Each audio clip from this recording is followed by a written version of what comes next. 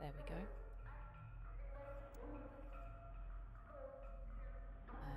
Hello to anybody that's in chat.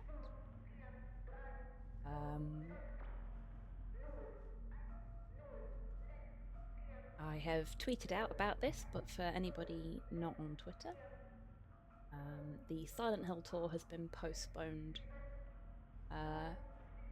hopefully just until next week, as my tour guide is not very well and needs the night off. So instead we're going to be playing some Signalis, which is a game that released fairly recently. It's currently available for free on Game Pass for anybody that has Game Pass. And you can either play it on the PC or the Xbox through Game Pass. Hello there. Hello, Ivan. Welcome on in, my friend. How are you doing? I do need to do some settings adjustment because at the moment the game is set up for me playing it on the Xbox, not through a headset and not on stream for you lovely folks. So I don't know if it's too loud. I'm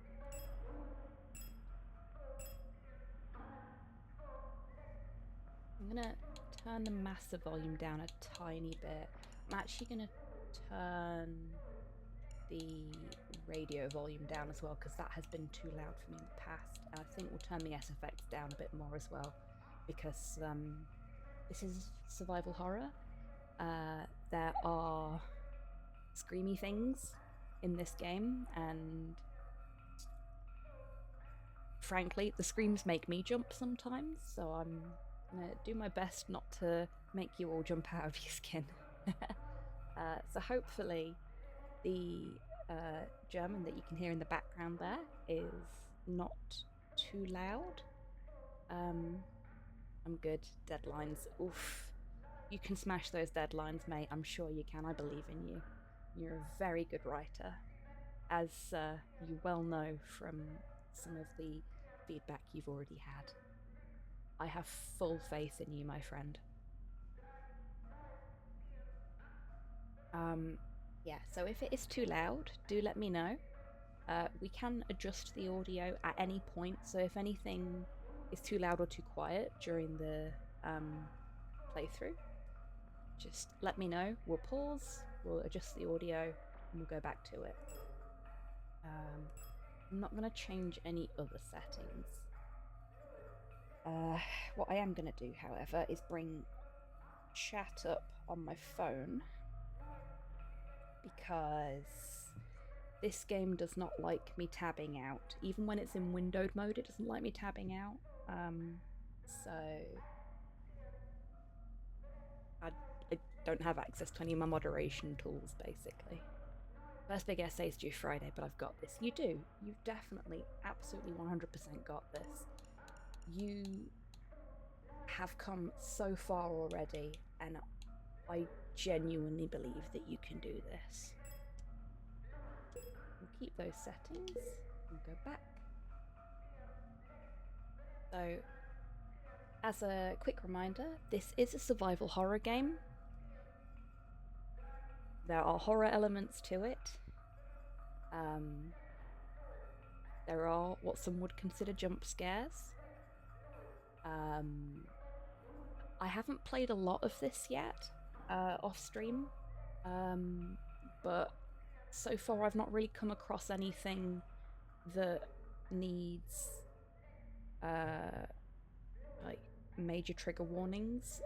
There is a lot of wandering through hospitals and things, like a hospital wing and things like that, but no major plot points that discuss trauma or anything like that I've encountered thus far. But again, I've not played much of it, so if there is any content that comes up that you feel is too much for you, please do what is best for you and your well-being. As always, I'd never hold it against anybody if they don't feel able to continue watching because the content of the game is too much for them. We all have different thresholds, and that is valid and respected in this channel. Self-care is far more important than being here. With all that said, I am gonna... It says continue, but I've actually got one empty save Hello file. there. I'm gonna be semi-lurking tonight, got some work to do, and I think being frequently tabbed out will help with the jump scares. But I've not caught your stream in a while and wanted to say hi. Well, thank you so much for popping in, Ivan. I am hoping that it won't be too jump scary.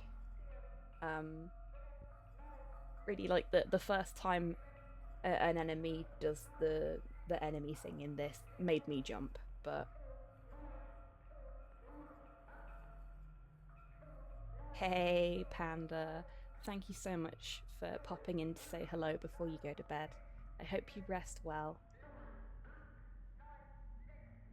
You take care, okay?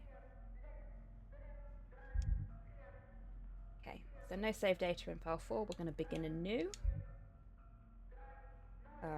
Or we would if I hadn't hit the wrong button. Yes. No? Yes. There we go. That's a good start, isn't it? Okay. Wake up.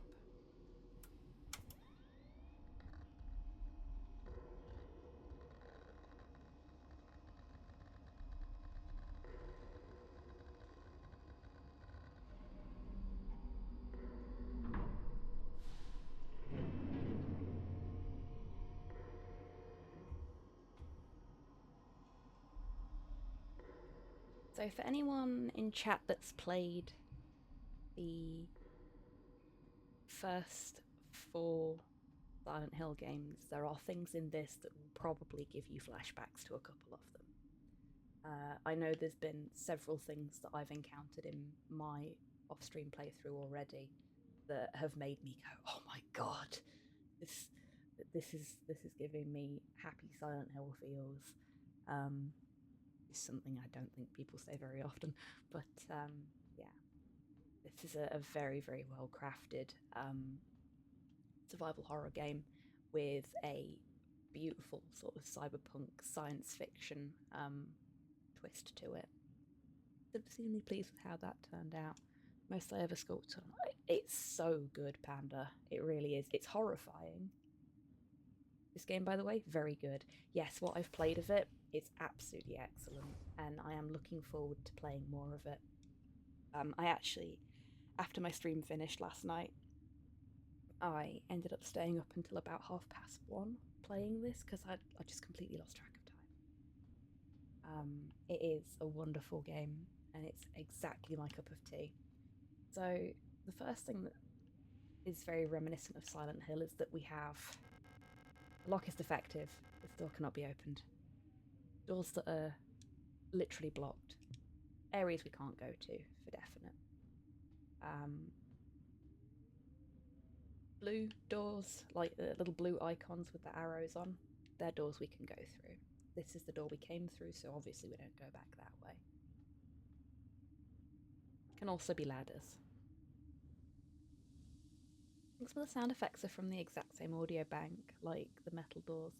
Very potentially Panda, though from what I understand, all of the sound effects in Silent Hill were put together by Akira Yamaoka, the composer and sound designer for Silent Hill, so it may just be that they're very, very similar, that they've drawn inspiration. So we came up through this ladder. We've got 4 doors. I know a lot of people that have played this have had issues identifying where there's doors for them to interact with. On the floor, we can see the hazard lines. They were, but sound engineers are like magpies. That's very true. Just look at the Wilhelm scream. That gets into everything. So if you see these hazard lines on the floor, that means there's a door there. So whenever I see them, I'm just like, ooh, door. Can I go through this one? This one we can go through. This one up here, we can go through. This one here is blocked. We can't get through that one. No entry. And this one here we can go through. So we've got 3 doors to go through. My default choice in any video game, blame Monkey Island for this, is to always go left first. We can't do that. So let's go down. Let's see what's down here. So we've got a corridor. Hazard lines give me the Iron Warrior flashbacks of painting 750 points for a Heresy game. That's fair. I was going to make a comment about it just being like the Iron Warriors noting where all the doors are. Just for the funsies. But, you know, most of you folks are Warhammer peeps, so you would have got that by yourselves anyway. We've got another blocked door and another open door. We've got a door down here, which is also open. Another neat feature of this game is the map. This feels a little bit Metroid Dready to me, the map style, and the way you toggle the map movement. Then again, Silent Hill also does something very similar. I think the reason it feels more Metroid Dread than Silent Hill to me is because of it being sci-fi.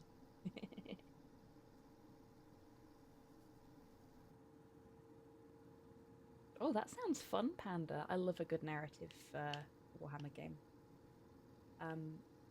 And obviously it notes on the map as well which doors you can go through. It's not the doors that you have gone through, you can tell that by which ones have got rooms attached to them. So the map fills out as you explore. Let's go left. Curse, we always go left if we can.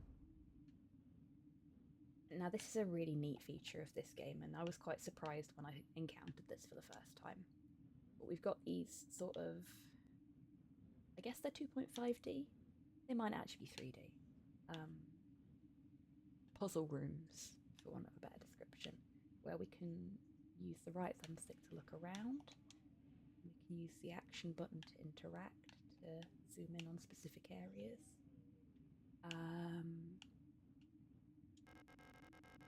Suit has been removed from the case. That's the only thing we can interact with over here. Because interacting with anything else, I think, yeah, just says the suit has been removed from the case. Press the back button. And you'll notice as well, we've got a combination of German writing and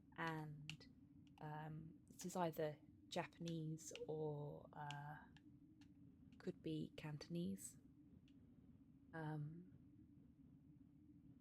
It tends to be Japanese in these kind of settings, but Japanese has a lot of loan kanji from Chinese writing because Chinese is the root written language for Japanese. So it could be either or. Really, you need foreign words to be able to tell the difference in some situations, unless you can actually read kanji or Mandarin or Cantonese, which I can't. That's a level of Japanese above what I can do, and I've not studied any Chinese. We've got this panel here, and we've got a case with a suit in it. Let's look at this first. It's an AVA suit in the case. Podlord, hello, how are you doing? Welcome on in. And thank you so much for the treat for me. Let's put it over to Hobbycam. You might not be able to see me very clearly because, as you might have guessed, I've got mood lighting on. Oh no, you can see me nicely. It's just because Porthos is dark against a dark bed. The treat for me will be a fizzy pineapple. Thank you very much, Podlord. And in case I didn't already say it, I hope you're doing well today. Oh, thank you for the posture check as well. I will stop sitting like a gremlin and show off my t-shirt, which is a Pigmon t-shirt from Ultraman. He's holding a little balloon because he's a friendly Pigmon. This is one of my favourite t-shirts. It is the only Kaiju t-shirt I own, which I feel is a bit remiss of me.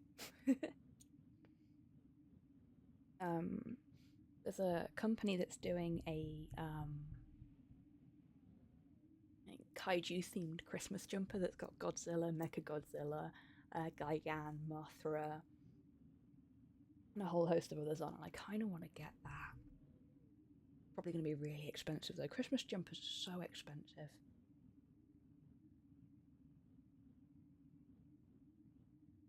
I usually look for hiragana or katakana to determine if it's Blade Runner or Firefly sci-fi. Yeah, that's a really good way of describing it, Panda. So for those that don't know, Firefly used Chinese and a lot of Chinese elements and influences in its design and in its language. Whereas Blade Runner and a lot of other cyberpunk stuff that's come after Blade Runner, including cyberpunk, I think, has gone more the Ghost in the Shell route and gone for the Japanese roots. I'm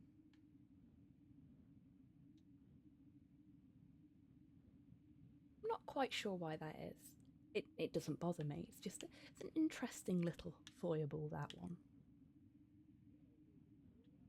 So, aviator suit in the case. Can't get into the case because it's locked. Airlock controls. Locked. Insert key card. Airlock key required. Okay, we don't have the airlock key yet. Do we have anything? No, we do not. And there's us luck and our status. So blue means we're full health. We like blue. Blue good. We're not going to stay that way for very long. I'm not very good at this game. I blew through my first ammo pickup in like 5 seconds when I started playing this the other night. K. Dick and Gibson saw the zeitgeist of the 80s boom in consumer electronics from Japan. That's about it. Really, Panda?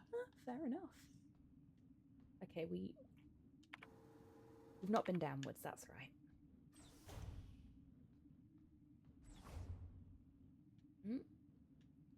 Aviation nerds may appreciate this room. We've got some flight controls and a computer. And what's this over here? Go have a look, shall we? A faded photograph is stuck to the LDAM controls. Should we pick up the photograph? Yes, I think we should. Picked up photograph. The landing and docking assist monitor. Of no use to me now.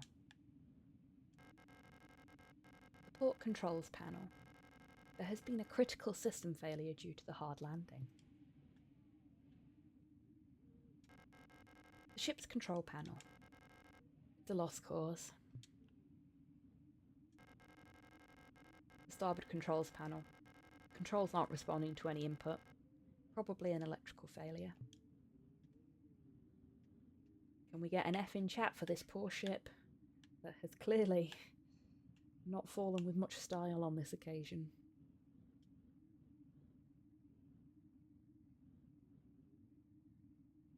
Hey, no worries, Panda. I'm sorry to hear that you had a big anxiety day. I hope you're feeling a little bit more on an even keel now. I mean, that does make sense. There's nothing else for us in there. Let's move on out of this area, because if we look at the map, we've looked at everything we can look at there.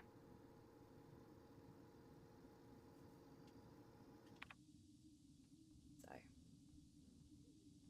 we went down, we've not been up, and we've not been right. Let's go right. Let's see what's over here. This is an enclosed room. We've got something we can inspect over here. We'll take a look at that in a second. Oh, what's this? Now, this is something I really like about this game. Dotted all throughout it, there are manuals and posters and things like that, and each of them's got its own wonderful little bit of artwork. A lot of thought has been put into how this game is constructed and how the world is constructed.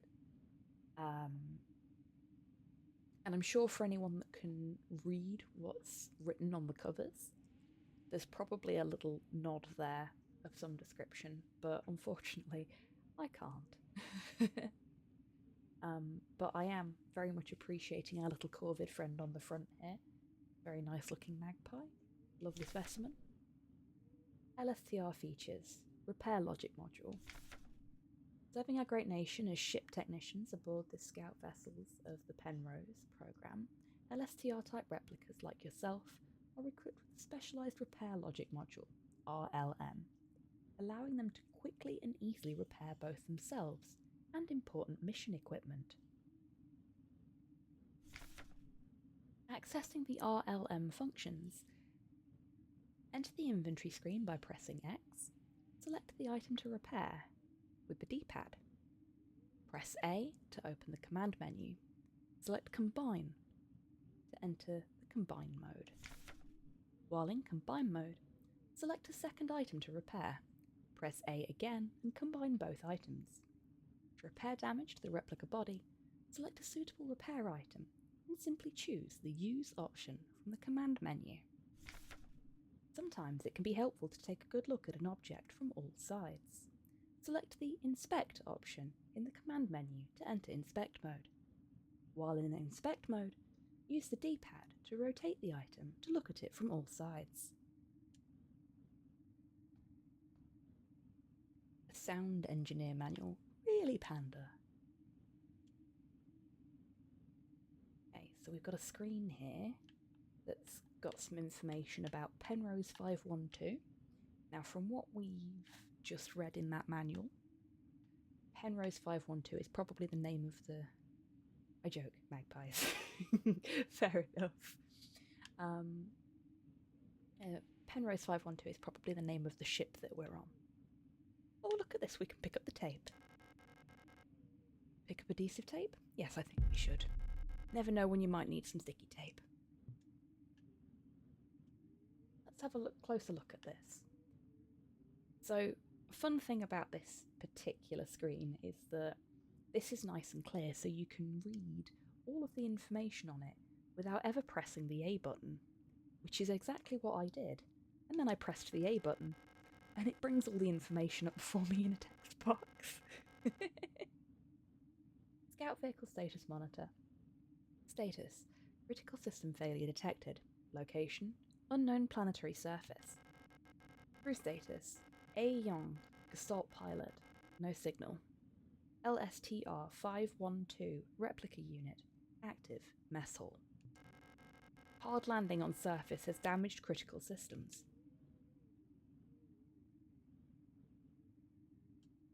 Well, that's unfortunate. Okay. So, let's just have a quick look at the map. Oh, look at that. We're in the mess hall. That means we're the replica unit.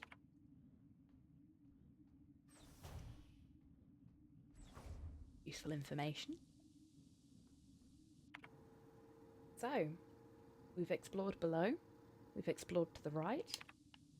The only way is up. Up we go. Can't go to the left. No entry. Can go to the right. Let's go to the right. I won't say that very often, other than in this game. Got something on the floor here. Smeared diary page. Cycle 57. Woke up from cryo in mess hall. I was wondering, Elster, looking out, flight to, like some lost in thought. Sometimes I feel it's home. Not a lot of information there. Been very badly smudged. But it sounds like someone's having a tough time. I'm on a date with someone studying sound design back in uni. Nice bean. But I can only deal so much with shh, I need to record that old truck running into the next puddle. Yeah, I can imagine. Oh, for anyone that's wondering why I'm speaking so softly, there's a couple of reasons for that. We're playing a scary game, and I want to try and make it as non-distressing for you folks as possible. So speaking gently should help to alleviate that. But also, Slow and I went out to Edinburgh today because I've not been doing so great being cooped up in the house since we moved in. But I've been avoiding going out anywhere unless it was absolutely necessary because of the financial position we find ourselves in at the moment. And because we've made a lot of cutbacks to certain things, we had enough money that I was able to pay for us to take the train to Edinburgh and for us to have lunch, and we didn't do anything else. We just sort of potted around and did free things like climbing up a hill. But I've been stuck in the house for 3 weeks and we're still living out of boxes. So it's been stressful. And my mental health has suffered, and Slow said, let's go into Edinburgh at the weekend and just, clear the cobwebs out. So that's what we did today. But we were out for 6 hours. It's the longest either of us have been out of the house since we moved. It's actually the longest we've been out of the house since we went house hunting. And we did a lot of walking. So Slow was very tired when we got home, and he's gone to bed. He's been in bed for a few hours now. And I can't shut my door properly because the Wi-Fi hub is in here, and there is a hard line from the Wi-Fi hub to Slow's computer, which is on the other side of the hall.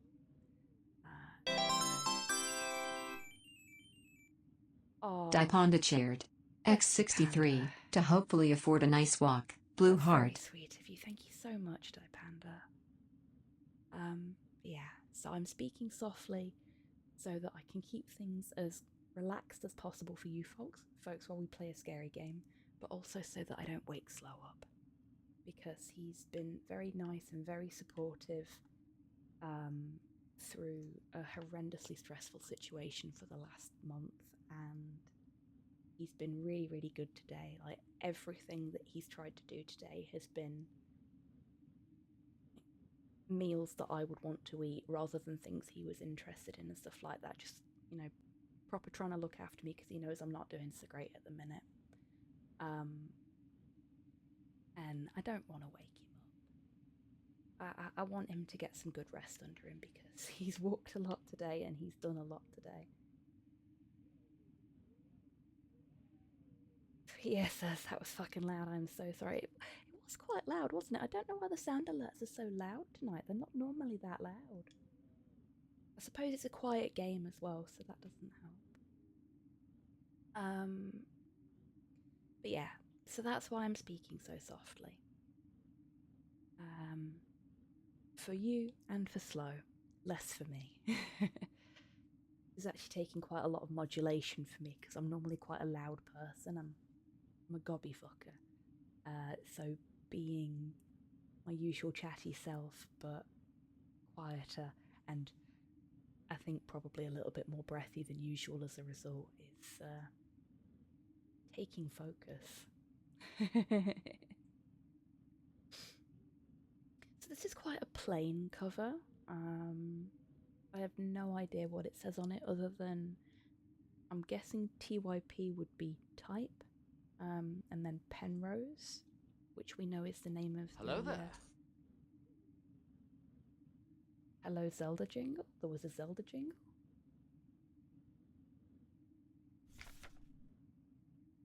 Did we hear a Zelda jingle? I didn't hear a Zelda jingle. Or are you just saying, like, oh, we found a thing? Very confused. Penrose type vessel. Field Operations Manual. Penrose type vessels of the Yushan People's Navy are low-cost space exploration vessels deployed beyond the solar system's edge in the search for planets and moons fit for habitation or rich in natural resources. Oh, the sound alert. It's the Chaos Emerald get alert or sound from the first two Sonic games.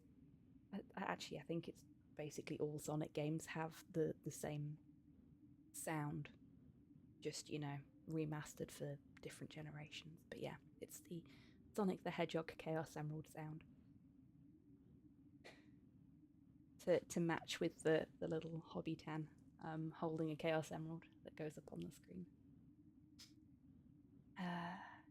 Fit for habitation or rich in natural resources to support the continuous growth of our great nation.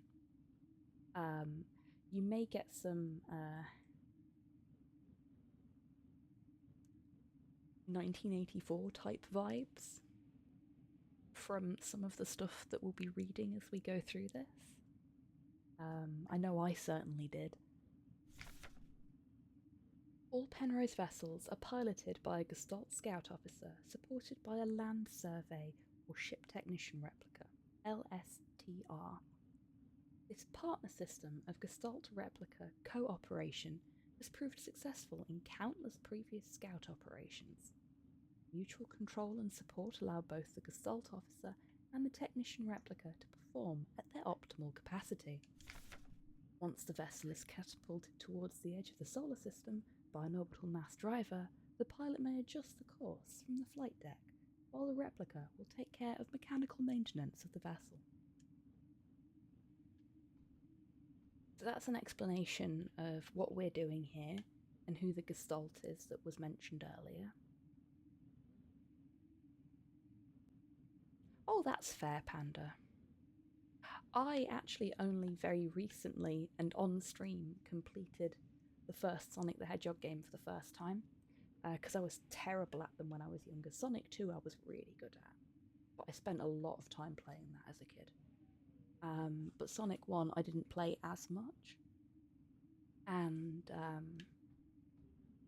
yeah, I only ever got to the boss for the first time on the stream a few months back. It was a time, but I was brought up with Sonic in the house and very little else, so I am very much a Sonic kid. It's why one of my emotes is the Hobbitan avatar. I've just realised that oh no, they're just not catching everything I'm saying. Now, give me a second, folks. Let's just see if we can. Where's my mouse gone? There it is. I'm just gonna make some quick adjustments to my avatar. So I've adjusted the gain on my microphone, you see, and it means that my avatar's not picking me up as often as they're supposed to be. There we go, that's better. Yeah, it's why there is an emote in the emotes list that is just my avatar, but as like in the style of Tails from Sonic 2, just running. That's my speed running emote. Okay, so we've been in here. What did we find in here? Ah, that's right, we found the diary entry in there. We can't go to the left, so again, the only way is up. It's the only other thing we can interact with is this manual that we've already looked at. So let's go this way. Ooh, this looks suspicious. Let's see what we've got over here. Diagnostic systems for the cryogenic capsule. Oh, Panda, thank you very much for the treat for me. It will be a strawberries and cream dot. Thank you very much.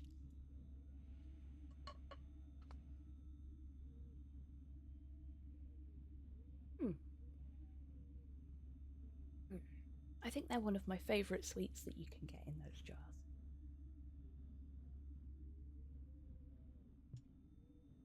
Okay, so we've got some systems here that are keeping an eye on what's going on in this capsule. We've got something here we can interact with. The keypad. We don't know the code for the keypad yet. Or do we?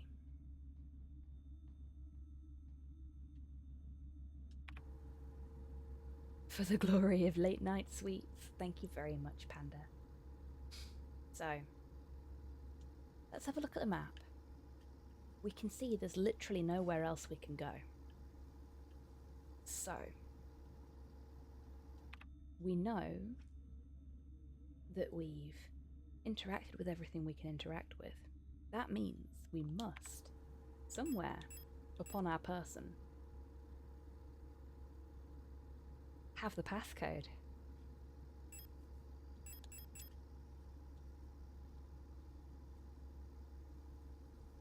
Okay. And it even says at the top there, cryo. So that's top left, top right, center, bottom center, and bottom right. I think we can do that. Top left, top right, center, bottom center, bottom right. I mean, it's probably 0451 or some variation.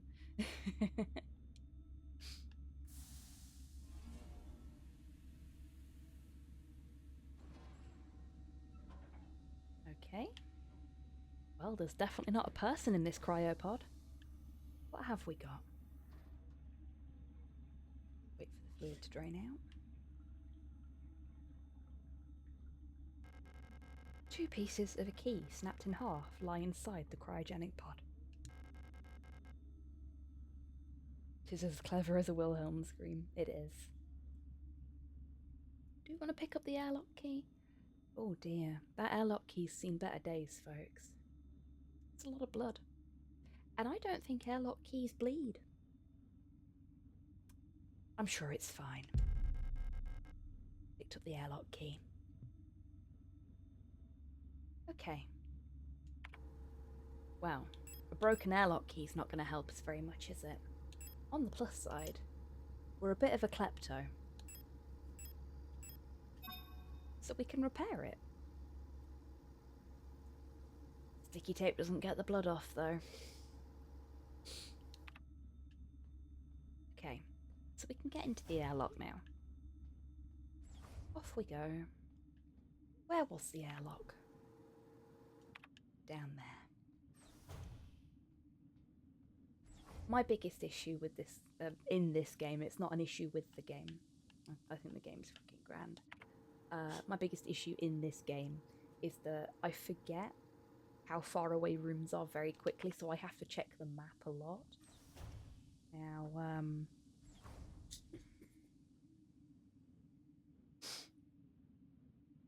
our boy DMAC,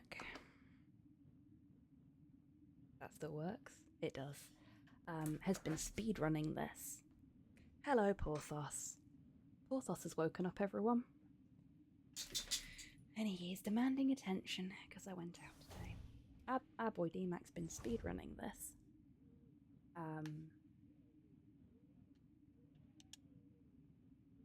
And has very kindly offered to teach me the speedrun after I finish playing it. Thank you for the treat for Porthos, Panda. I'm going to throw it onto his bed to see if I can get him to behave.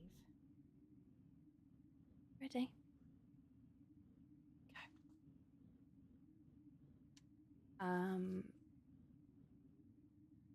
And I think the beast must be sated, indeed. I think my penchant for checking the map is going to probably quite frustrate him, if nothing else, when he's teaching me the speed run, because I'll just be like, I don't know where I am. All these corridors look the same. I need the map to survive.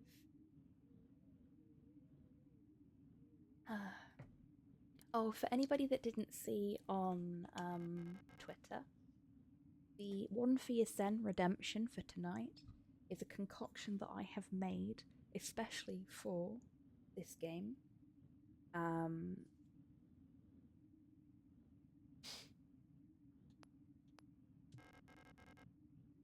I call it Repair Drink Plus. It is a combination of strawberry lemonade, vodka, and blue curacao, which, when poured correctly, initially separates out into a red layer and a blue layer, and then you combine it together by gently stirring it to make your final drink, which is a reference to combining items in this game. I was feeling very dorky this evening and decided to come up with that. And I used a little bit of mixology know-how to make it do the separation thing.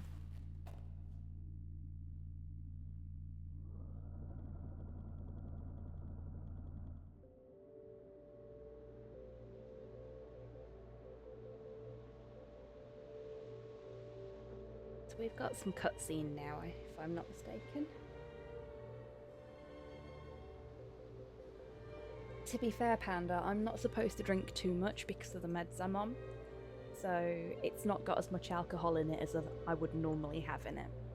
But curacao and the lemonade are both alcohol-free. So you could, in theory, do the drink and still have the mixology effect without even having the alcohol in it, if you prefer an alcohol-free option.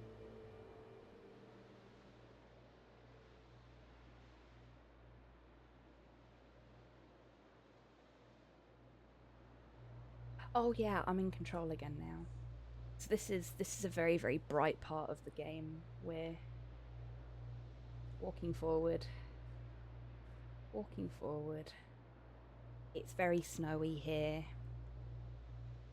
This is what they mean by snowblind. It's awful.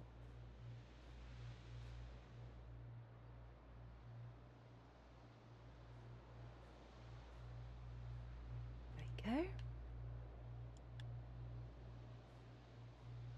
More cutscene. So this planet we've crash landed on is pretty harsh looking.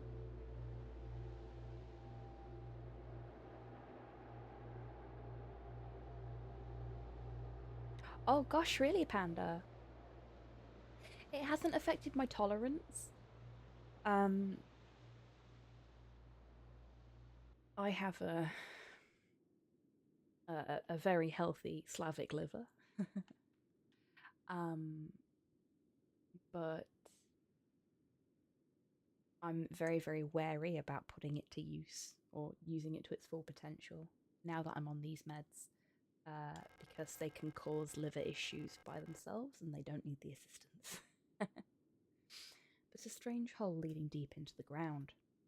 Okay, anybody that's played Silent Hill 4 before knows what happens here. There's a faint light glowing in the deep. Shall we crawl into the hole? Well, we're playing a survival horror game, aren't we? You know we have to crawl into the hole.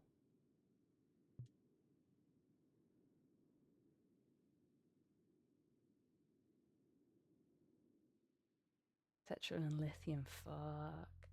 Yeah, I'm on something called methotrexate or methotrexate, some people call it. Which is a very, very strong medication. But it's working, so, you know, if it means I can't drink as much, that's fine by me. Okay, so we're going to have a little look around the place. The door won't open. Where could it possibly lead to?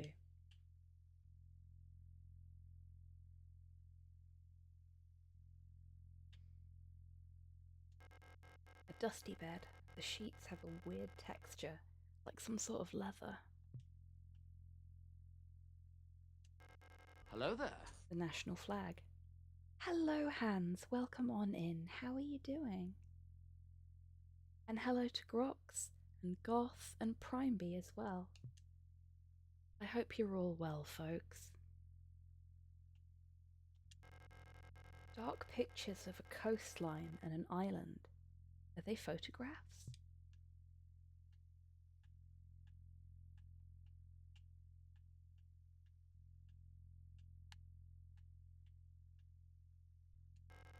An old wooden wardrobe. A light switch. I'd rather not turn it off. And then what's this, folks? It's to be some sort of monarch wearing yellow. For anybody that knows their Lovecraft, I'm sure they figured out what that is already. This is cozy, but it's almost midnight. I am very tired. Cuss day. No worries, Panda. Thank you so much for being here and for chatting, and I'm glad that you're finding it cozy. Being in yellow, Hasta, yep.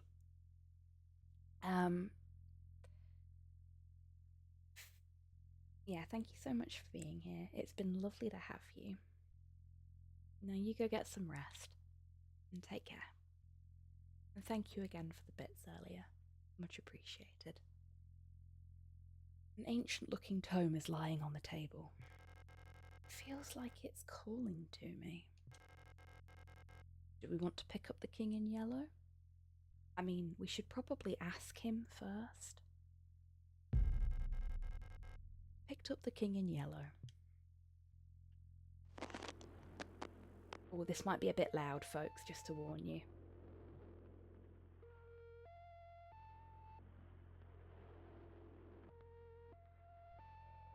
Preparing to send message. Good night, Panda.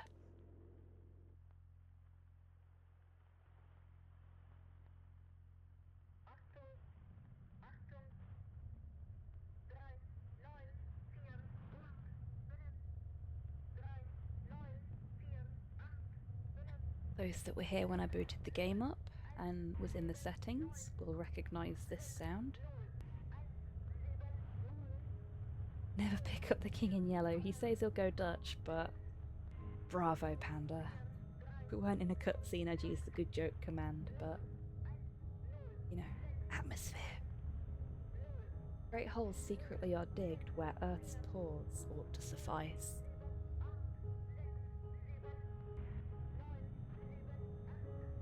And things have learnt to walk, or ought to crawl. Remember our promise.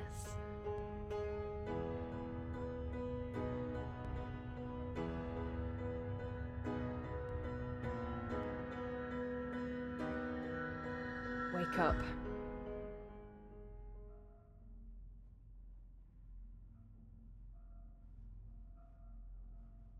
Leng Orbital, S23. I believe that was Sirpeki.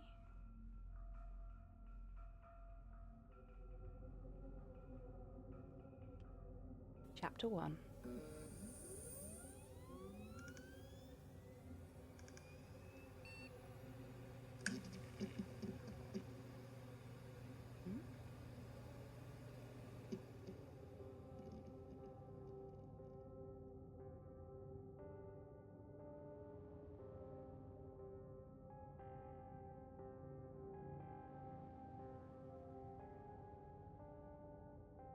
Synchronicity, for anyone wondering.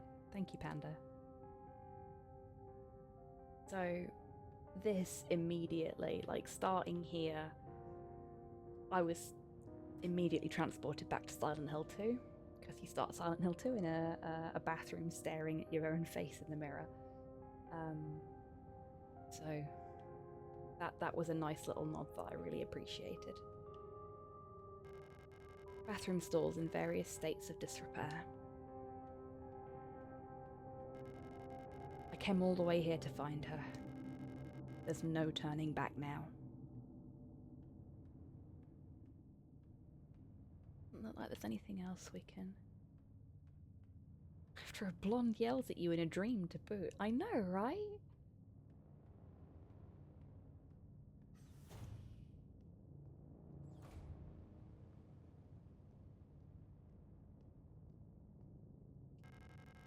There's no one at the reception desk.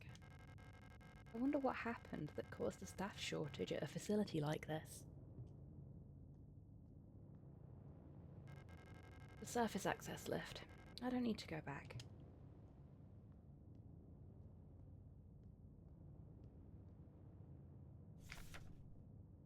Welcome to S23, Sierpinski. You've been selected or have elected to be relocated by Aeon to S23 Sierpinski. Located on Lang, at the frontier of the solar system, S23 Sierpinski is the perfect place for a new beginning. Good night, Panda. At our prestigious, redacted, vocational school facility, you will learn new skills to shape your future as a productive citizen of our wonderful nation. Here you will learn all about mineral extraction, ore refinement, and munitions production, helping the war effort against the remnants of the Empire. And of course, learning is not just about theory. Aeon lets you earn your share while practicing your new craft, right at the workplace. Concerned about your family, friends, former colleagues? Ask a protector about our ration sharing plan. A portion of your ration marks will be sent to a beneficiary of your choice. This door's blocked? Excuse me for a moment, folks. Porthos is nesting. Need a hand with that, buddy? You're making a lot of noise. Yeah, he needs a hand. Poor Porthos, he doesn't have opposable thumbs.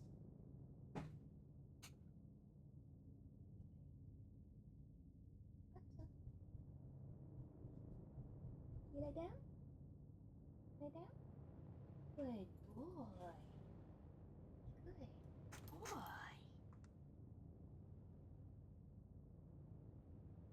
A good boy. Yeah, you are. Yeah.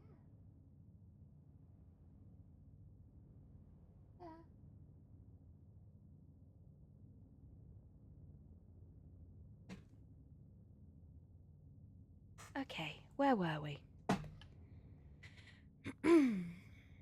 So. That's right.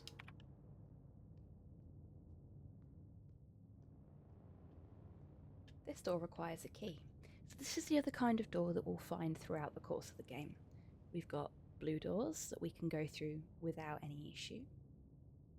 Red doors that are blocked, we can't go through those at all. And amber doors. Or orange doors if you prefer. I suppose they're technically yellow. Yellow, amber. Which need a key. So we can go through them as soon as we've found the key that we need. And look at this. There's a note on the window of reception here. There's a key card with a note taped to the window of the reception. Due to staff shortage, report new arrivals at classroom 4C, northeast. Shall we pick up the reception key? I think we shall.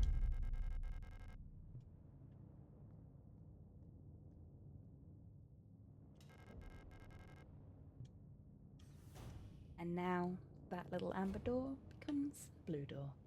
And we've used the key up as well. It's no longer in our inventory. Now, when I was playing this by myself, off stream, you can see that you've only got 6 inventory slots. And if you've got a weapon equipped, or a secondary module of some description, they take up an inventory slot as well as your weapon and secondary slot. So, in theory, you've got 1 slot for a weapon, 1 slot for ammo, and then 4 slots for anything else that you need. But because I've got a feeling that there's an achievement for doing this, have been playing through my playthrough off stream without removing the photograph from my inventory.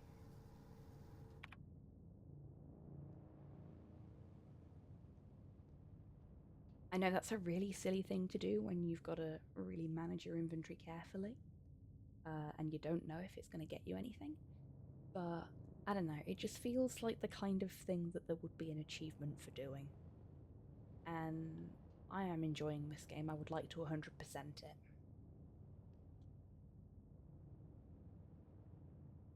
Speaking of 6 inventory slots, the rule of 6. Remember the rule of 6. Never carry more than 6 items on your person. Private property is a privilege. Keep your pockets empty and your bag light. There you go. Just in case you hadn't already seen the inventory at this point in the game gives you an opportunity to learn the hard way, as it were. I'm a little warm, so please excuse me for a moment while I take my hoodie off. My office gets very, very warm very quickly when my computer's on. It's currently 23 degrees in here, which for 11 p.m. on a night in November in Scotland is quite fucking warm for a room to be. Really, it's surprisingly warm. But this is the kind of temperature I'm working with. So you'll have to excuse me if I stop on the regular to do things like opening the window, having lots of water, because I need to make sure I'm keeping myself hydrated whilst I'm talking to you as well. Otherwise, I'm going to have a very sore throat when I stream tomorrow. And I am quite looking forward to playing Broken Sword with you all tomorrow. Okay, this door is blocked. Another thing that the game hasn't told us yet, if I'm not mistaken, but that I know from playing it myself, is that the B button makes us move faster. So this is us without the B button. This is us with the B button. Just doing the same area so you can see. Doesn't seem like it's a lot faster, but it's just enough that it works out quite well. This one here needs a key. This one here looks like it's going to be blocked off, doesn't it? And that's because it is. This one over here, also blocked off. So we came from the left. Down is blocked. All of right is blocked. Left is locked. The only way we can go right now is up.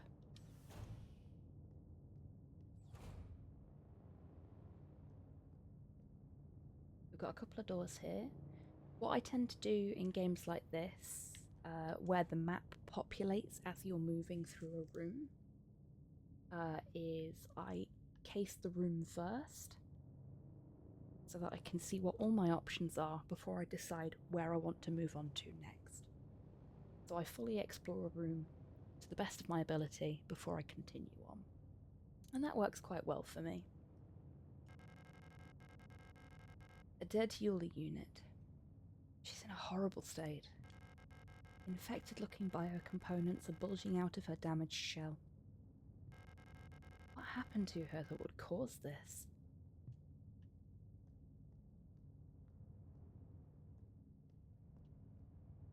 So both of these up here are blocked off. A dead Yuli unit. Why was she abandoned here? This door we can go through. Oh, something we didn't look at in the other room actually, which I only found out by accident. We've only got one door other than the one right at the end that we can go through. Let me go over here. There we go. A surveillance camera. Is someone watching?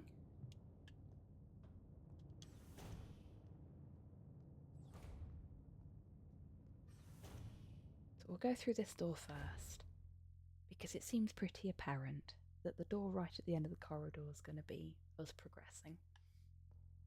Now, another thing that Silent Hill fans and players will probably recognise quite quickly. A red square.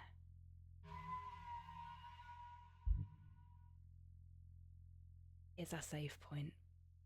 Hello, Russ. Welcome on in. How are you doing? And is TechSquig gonna do its job? Yes, it is. There we go. Thank you, TechSquig. So we'll save into file 4 because that's the save file for this playthrough. I've been using the other 3 for my off-stream playthroughs, which is a bit of a problem because it means I've literally only got this one save slot for this playthrough. Could get a little bit dicey at points. We'll see how we do. Having fun with Grounded. I'm so glad to hear that, Rust. It does seem like you've really been enjoying Grounded. I know you've been playing it quite a fair bit. It does look fun. And I think I can get it on Game Pass, so I might give it a go at some point. Okay. Yes, so for anybody that's not played any of the Silent Hill games, the second one, the third one, fourth one have it as well. I played the fourth one most recently out of them all. You'd think I'd remember. But the second one and the third one definitely have glowing red icons for their save points, and the red icon for Silent Hill 2 is actually just like a red square of paper that really stands out from everything else in the rooms that you're in. So I saw this red TV and immediately went, that's going to be a save point, isn't it? There are a lot of things in this that feel very much inspired by Silent Hill, and I am 100% down for that. Just another reason I thought this would be a good replacement stream service for the Silent Hill Tours streams. Okay, so we've got some kind of form here. Service request form F29. Data filing service request form 8421-4. So we can assume that that is the 21st of January, February, March, April of a year that ends in 84. Very neat take on survival crafting. It's very, very good for exploring. Plus it has up to 4-player co-op. That's cool, Rust. Full Protector ID of unit filing request EULR S2309 replica. Status Staff Department Redacted. Full Protector ID of unit processing request ARAR S2303 replica. Service object Mond and Tokta High Security Wall Safe numeric keypad. Location of object Classroom 4B. Description: the wall safe in Classroom 4B keeps resetting to the default combination. What is the point of the whole radio code broadcasting system if our safe can only be opened with the code in the manual? That's very useful information if we find that classroom. We are supposed to report into that classroom. So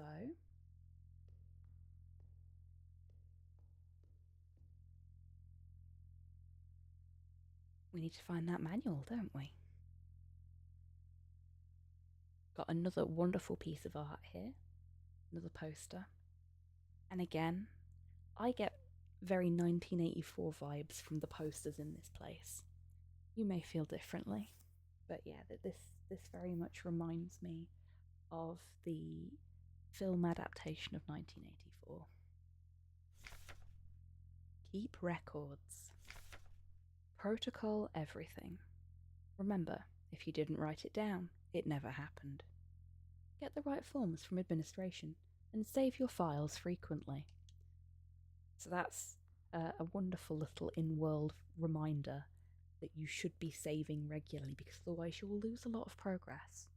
Every time you die in a game like this, you are either dumped back to the main menu if that's where you want to go, or you are dumped back to your last save point. It is important to save. This game does not have an autosave feature. Now, I play a lot of games like Persona where there is no autosave feature as well, so I'm very much used to saving a lot. But I'm also one of those horrible, chaotic people that uses a single save normally. Oh dear, I've got a hiccup coming. Excuse me a second, folks. Hopefully I got the mute button in time there. That was quite painful. Yeah, I'm usually one of these horrible, chaotic people that uses a single save for games like this. And in fact, that's exactly what I did with all 4 of the Silent Hill games when I played them off stream, which got me into some terrible predicaments at certain points. Memorandum: all safe codes. It has come to my attention that at least one worker might be aware of the code broadcasting frequencies for the Protector wall safes. Any workers connected to this leak are to be interrogated until the culprit is found. I'm restricting all radio privileges for the workers until further notice. Adler. Okay, so I don't know who this Adler person is. I haven't got that far in the game off stream, as I mentioned earlier, so I genuinely do not know who this Adler person is yet. But I'm guessing they're fairly high up, if they're doing things like that. We've got some ominous music here. Let's have a look at what we've got going on here. So we've got another corridor like the one we came through. Let's go back and see what's in that room at the top.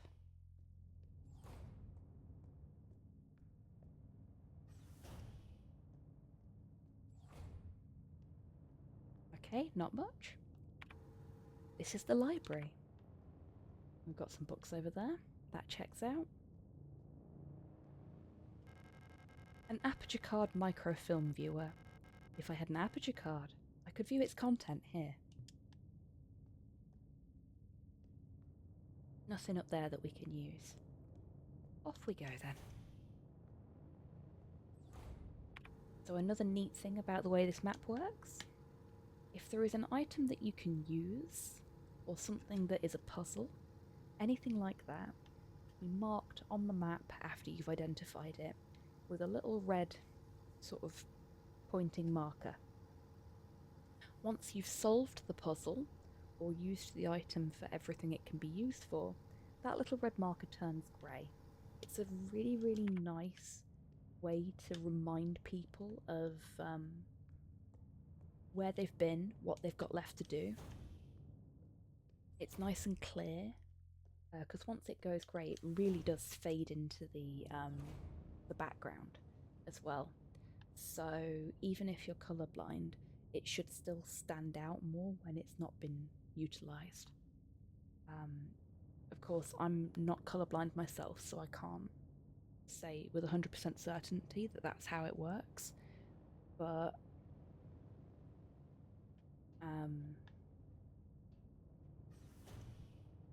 I think that's the way it's been designed.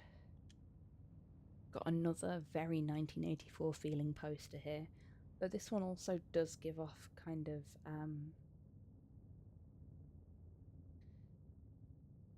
cyberpunky vibes as well, I think.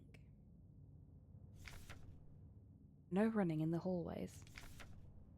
No running in the hallways. Be mindful of your neighbours.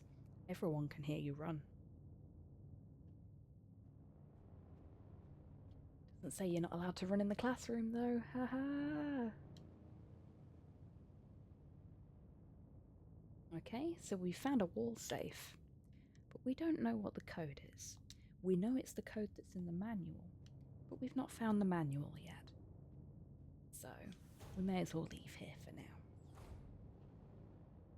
Can't go that way. This is the way we came from. So let's head up. And you can tell I've done this bit before, because I'm doing the exact opposite of what I said I was going to do. You can see down here, under that grate, it looks like there's another door there. So we're on a higher floor than that. There may be other floors above us. Probably isn't, considering we've just come from reception. But there's definitely floors below us. It's a nice little touch in the world design there. So we've got a door here we can go through. And a door here we can't. And another door here we can't. So the only other door we can go through is this one.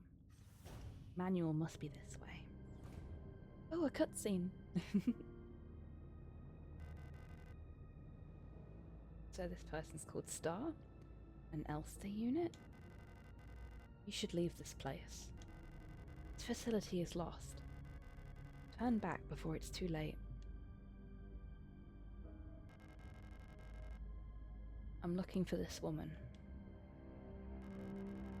Have you seen her?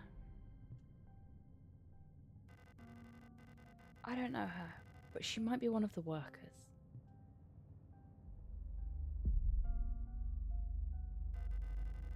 All Gestalt workers were sent to the mine below the facility. If she's still alive, she's probably down there.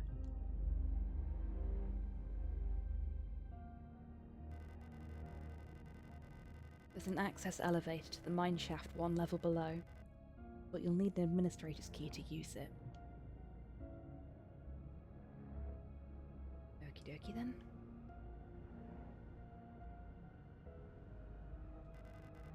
I'll be out of here as soon as this repair patch stops my bleeding. You should get out of here too. I don't know who that woman is, but she's probably dead by now. If you still want to go, good luck. Well, that wasn't particularly helpful.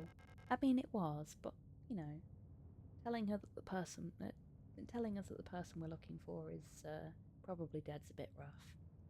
Pick up the protector key. Yeah, I think we'll take that. Got a door over here, which is blocked. We've got a door up here, which requires a key. We've got a door over here, which is blocked. What key does this require? We need the classroom key.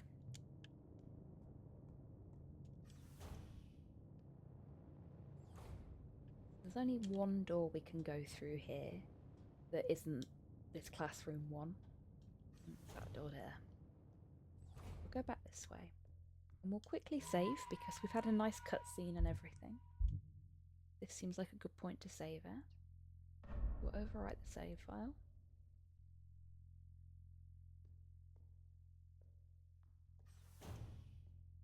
And we'll shuffle into here. Now. Oops, wrong button. You can see that that door there that requires a key is yellow on the map. And this is the only other door that requires a key that we've found. So this must be the protector door. That's where we're going to go. Down we go.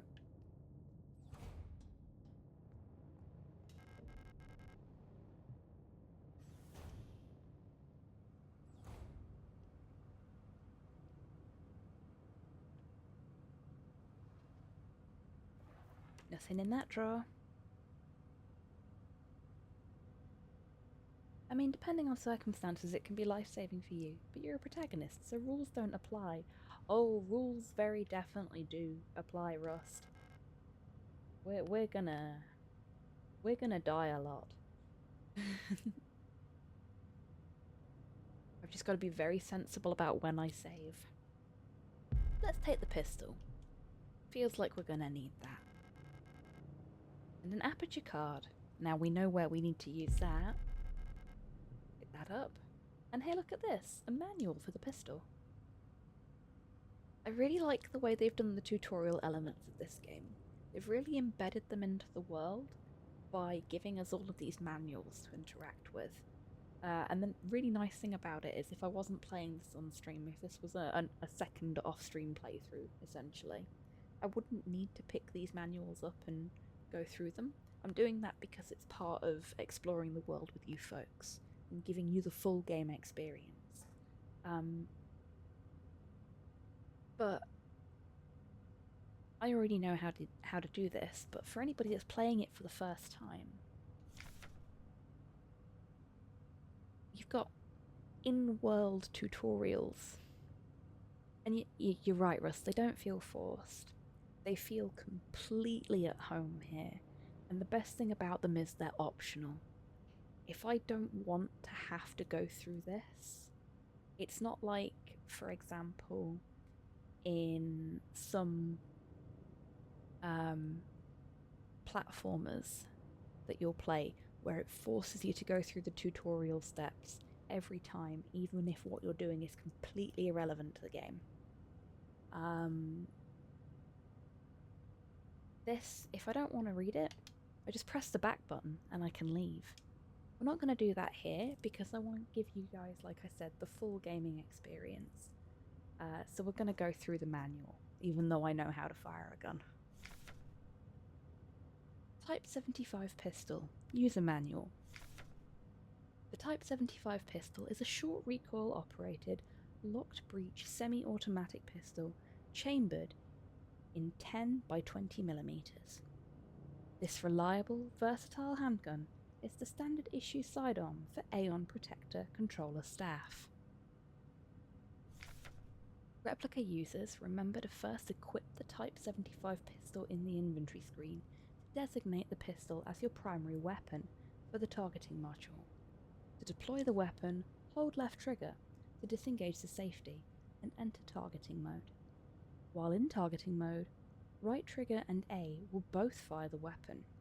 Right bumper will initiate a reload. Also, I appreciate the RE-style document viewer. Yeah, me too, Rust.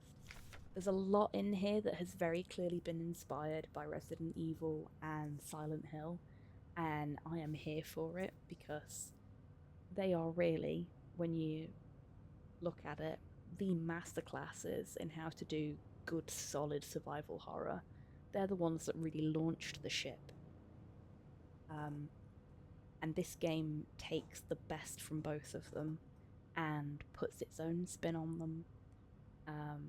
And I think in some ways also improves on that particular sort of theme and tooling. It's really good. They've done a very, very good job. Very, very good job. Remember, do not waste ammunition, for it is a resource of the nation. When a target is down, try to finish it off by kicking or hitting it with a baton to preserve ammunition. I didn't read the last page of that when I played this off stream. And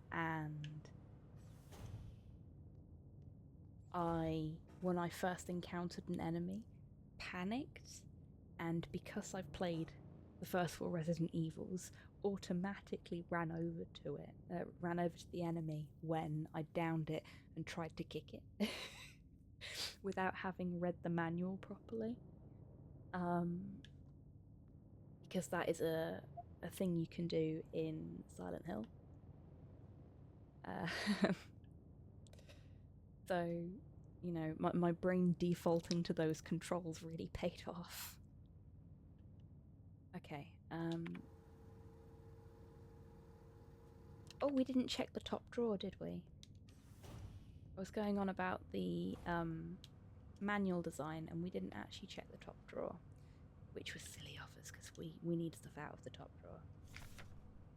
Memorandum, terminology. I announce the following by order of Aeon.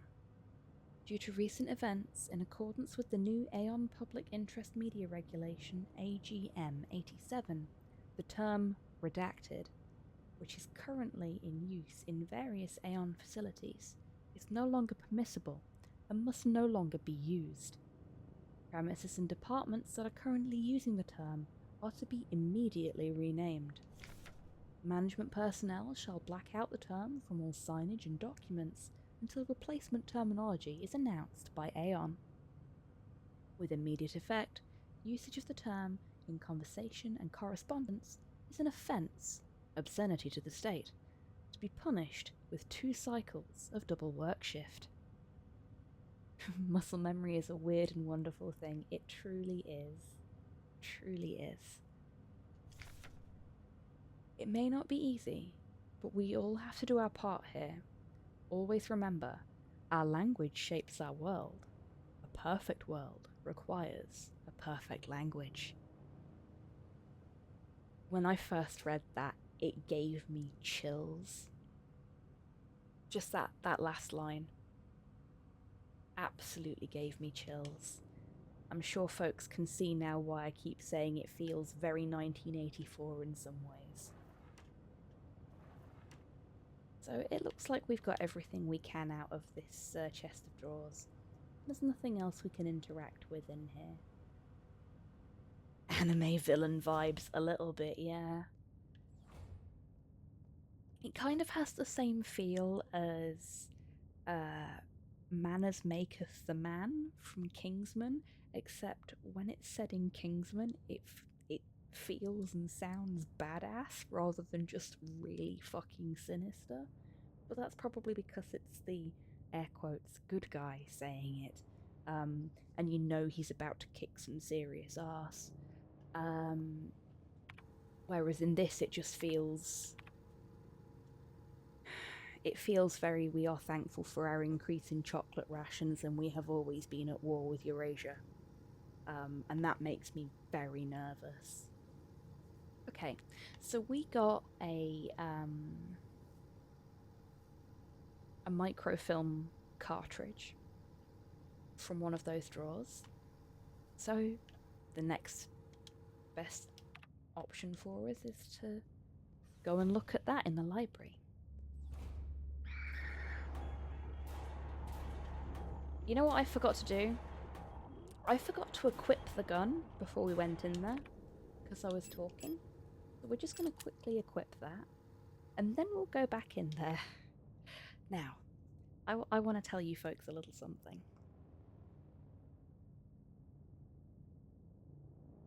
And I'm going to put it back on Mecam if Mecam works. Hello, everyone. It's definitely their vibe there. Yeah, it is, isn't it?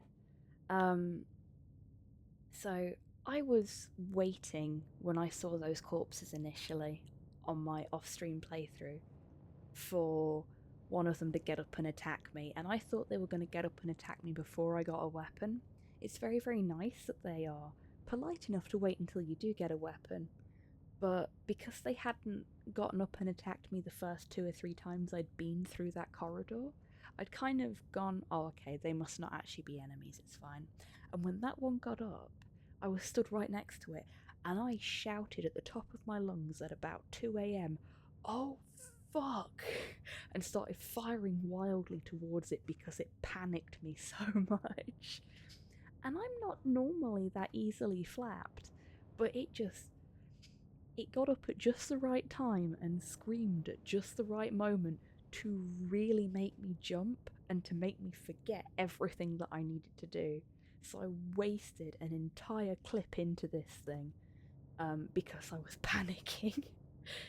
And because it had made me panic, I missed most of the shots, so I downed it and then ran over and kicked it.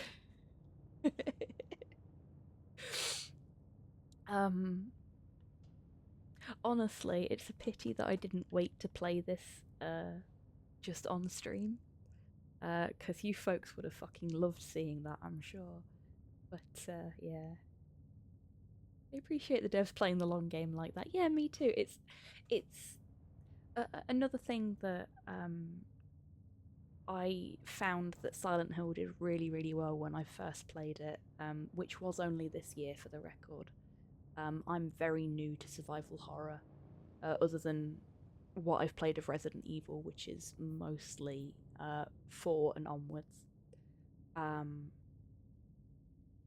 But when I played the first Silent Hill game, I was thoroughly impressed with how beautifully it builds tension.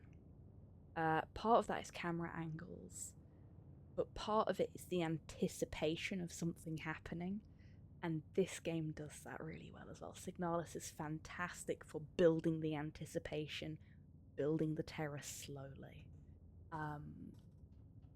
This is another one of those situations where I'm just like, if the devs ever turned up in my chat, I would, give them a virtual handshake, because they've really thought about the timing on things and how to set the atmosphere up to build that tension just so.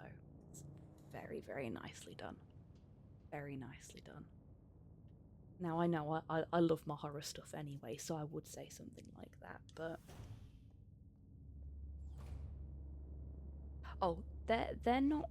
Their vision's not so great, so if you're careful, you can actually avoid them. You don't have to shoot them at all. We are going to shoot this one, just so that I can show you how the combat works.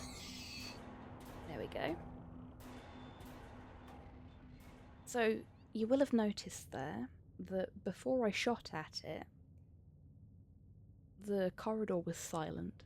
You only hear that really tense, thumping music when you've been spotted. And that's another really wonderful little cue that this game has, because you can sneak through corridors with enemies in without them noticing you quite easily if you're very careful, very sneaky. Which, let's face it, I am neither. But having that nice audio cue, if you've got an enemy that has walked off screen, for example, and you're trying to sneak past them, like at the top of the screen, is great, because it means if they've spotted you as you're sneaking past, oh shit, now I need to book it, I can run. And I think that's really stellar work. I am going to tell you folks something that I learned the hard way last night, actually. Even if you step on them, they don't stay down. It takes a long, long time for them to get back up. They do get back up, and that really surprised me. So we came in here earlier, and there was nothing in here. You may recall, things are a little different in here now. Oh, hello. It's a little bit messier in here than it was last time. You don't belong here either, do you? I'm Isa. Isa Ito. You should be careful. There's something wrong with this place. I don't know what happened, but it's probably dangerous to go any further. That's okay, I understand. I have something I need to do too. Take care. I hope you find who you're looking for.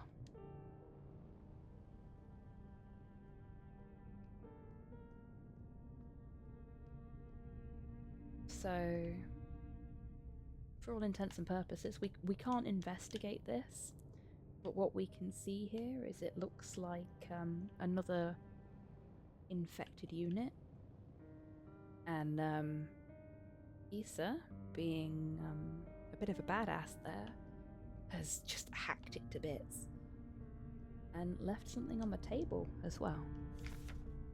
Issa's note. Erika, if you find this note, despite everything that's happened, I've come to look for you. Issa. Should we use the aperture card? I think we shall.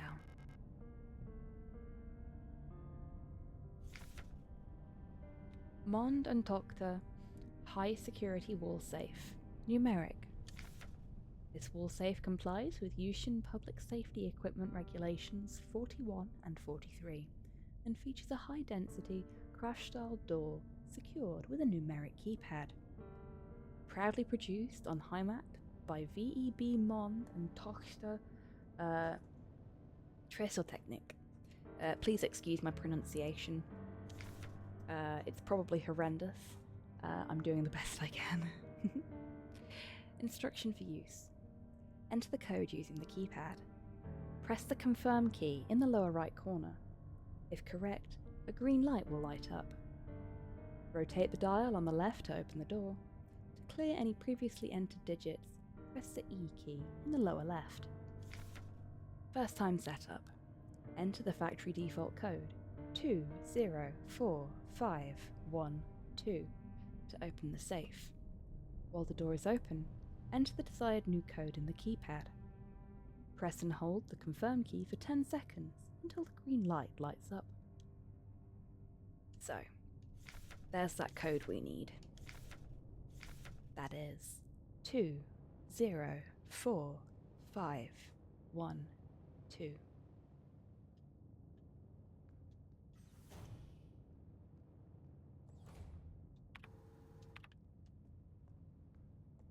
It's this door here.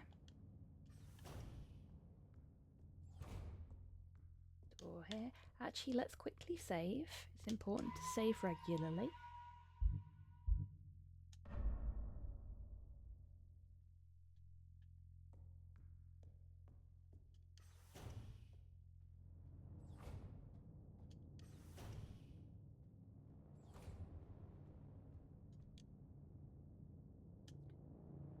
That code again was 204512. Now I think that's the same code as when I played before. O with an umlaut is usually pronounced like in earn or earn. Okay, Turkta. Turkta. Okay. Thank you. Press the enter button. We get a green light. And a card key. I'll try and remember that, Rust. Thank you very much for that information. It's the classroom key that we need.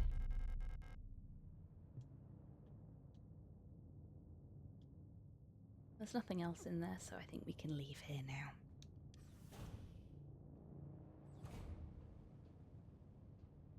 Oh, that's the locked door, isn't it? Yeah. Or broken door. It's the only other door we can go through here. Up we go. Ah. Our friend seems to have gone. And they left behind a repair patch. Let's take that with us. We don't need it right now. We're at full health, but it's always good to have healing items, just to be safe.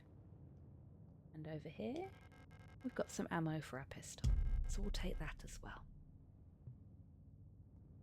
Now, for anyone that wasn't here earlier, we can only have a maximum of 6 items in our inventory. We currently have 5 items in our inventory. Once we've used this classroom key, we'll only have 4, which is nice. But we've got ammo and the pistol taking up space there at the moment. And if we use the ammo, I think it actually gets rid of the ammo that's already in the pistol. So I'm not going to do that. I believe I've also got auto reload on. So the pistol should automatically reload if we have ammo when the time comes.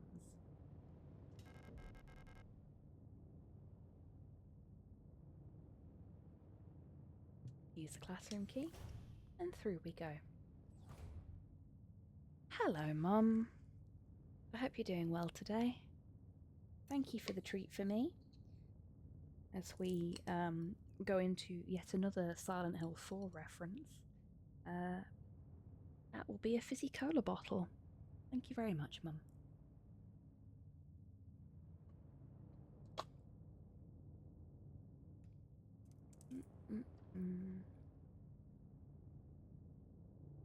I'm actually going to take this opportunity to have a quick drink as well. I'm speaking a lot as we go through this, and I'm reading a lot, so I'm getting quite thirsty.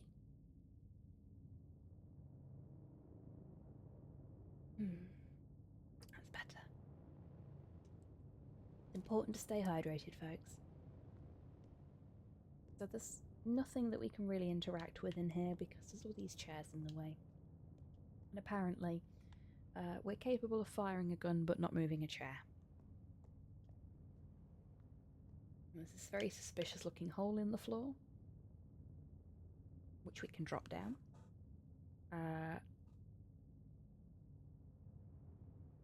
Now this is a little thing that I don't know if it's just me, but there's a hole in the ground. It looks like I can drop down safely. That message, I think, is almost word for word for a message that you get in Silent Hill 3 at one point. I suppose when we get to Silent Hill 3 in the Silent Hill Tours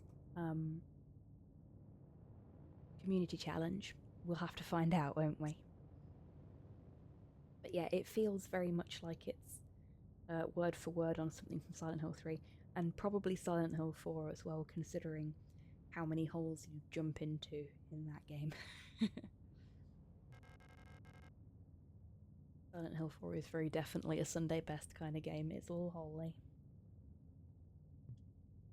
There's nothing else we can do on this floor. We've done it all already. So we're going to drop down. And we get another cutscene.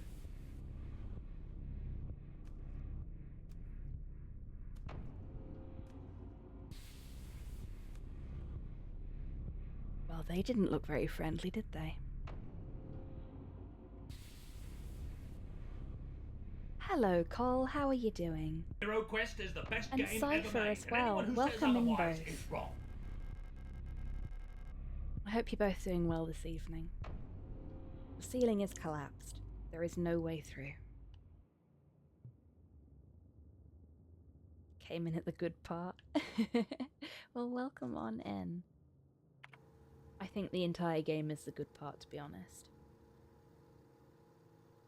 So, on this floor, we've got something blocking a lot of the corridor off. So there's actually only 3 doors we can go through. And you can see on the map as well that block A7 has that huge line above it. And that's the stuff that is blocking our path.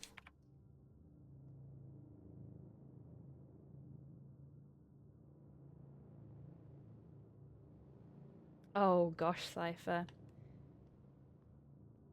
See, that's half of the fun for me when it comes to RPing, is thinking on my feet. I don't like to plan too heavily. I'll have like plans for how I want certain scenes to play out, but one of the reasons that it took me so long to put everything together for the Fallout campaign is because I wanted to give everybody branching options and branching consequences for their actions over the course of the game. So every single side mission, main mission, everything, even some of the just basic interactions, has a basic description of the consequences if they fuck up, the reward they get if they do things the best way, and all that kind of thing. But all of that is very much just basic notes so that I've got a rough idea of what to work with when I'm thinking on my feet, so I don't have to think quite so hard on my feet. But that's a lot of pre-planning still, even if it's only basic stuff. Planning is for the neurotypical. Hello very there. true. Hello, Kian. Welcome on in. How you doing? Using pre-gens is meant to mean I did less work. No plan survives contact with the player group, though, Cypher. Got to go to Remembrance service tomorrow, so I'm brief. No worries at all. I hope you get some good rest.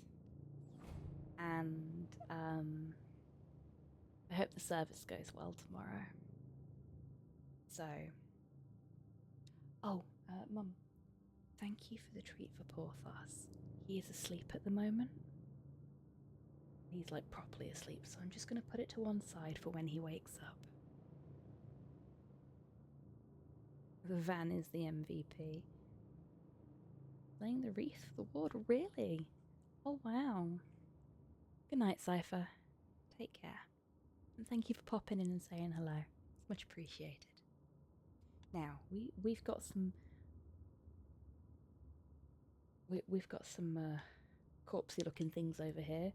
They aren't getting up, which is good. A dead healer unit. The synthetic skin and hair on her head were replaced with a layer of thin, wet gauze. Parts of her polythene shell are missing, exposing her biocomponents. I wonder how this happened. Messed up some kidnappers in Cyberpunk Red. Our van is our method of attack. A van is a wonderful method of attack. Battle wagon. Gotta love a good battle wagon. Okay. So, we're safe for now. These aren't getting up, but they're very clearly gonna get up. Like, you know they are. We've already had that happen to us once. We've had that jump scare happen. But as they're not moving about at the moment, we can move fairly freely through this area to sort of explore and investigate. Buff is calling it Man Masher. What a beautiful name for a vehicle. In an RP system, obviously, you don't want to be naming your actual car Man Masher. That could get you into some serious trouble. Okay, so to the left we have mine access, showers, A1 through A8. To the right we have Mensa, rationing office, and A9 through A10. I don't know how to set up this area. I'm not into that setup. Alexa, stop. I use her for Spotify and occasionally to change the colour of the light.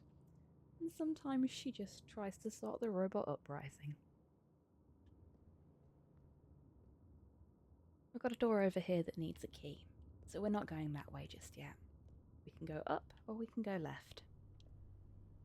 And you folks know my feelings on directional choices. You have the option, always go left. It's not just for politics.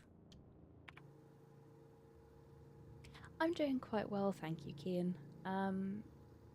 We went to Edinburgh today. It's the first time I've been out of the house properly since we moved in, so it's been about 3 weeks. Closer to 4 now, actually. Yeah, it's been nearly a whole month since we moved in, and I was getting a bit of cabin fever, so it was really nice to go out and just have a nice day. And it was a nice cheap date as well. You know, other than the train fare and lunch, we didn't spend any money. We just sort of wandered around Edinburgh. We climbed up a big hill and looked at the view, and then we sat on a bench and chatted for a bit, and then we came home and it was just really nice.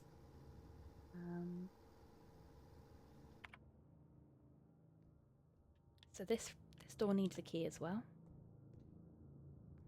This elevator appears to be broken. It's very definitely broken. This elevator works. It really was, Kian. It was exactly what I needed to just clear the cobwebs a bit. And in here we get another one of these sort of 3D environment type puzzles. So we're on the 2nd floor. Let's see what we've got over here. So there are 6 floors to this facility. Floor number 1 is where we started. And then we jumped down a hole, a la Silent Hill. And we ended up here. So it stands to reason that the next floor that we're going to try and investigate is probably floor 3. But elevator controls are locked. We need to insert a protector identification card. And we'll probably need to do that there. In this little slot here. But there's a key down here, so we'll pick that up. It's for a service hatch. Yeah, we'll take that. You can see here we've got more German.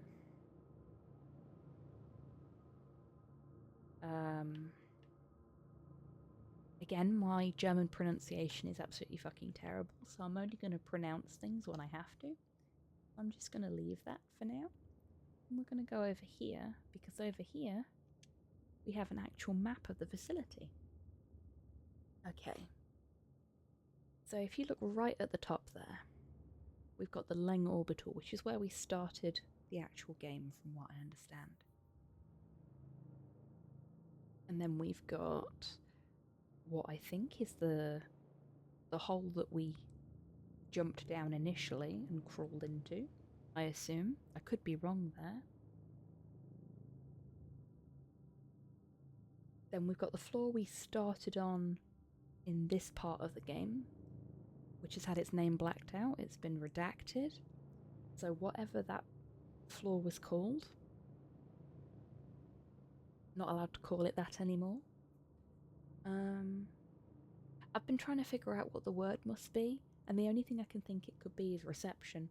And that's, like, I mean, it could be, because our character wouldn't necessarily know that that word's been redacted, which would be why the reception key and everything like that, they refer to it as reception.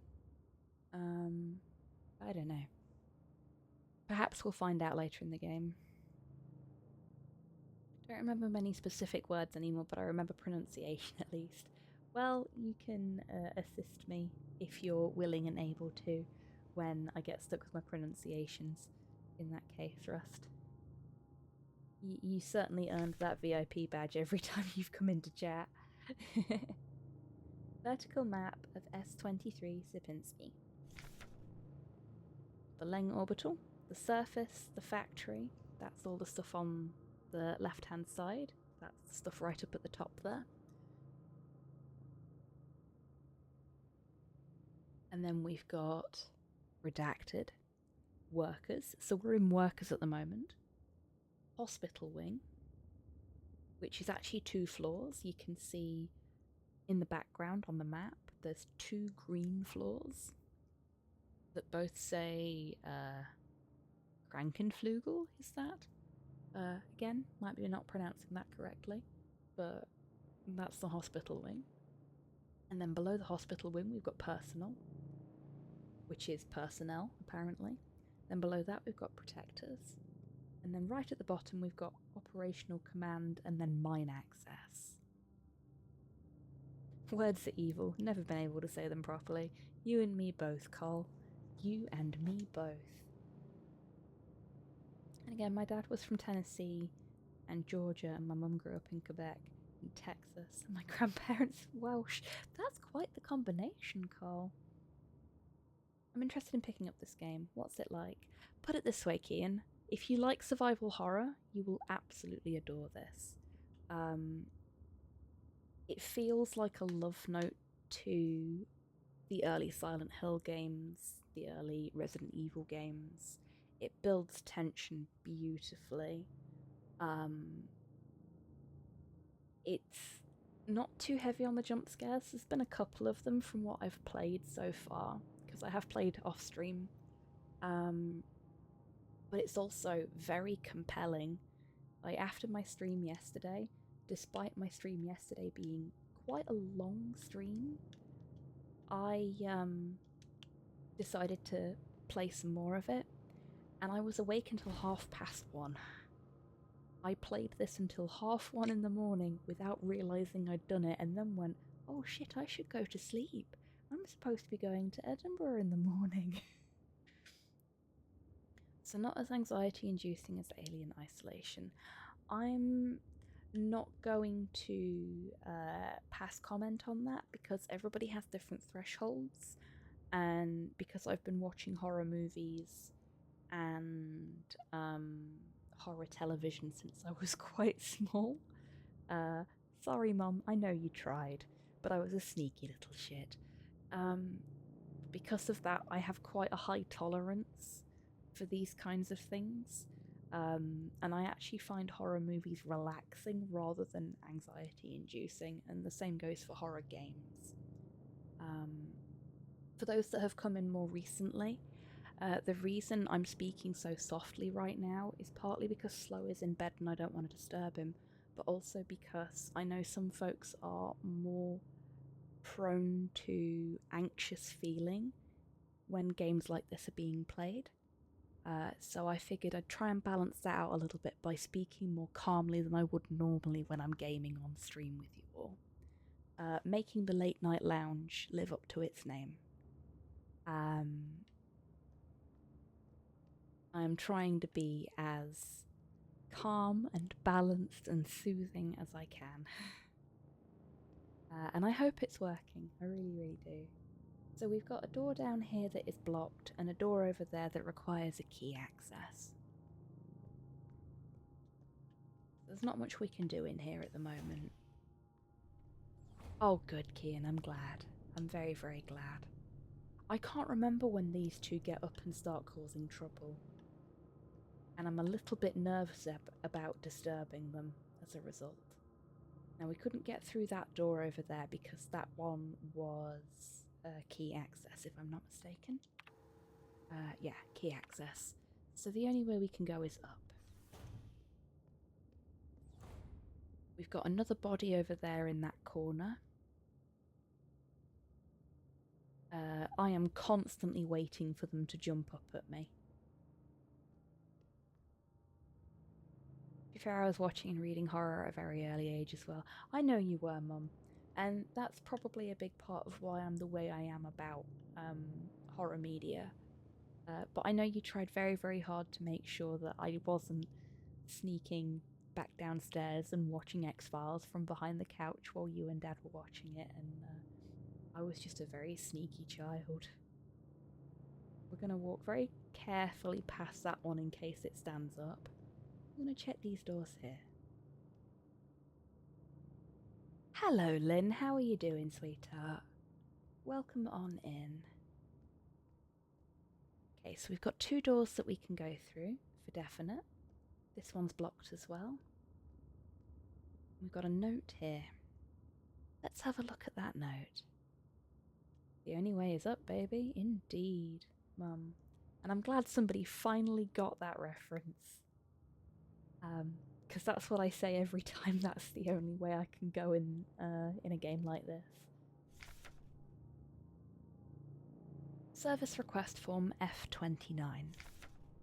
Date of filing service request form 8421-6. Full protector ID of unit filing request STAR S2306 replica. This may be the star that we encountered earlier. Status: Guard.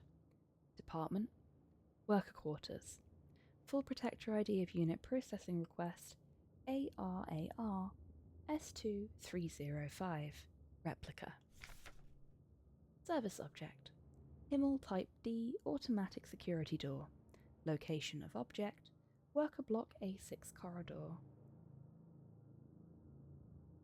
I got it, I was just tabbed out. Thank you, Ivan. Description: the lock on the staff door in A6 is jammed again. Requesting a locksmith.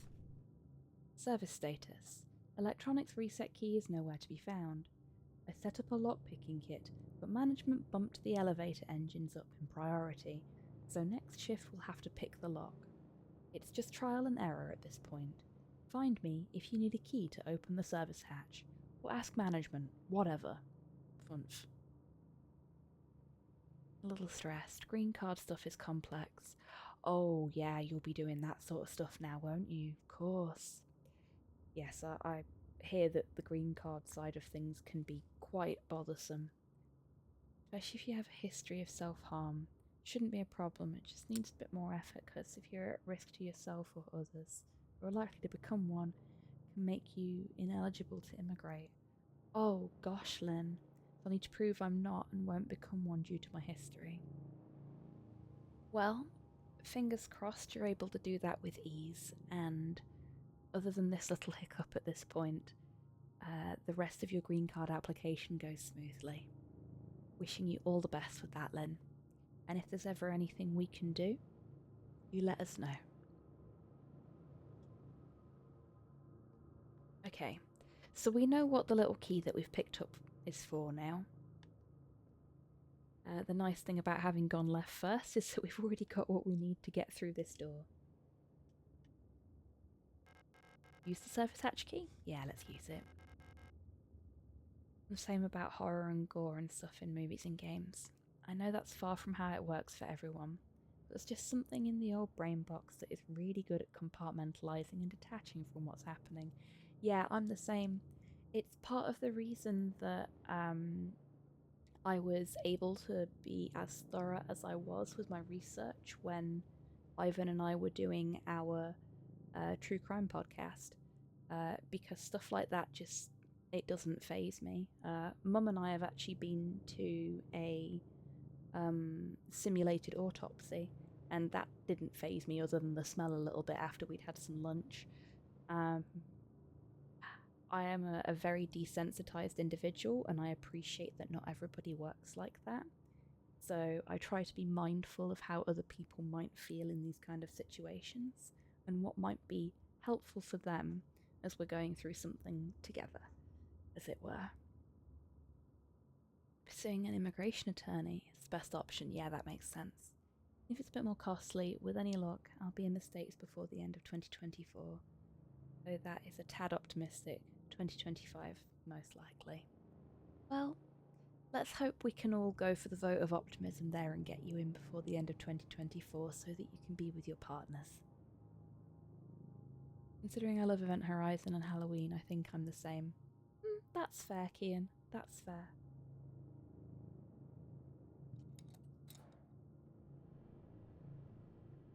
There are certain elements in, whereas it really did faze me, which is one of the reasons I'm not doing it anymore. Yeah, exactly, Ivan. And I have never ever held that against you because I understand that we do have different thresholds, as I've said a couple of times during this stream. And I would never ever hold it against somebody to prioritize their well-being over media. I'm perfectly happy to enjoy something or work on something by myself if it's going to be for the health and safety of somebody else, for them to not be involved, as it were. And I will say again at this point, anybody that is made to feel uncomfortable or anything like that during this playthrough, because of the kinds of themes in this game, or because of the tension building and things like that, please put yourself and your well-being first, and if you need to, duck out. I would never ever hold it against anybody. They needed to do that. Something broke in my brain around then, and it's still only gaffer taped together, but you are making so much amazing progress in that regard, Ivan, and I am very, very proud of you.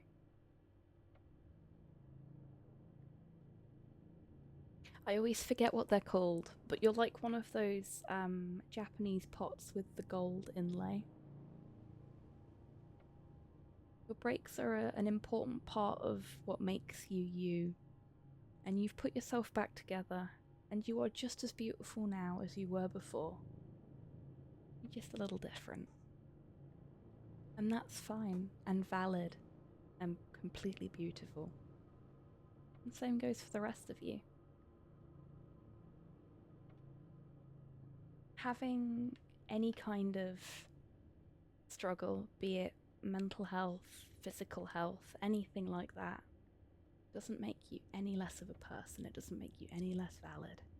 It makes you beautiful in a different way, and there is nothing wrong with that. Okie dokie, Kian. Kintsugi, that's it. Thank you, Cole.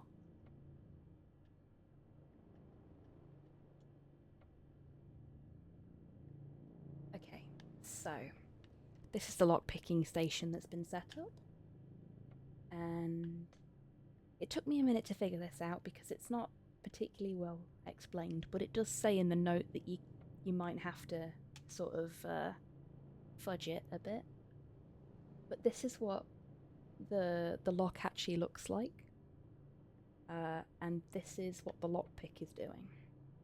So if we just press go on that now, you can see that things aren't lining up quite the way they should be. So let's bring this down a little bit. No, we want to go the other way. Bring it up too. Bring it up one more.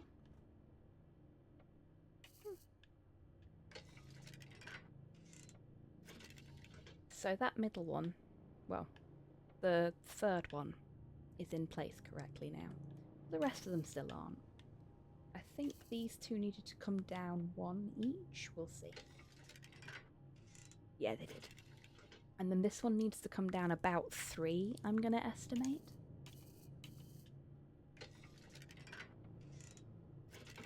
Spot on. There we go. And we have unlocked a new area. Now, this door has a little first aid icon above it. So let's go in here. Oh, look at that, a save room. Who'd have thought? Here we go. Pick up a repair patch. We'll go over to the save point. That, the sound that it makes when you interact with the save point really reminds me of Silent Hill 2's save points as well. This is all stuff that you folks will get to hear all over again when we go through the Silent Hill tours, I'm sure. Along with lots of very interesting information from my good friend D-Mac, who will be my tour guide during those streams. Because there is no one in the world I know of, other than perhaps Flint Stride, fantastic streamer, who knows as much about Silent Hill as Dee does. Silent Hill? Like moderately noisy hill with sounds like that. I see what you did there, Lynn. And as we're in a position to do so, you can have a good joke for that. Okay. So for those that weren't here earlier, I've been playing this off stream. I haven't finished it off stream yet, but all 3 of the left-hand side save files are from my off-stream playthrough. So I've left myself with a single save slot for this playthrough, which is a dangerous thing to do in a game like this. I've got to be very careful about when I save. Now, we've still got 2 empty slots, but we've not really used any of our pistol ammo at the moment, and we can always come back to the box to get things out. So I'm going to store the extra ammo that we don't need right now. I'm also going to store the repair patches, because we're at full health. I'm not going to store the photograph, because I'm going to play this playthrough with you folks the way I'm playing my off-stream playthrough, which is on the assumption that if I never remove that from my inventory, I will get an achievement at the end of the game. Or that it will unlock a specific ending, because I feel like that photograph is important for something other than just cutscenes. I am so assured of it in my mind that I refuse to take that photograph out of my inventory. Oh, for goodness sakes. Go away, Xbox Game Bar. Thank you. Sorry about that horribly loud noise, folks. I'm playing this on Game Pass because it's currently free on Game Pass. It's free on Game Pass for both Xbox and for PC. I have the fancier version of Game Pass that allows me to play games on both, which has meant that I've been playing this on the Xbox downstairs instead of on my PC when I've been playing it offline, which is why I keep playing it so late into the night, because I'm sitting on the couch and I'm all comfy and cozy and I've got my horror game and the dog's asleep on me and I just don't notice what time it is. Why did the spirit cross the road? To get to the other side. Well then, pretty bad arachnophobia, and I'm currently playing a game where you go toe to toe with some fairly realistic looking spiders. I guess it really depends on the details. I noticed their movement is a bit different, most likely for gameplay purposes, from their real life counterparts. Ah, that's nice. When you find something that allows you to suspend your disbelief enough that you can enjoy something that you wouldn't otherwise enjoy, that's great. I'm really glad that you found that, and welcome back, Ian. Oh, I'm just going to shift in my seat a little bit. Okay. So we've got 3 doors here. We've been through this one because I knew what was in there and I wanted to make sure that we got that save while we could. But we've actually got 2 other doors in here. Did we check all the doors in this block? No, we didn't. This is the only door we checked. So we're going to go back into this corridor and we're going to check the 2 doors that we can go through in there before we do anything else. And we're going to do it very quietly and very carefully because we don't know when those corpses are going to stand up. In fact, you can just see in the corner there, they already have done. So this is where the sneaking that I told you about before comes in. Because if I'm not mistaken, yeah, we can go through this door. They haven't spotted us. Their eyesight's not very good. So, as long as we don't make too much noise, we can just sneak into this room and see what's in here. Completely unhindered. And isn't that great? A scrawled note. Kick 'em while they're down. Kick 'em while they're down. Kick 'em while they're down. Kick 'em while they're down. Someone was very, very scared. Worker sleeping units. In facilities like these small caged bunks are all a Gestalt worker can call their own. They've not got a lot to their names, do they? And there's a lot of surveillance in here as well. There's 2 surveillance cameras in here.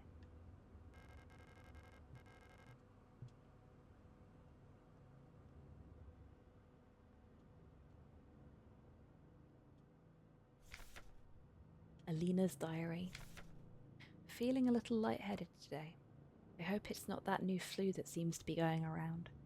Can't afford to miss any more shifts. That storch at the factory was chewing me out for what felt like hours for fainting at work last time I got a cold. Haven't seen Elster the last few days. I hope she's okay. More and more people go missing in the mine lately, including replicas.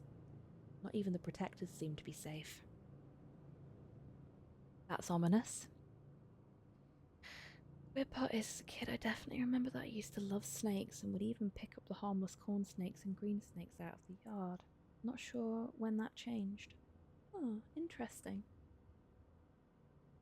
It could be that you had a bad experience that you don't remember, but it's put you off. I think the one monster that disturbed me is the main Wendigo from Until Dawn, because it looks creepy as hell, and clearly has kept its higher reasoning. Ah, that's fair. 2 surveillance cameras? The better to see you with, my dear. Corporate grandma. Yeah, a little bit. Okay. So if we want to avoid being seen, we're not going to avoid being seen by these. So what we're going to do is we're going to shoot them.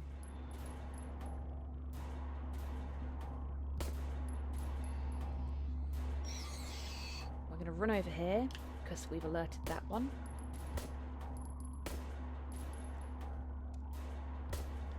Oh shoot. That's okay. We don't need to shoot them. We want this door. So go through this door. We'll wait for the scary music to finish. Now, if I'm not mistaken, that was a you've run out of bullets. No, I've got 2 bullets left.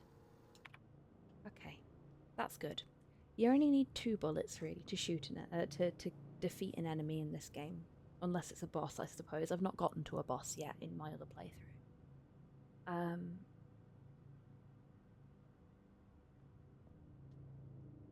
But all you need to do is shoot them twice, and then run over and kick them in the head. And that is, in theory, enough. Got another diary entry here by the looks. Diary. The protectors have been worried lately. They're hiding something. There's less of them. Ration plan keeps changing. Alina says I'm imagining. At them I can feel their fear, like it's my own. What are they scared of? Okay. So somebody's very, very panicked. It seems like a lot of panic spread through this facility. Potentially related to this flu virus that was going around. Now they've reset themselves to down there. This enemy is all the way up here. There's literally nothing else we can do in this area for now. So, we can go up here without having to deal with that enemy at the bottom. 2 to the chest, foot to the head. The horror survival way. Indeed, Carl.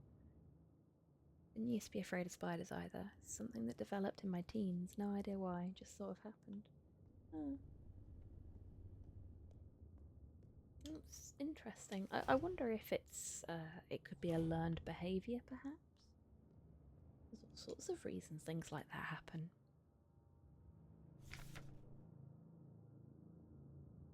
Mine and a viral outbreak. That's a fun combination. I know, right, Carl? Memorandum. Wall safe codes. It's come to my attention that at least one worker might be aware of the code broadcasting frequencies for the protector wall safes. Any workers connected to this leak are to be interrogated until the culprit is found. I'm restricting all radio privileges for workers until further notice. Now, for those that were here earlier, you might remember that we saw a very similar memorandum that actually said what the punishment for any workers that were distributing frequencies for the wall safes would be. There's going to be a teeny tiny content warning in a moment, because this room contains some interrogation documents. Like the logs of interrogations that were conducted. And some of the content is going to be exactly what you'd expect from an Orwellian nightmare like this.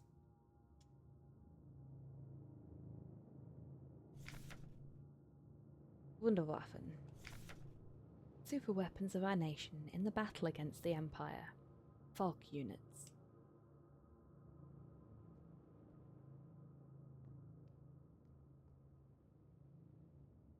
Workers can get their money. We must stop this violently. Yeah, a little bit. The wall safes are actually the protector wall safes. They have secure ID cards and things like that in them. So things that are privileged access only. Here we go. Interrogation report. Small content warning here. Some of this is mildly distressing, though not written in any great detail. So please use your discretion. Subject, worker, S23A6514, Chen, Wilhelm. Offence, contraband found in locker. Result, confession. Punishment, no food, 3 cycles. Subject, worker, S23A3054, Wong, Michaela. Offence, illegal use of radio. Result, confession. Punishment, isolation, 2 cycles. Subject, worker S23A4952, Wong, Wolfgang. Offence, illegal use of radio. Result, expired during interrogation. Punishment, none. Subject, worker S23A 3928. Hull, France. Offence, obscenity to the state. Result, passed out during interrogation. Punishment, double work shift, 2 cycles. Subject, worker S23A 7331, Huang Emily. Offence, trespassing. Result, expired during interrogation. Punishment, none. Joke's on you, German Chinese mining company. I've been in ISO my whole life.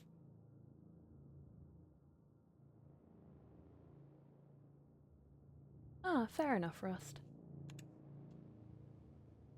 Yeah, so, you can sort of guess at the kind of interrogation methods they're using if people are expiring during the interrogation. Go away, Xbox Game Bar. I like the fact that when I tell it to go away, it does disappear off of my screen. And because it's an overlay rather than part of the actual game, you folks don't have to suffer through seeing the bright pink thing that pops up. Better head out, getting real sleepy. Okie dokie, Kian, you take care. Thank you so much for popping in tonight. I'm really glad that you had fun in your RP, and I hope you have a wonderful rest. Take care.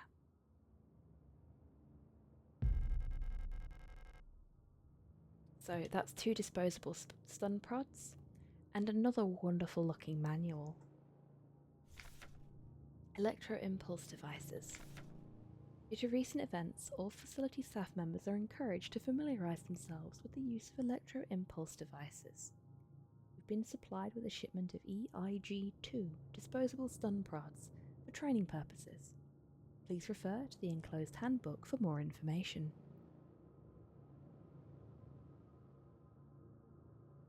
Negative Hobbytown, there is no visual of the pink thing. Indeed. You don't have to suffer through the pink thing, just me.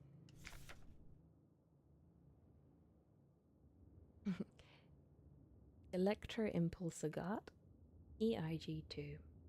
The EIG-2 stun prod is a single-use, short-range, disposable non-lethal solution for incapacitating non-cooperative individuals. It's my cross to bear, it really is, Rust. My noisy pink cross. It can be equipped to the tool slot in the inventory screen. Once equipped, it will be shown on the lower left of the inventory screen. The EIG-2 stun prod can be used with one hand, while on the move, and even while aiming another weapon. Once equipped, to use the stun prod, simply press left bumper when facing a nearby enemy.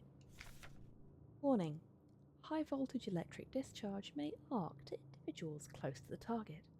Use with care. Do not deploy on elderly, pregnant, or individuals with known heart disease unless absolutely necessary. Dispose of stun prod properly after use. That's a nice little bit there at the very end where it says dispose of it properly after use. Because what you actually do after you've used one of the stun prods is you drop it on the floor and you walk away. I mean, it doesn't tell you what proper disposal is. There's a wall safe in here. This wall safe is a numeric keypad, and it's got a tree on it. I will tell you now because this took me a minute before. This one is set up with a different passcode to the default passcode. So there is no point in us trying the default passcode from earlier. That's the memorandum we already looked at. We have looked at everything that is available on this desk, I think. Yeah, we have. Okay. So now we're going to leave. And now we've just got the... Is it 1, 2, 3, 4, 5? Now, from what I understand, and this is another wonderful little feature of this game, barring a couple of the wall safes, the codes change every time. They're actually distributed via radio frequencies. Let me show you in the inventory. We have a diagnostic screen, and in a little bit, this left-hand box will actually have a radio module in it, which will allow us to listen to different frequencies. And when we find the list of frequencies, we'll be able to actually use that radio module to find out what the passcode numbers are. It's a really wonderful mechanic. I really like it. In fact, what I think I'll probably do, I know it's past my normal finishing time, which I removed from my schedule deliberately because I always go over it. What I'm going to do is I'm going to get us to the point where we've got the radio, use the radio for one of the wall safes that we've got to unlock, and then I'll end the stream at that point after I've shown you how that mechanic works, because I think it's a wonderful mechanic. This is the kind of thing that Resident Evil and Silent Hill players will be very used to, I believe. Got a box here with a funny shaped keyhole and a butterfly on it. Box is locked. Looks like it requires some sort of square shaped key. Well, we don't have a square shaped key, so we can't do anything with it right now. So let's just leave. We've got a door here that requires a key. So let's go this way and see what we've got here. Another door that requires a key. Do we have any keys? We do. We have the east wing key. This will be the west wing because it's to the west. And it unlocks the other side. So we can't actually unlock it from here. What about this one?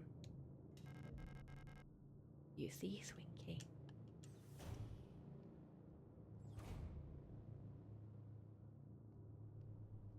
Got a door we can access there.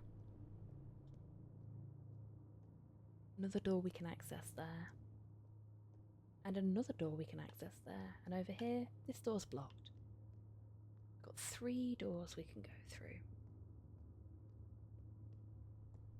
Now this one is to the left and up, which makes it the best kind of door.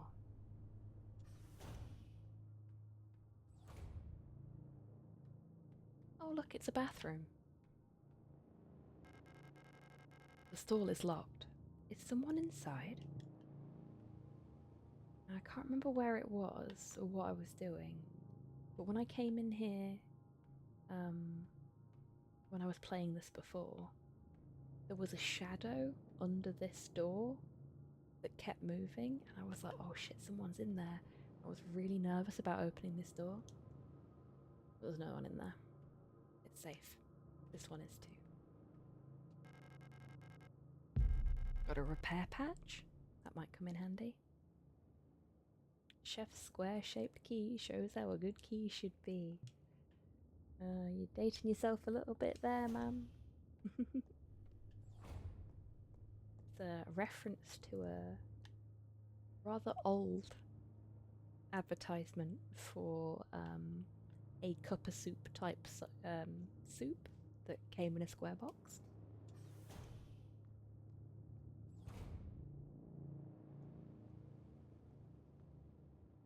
Bathroom band-aid is the most trustworthy kind, indeed. And what have we got here? We've got a repair spray.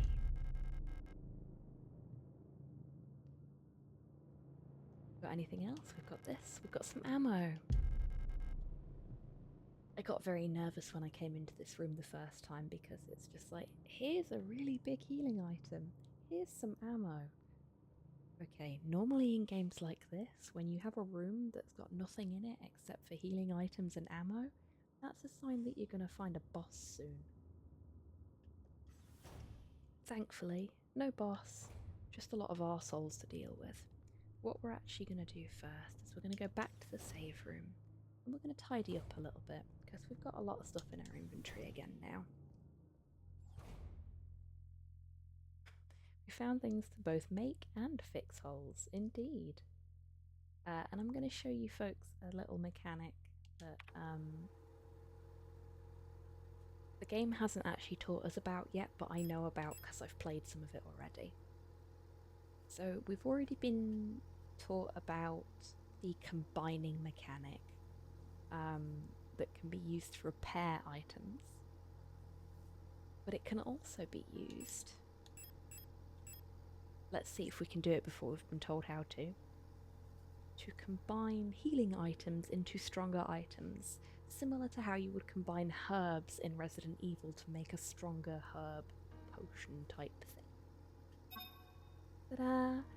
And there we have Repair Spray Plus, which is how I got the name for the 1 for your Ascend drink that I have on my desk right now, which no one has redeemed. And that's fine, that wasn't a you should redeem it. For those that weren't here earlier, we have Repair Drink Plus, which is a concoction of my own design. It is a little bit of vodka mixed with strawberry lemonade, which is red, and blue curacao, which is blue, as its name suggests. And because the density between the lemonade and the curacao is different, when you pour them correctly, for want of a better description, they actually sit on top of each other. They sit separate. So you get red and you get blue. You stir them together and combine them into a dark blue, almost black drink that tastes very nice. And the best thing is, if you don't like alcohol, you can omit the vodka completely and just have the lemonade and the curacao. Curacao is an orange syrup, which I think is just coloured blue because it makes for pretty drinks. So you can have a non-alcoholic version of Healing Drink Plus, which is probably better for you than the alcoholic version. Yeah, that was me making a thematic drink because I was feeling a bit nerdy earlier. I'm actually going to have a sip of it now because I fancy the lemonade.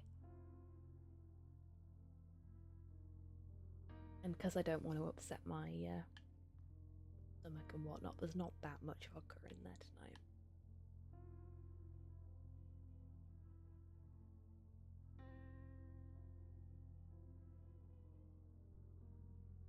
It's okay to be nerdy.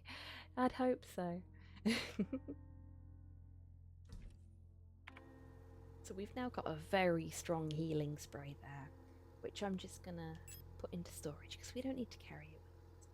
We've got these 2 stun prods that we've not actually equipped yet, so we'll equip those in a moment in case we need them.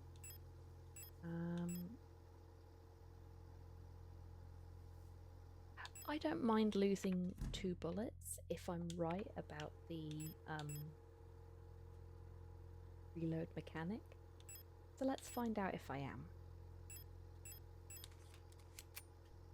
Oh no, it can take more bullets than that. That's fine. Okay, and we'll equip these. You can see in the bottom left there, we've now got the stun prods equipped.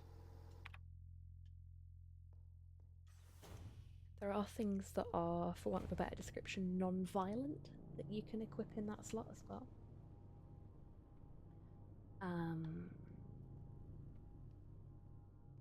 But we're just going to equip that for now. It's what we've got, and we'll use it. Okay. We'll just quickly run over here, because we know there's nothing in this corridor that can hurt us right now. I will shift in my chair before we move into the next room, because I've been sitting for a while, and it's important to look after my spine. Okay. We'll just take a quick look at the map so we can remember what we've seen so far and what we've got left to see. Done quite a lot of exploring tonight, folks. Go in here. Ah, it's the lady from the cutscene.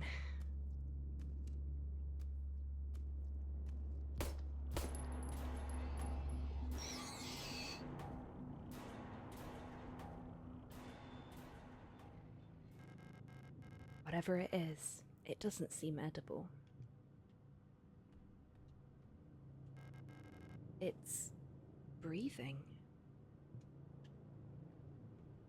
Okay, so we've got 2 doors in here that we can go through. There's this door down here. And this door over here. This door requires a key though, and we don't have any at the moment. So what we're going to do is we're going to go over here. We're just going to ignore all of that blood and pulsating guts. And we're going to go into this room here. And we can see there's another infected unit over there. We're just going to aim at them. I'm going to shoot them twice. I'm going to run over and stamp on them. And there's the key we need for the other door. So we'll just quickly pick that up. And we'll have a little look around.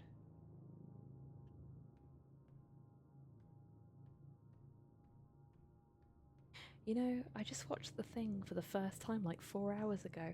Really, Cole, did you enjoy it? I adore The Thing. It's a wonderful film if you're a practical effects nerd like I am. It did some really interesting, really innovative things. Service request form R90. Data filing service request form 8421-3. Full protector ID of unit filing request EULR S2303. Replica. Status staff.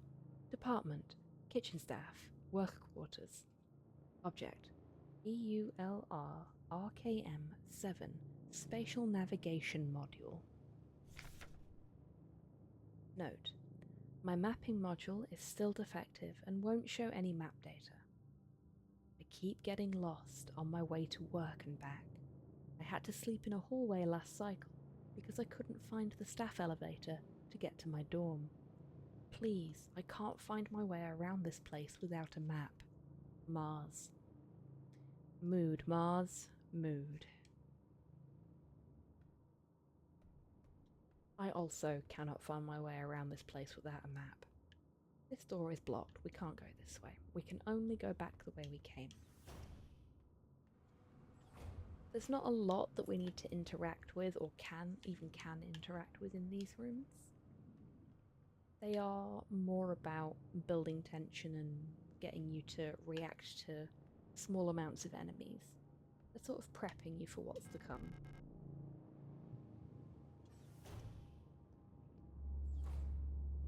Now this room is a bit of a sticky one because you can't really see them, but there's another enemy up at the top there.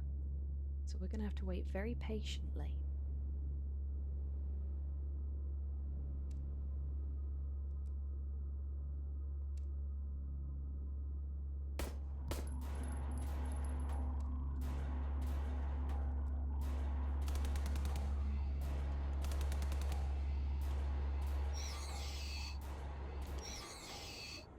And there's the stun prods on the floor, look.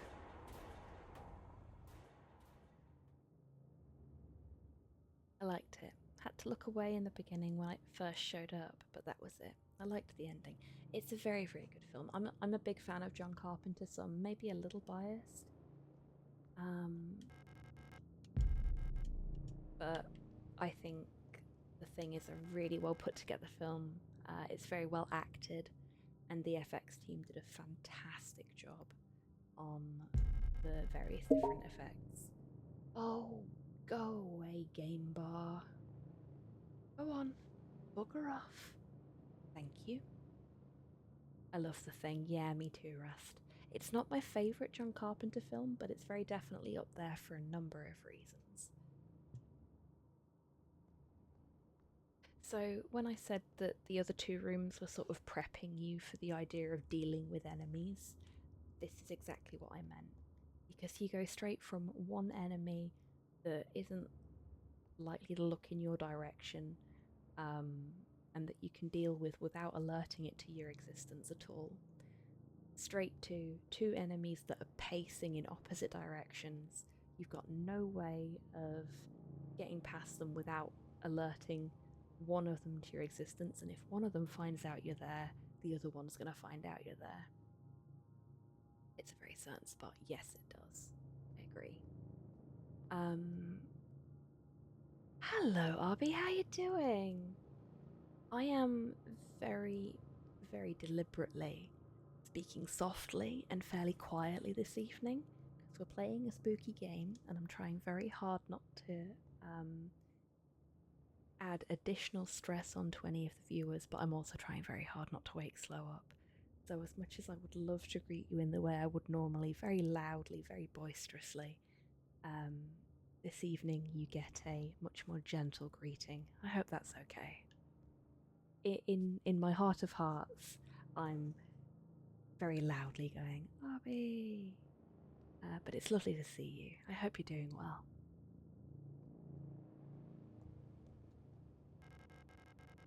Got some more ammo. We're doing quite well for ammo this playthrough. Hello, Destroyer.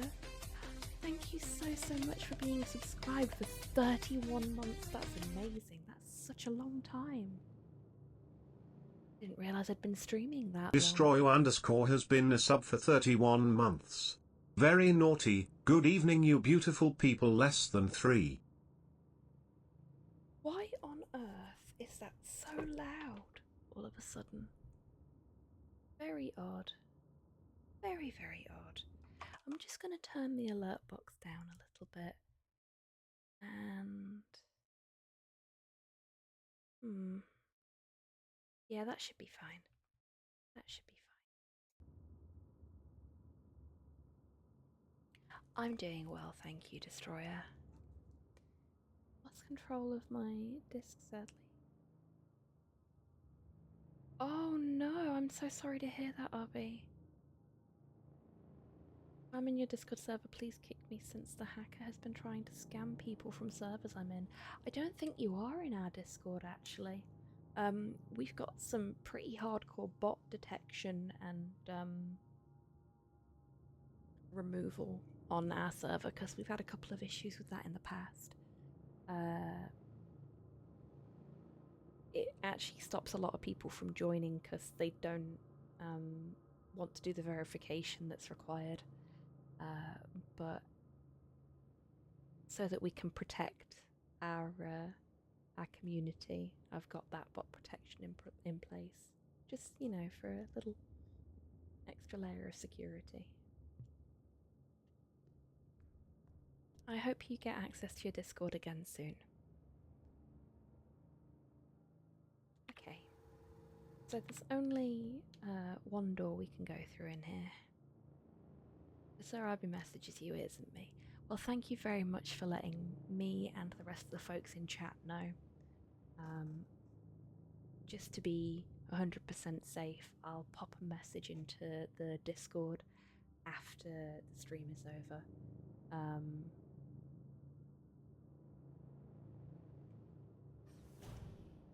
Unfortunately, none of my mods are available this evening, so it's me and Tech Squig. There we go, look. We've got a wanderer, and they've seen me.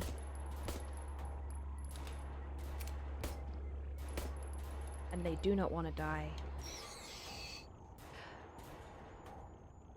Really, what you want to do in those situations is wait for the targeting square, which is the reticule for these, to get as small as possible, because that's getting you that nice consistent aim that means that you don't have to use as many bullets. This is a no entry door. It's blocked off. We can't go that way. This door requires a key.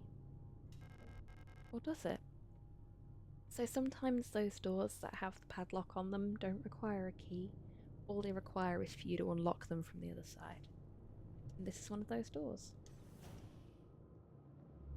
Which brings us out here. And hey, look! Those two that I was nervously waiting to stand up are now stood up. So we know what that door is. We'll go back that way later. This is a door we can go through. We've not checked the other side. We also don't know if there's any enemies over here, so we're going to very carefully walk over here. No enemies over here. We've got a no entry door and an entry door. So we'll go this way. So we're getting to a point over on this side where we can't go any further that way. So we can clear out the rooms over here. And look, there is a very tall lady. She is quite robust in comparison to us. We appear to come up to about her crotch height. She is a giant woman. So many of the games I play on the stream feature giant women. Destroyer, thank you very much for the one for me, son. I'm going to repeat what I said earlier for anyone that wasn't in chat. Tonight's one for me, son, is a concoction of my own design. I call it Healing Drink Plus. It is a combination of strawberry lemonade and blue curacao with a little bit of vodka. The reason I've gone for this and named it as such is because the blue curacao and the strawberry lemonade have different densities, so when you pour them very carefully, they actually sit on top of each other and make a red layer and a blue layer, which you can then stir together to combine the two, making a more potent and more delicious drink, in the same way that you would combine two healing items in this game to make a healing spray plus.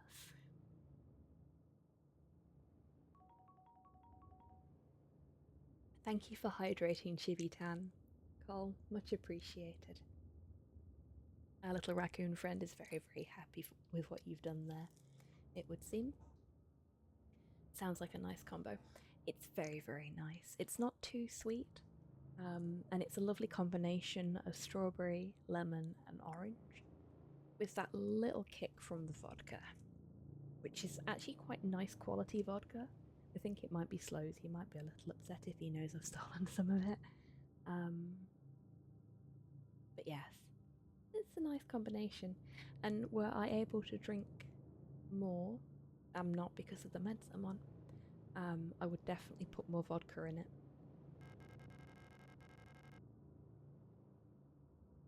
You don't look like you belong here. You're an Ulster unit, right?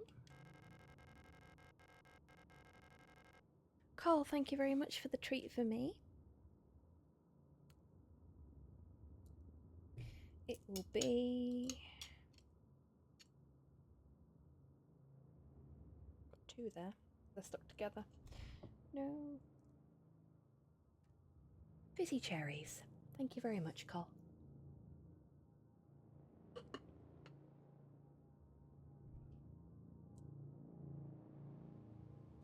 Storch. A powerful name for a powerful frame.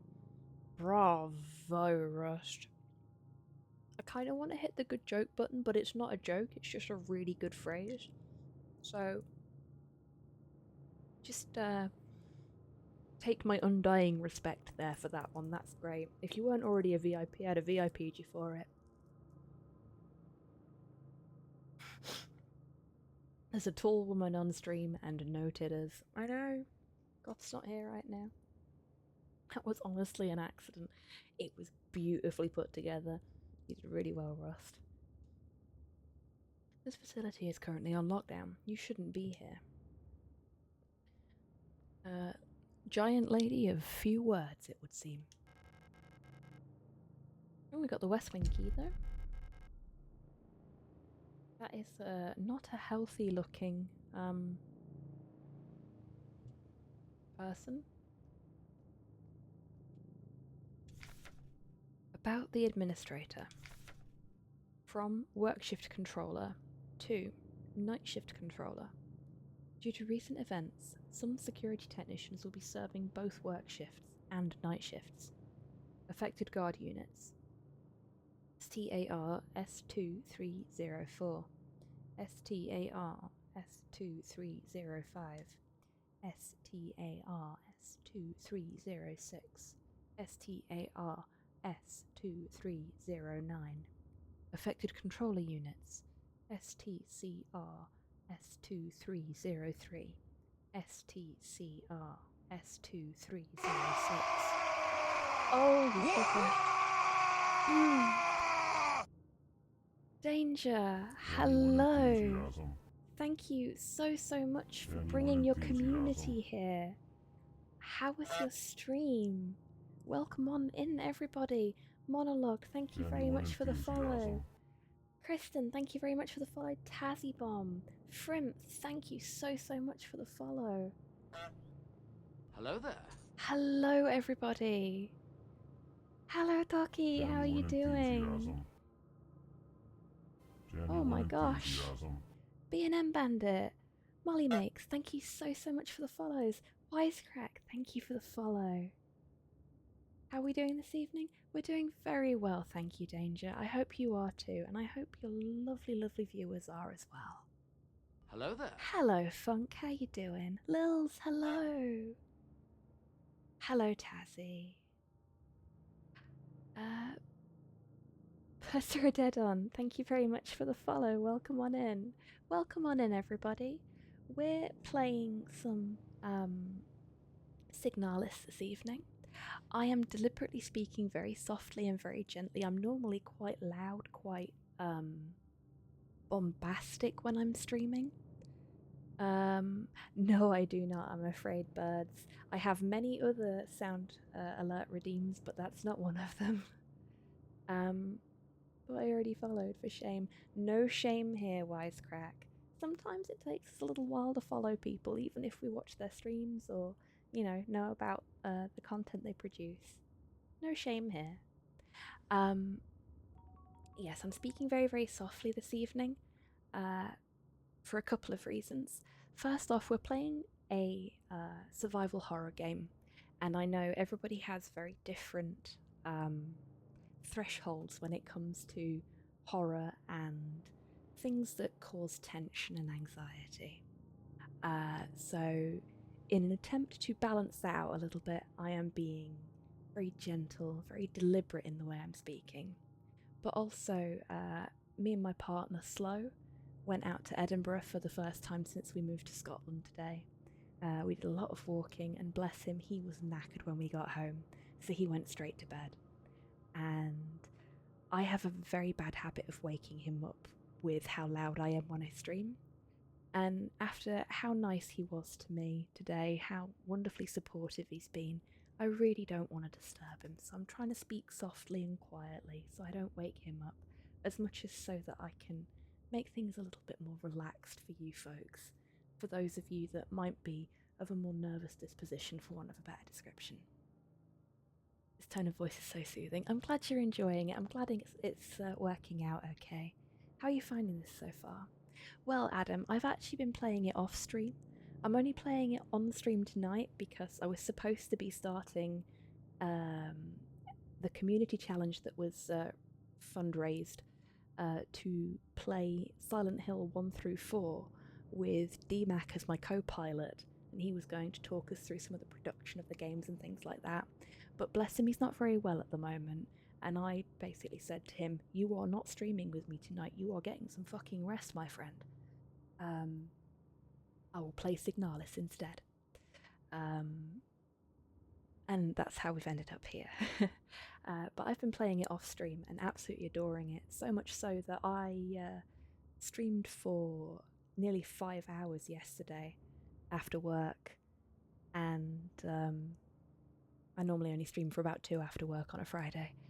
Streamed for 5 hours and then immediately started playing Signalis again, and didn't realise what time it was until about 1:30, 2 o'clock in the morning.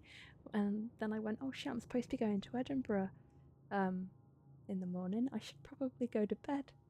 But I'm enjoying it so much that I'm playing it whenever I get the opportunity.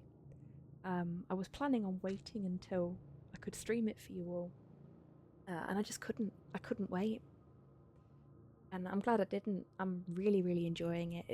It builds tension beautifully. It's taken a lot of really great cues from games like Resident Evil and Silent Hill, and it's really made the idea its own as well. It's a wonderfully crafted survival horror game. If you like games like Silent Hill and Resident Evil, I'm sure you will absolutely adore this. It's got some really creeping Orwellian horror in it as well, and there's a lot of references to H.P. Lovecraft as well, so I'm expecting quite a lot of eldritch horror coming into it later. There's a lot for horror fans to enjoy in here. So much. Indeed, bless our DMAC. In fact, let's get him another little shout out. Seeing as he can't be here to moderate for me tonight because I've put him on bed rest. DMAC's actually speedrunning this as well. He's one of the first to be doing the speedrun for it, and if you have the opportunity to, folks, I highly recommend you watch his speedruns because they are amazing. He's going to be getting world records soon, I'm sure of it. I wholeheartedly believe in him. Very, very talented speedrunner.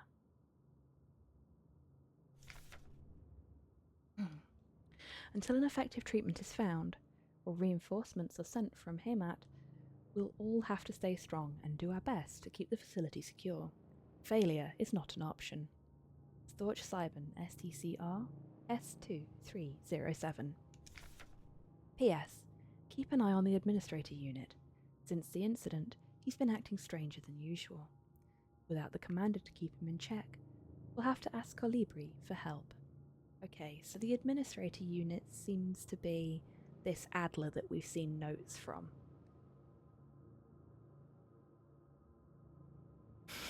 Looking at the Steam page and they're saying David Lynch is an inspiration, so you know it's gonna get weird. Oh, we love a bit of Lynchian horror. That should be fun.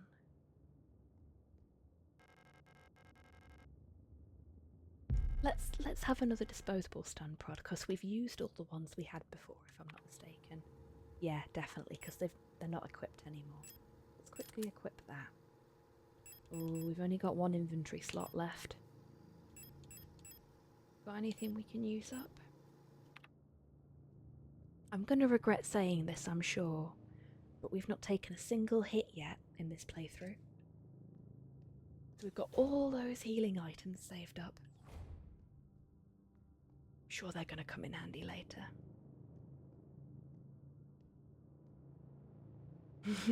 Hello, Haruba. How you doing, sweetheart? It's lovely to see you. And yes, I've definitely jinxed myself there.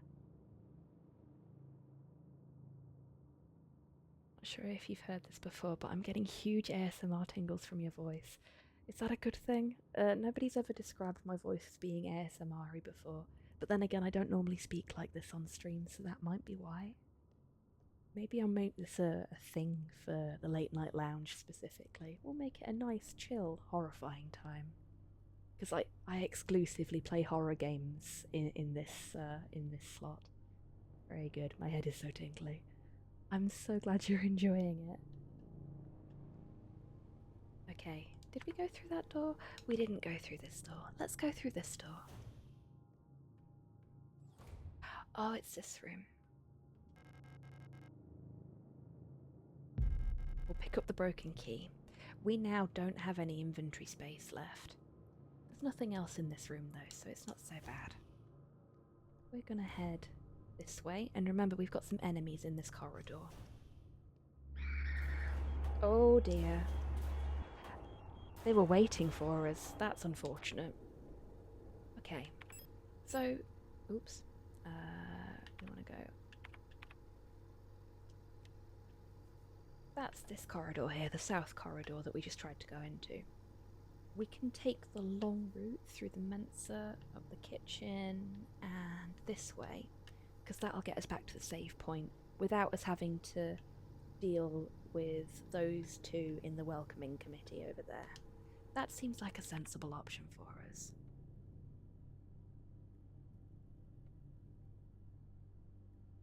Has he won't be that gift for James McAvoy fanning himself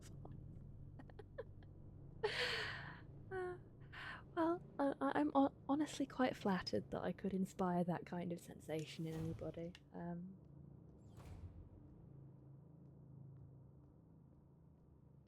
This is a new feeling for me. Okay, these two are still down. That's good. Oh no! Oh no! Not down anymore. Oh dear. Remember I said they can stand up? Yeah. Hobby's horror Bob Ross. Oh wow, that is genuinely quite a humbling, flattering comment. I like that. I'd like to go for that. That's cool. Yeah. I'm for those that haven't been here before or don't know, I'm a big Bob Ross fan. Bob Ross is one of the Bob Ross. That's amazing. Well done, Frimp. I like that. Um, Bob Ross is one of my main inspirations. I grew up watching The Joy of Painting with Bob Ross with my dad. He has been a big inspiration throughout my life and is part of the reason that I am the way I am about painting miniatures.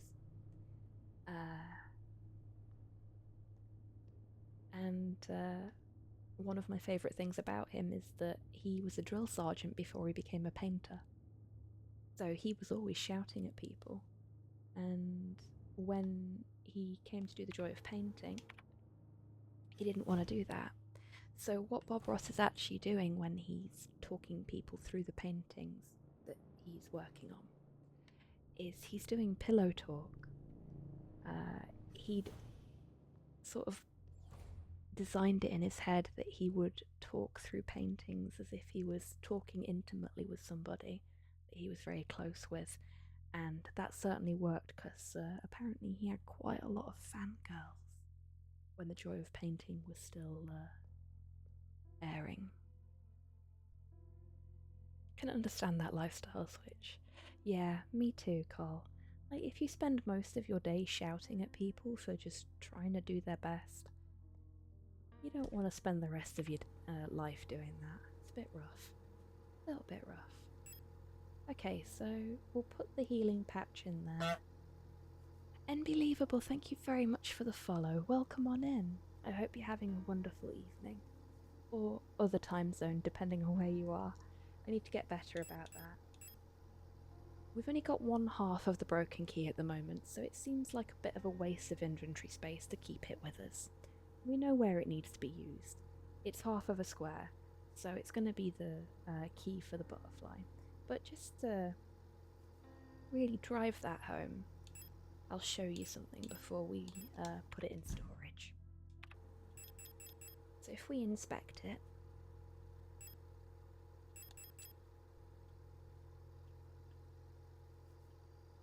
oh wait, there we go. It just so happens to have a blue butterfly, or half of a blue butterfly on one side. So that's definitely for the butterfly box we found. So we'll pop that in storage for now, because it's important to make sure we've got some free slots in case we find other key items as we're exploring. Like the other half of that key, for example. And because I absolutely refuse to remove the photograph from my inventory, we're always going to be one slot down on what we could be. But I am insistent that that photograph is for something. Absolutely insistent. Also, for those that have come in with the raid, the 3 save slots to the left of the one I just saved in are all from my off-stream playthrough, which means I've sort of scuppered myself because I now only have 1 save slot to use for my on-stream playthrough.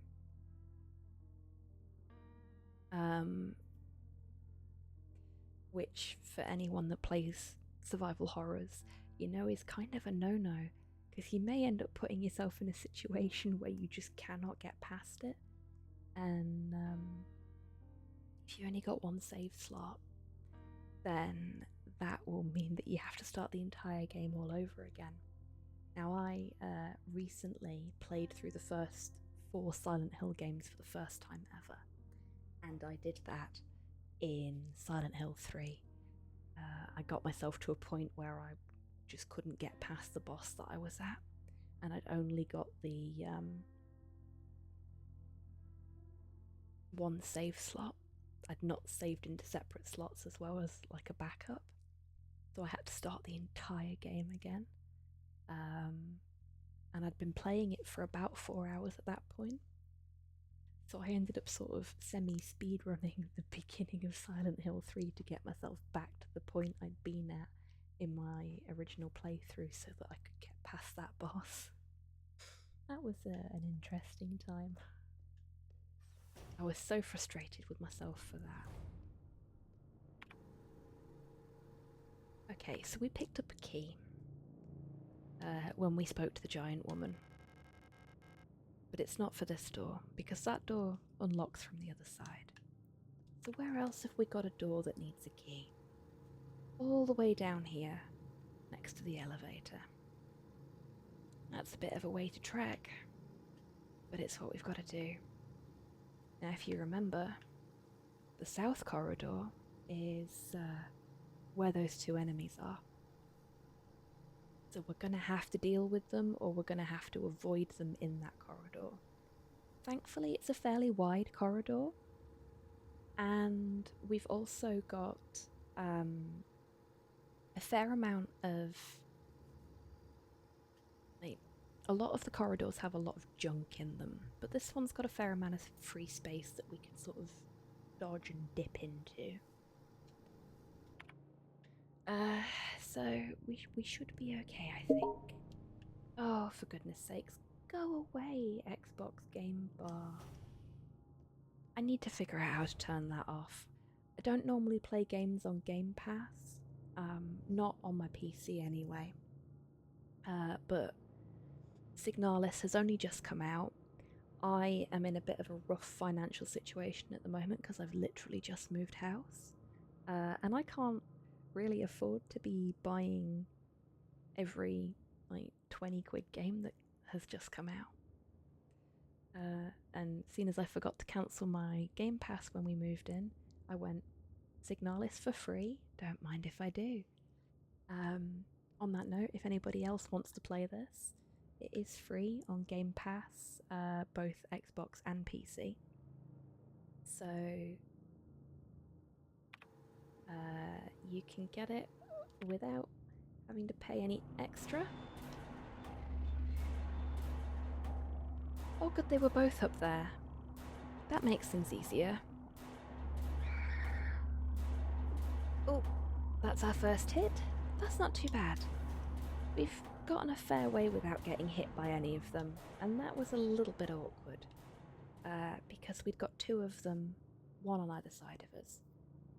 Because of where they were spawned in, it was very, very difficult to get past them both. But we did okay. We didn't get sandwiched between them for long, and we were able to move over and run past them properly.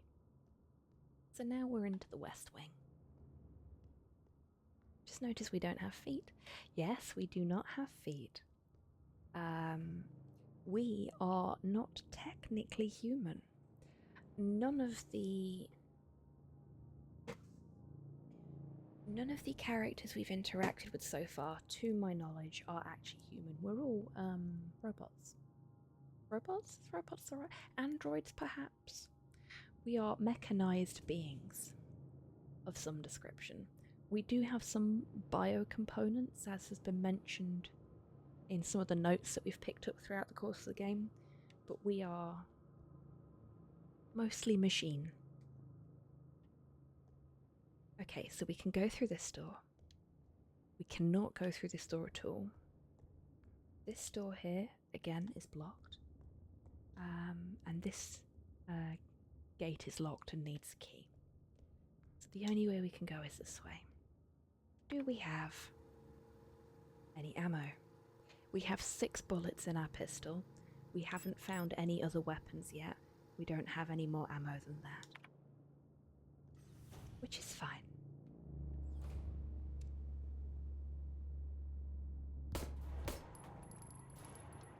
Oh, we didn't actually need the second shot there. That was a little bit of a waste. But we found some more ammunition in here, so it's not so bad.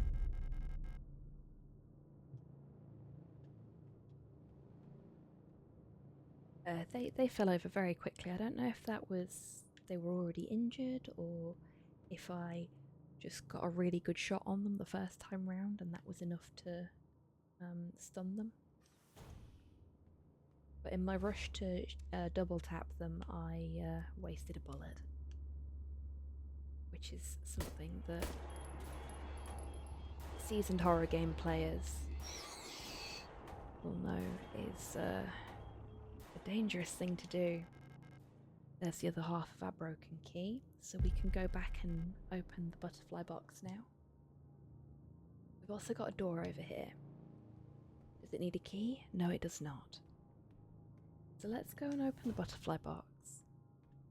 And then we'll come back and see what's through that door. Because that's really the only logical route we can take at this point.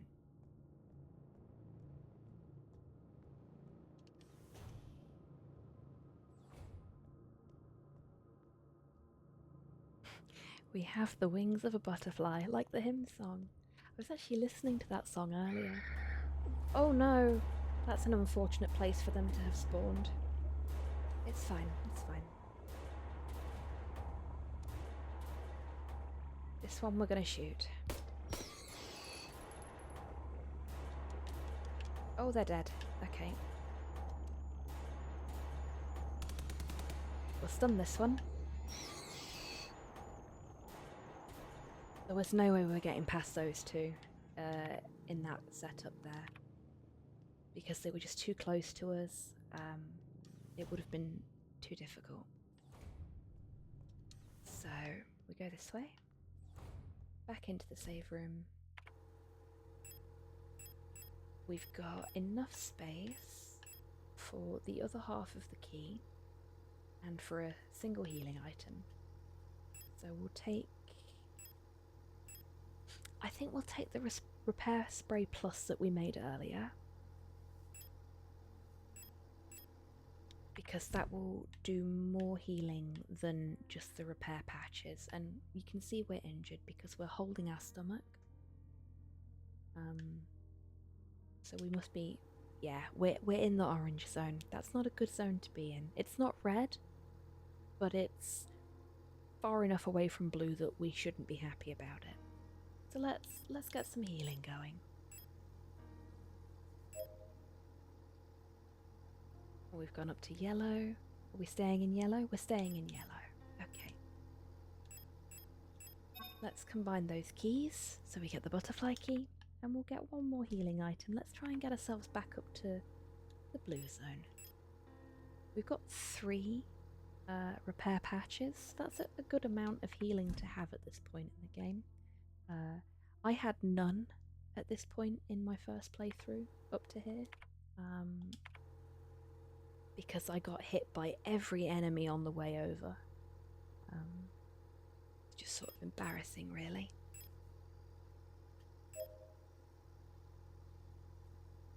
Gonna take us up to... No.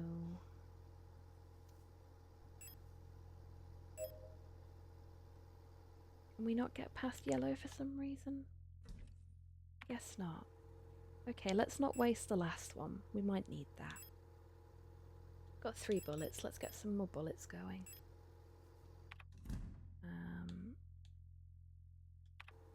Oh no, there we go. We're blue now. I guess it just took a little while. So we probably wasted one of the repair patches there. That's fine. That's fine. We'll reload.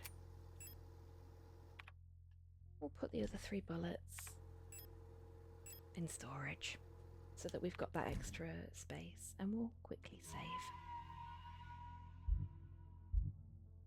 There we go. All good.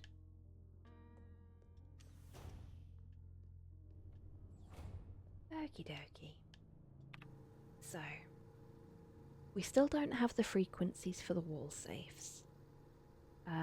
For those that came in with the raid and that came in after I explained this earlier, my intention is to get us to a point where we've got the wall safe frequencies and can open the wall safe in the office that's on the left hand side there. And that's when I will end the stream. Because there's a wonderful little mechanic in this game that I want to show you folks before we finish up for the night. I'd normally have finished about an hour ago, but I really want to show off this mechanic. Because I think they've done some absolutely wonderful things with this game, and I really want to show some of them off before I finish up. This is the wrong room. I actually didn't need to come into this corridor. I needed to be in this corridor in this room.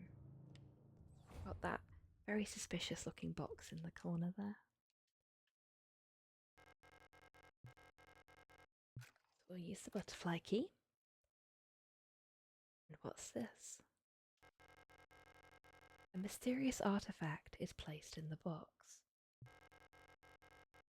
The Plate of Eternity. Now,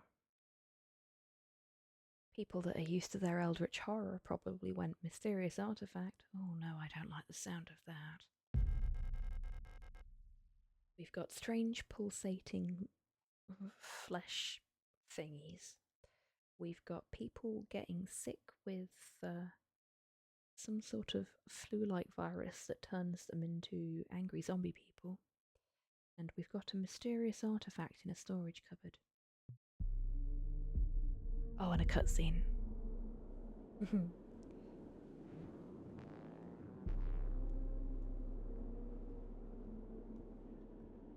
I do like these little interactive cutscene type things.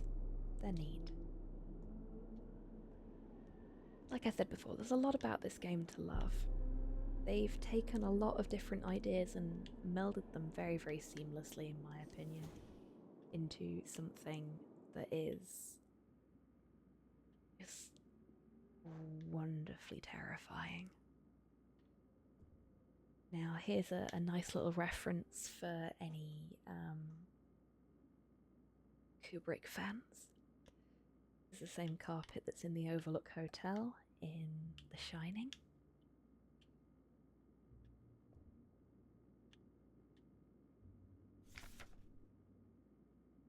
To Radio Officer Young, Station 6.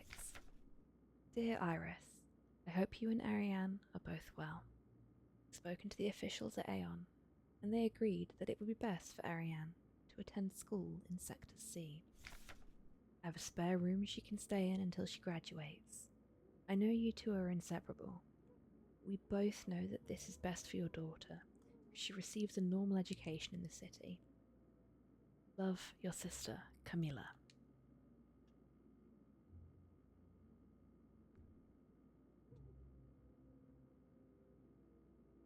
So we've got a manual over here. We've seen quite a few of these so far. Something in a box here. There's a replica radio module in the box. Radio module installed. The radio module can receive radio transmissions on frequencies between 50 to 250 kHz. Access the radio module by pressing up in the inventory screen. When turned to certain frequencies, automatically decoded messages will appear in the transcription window.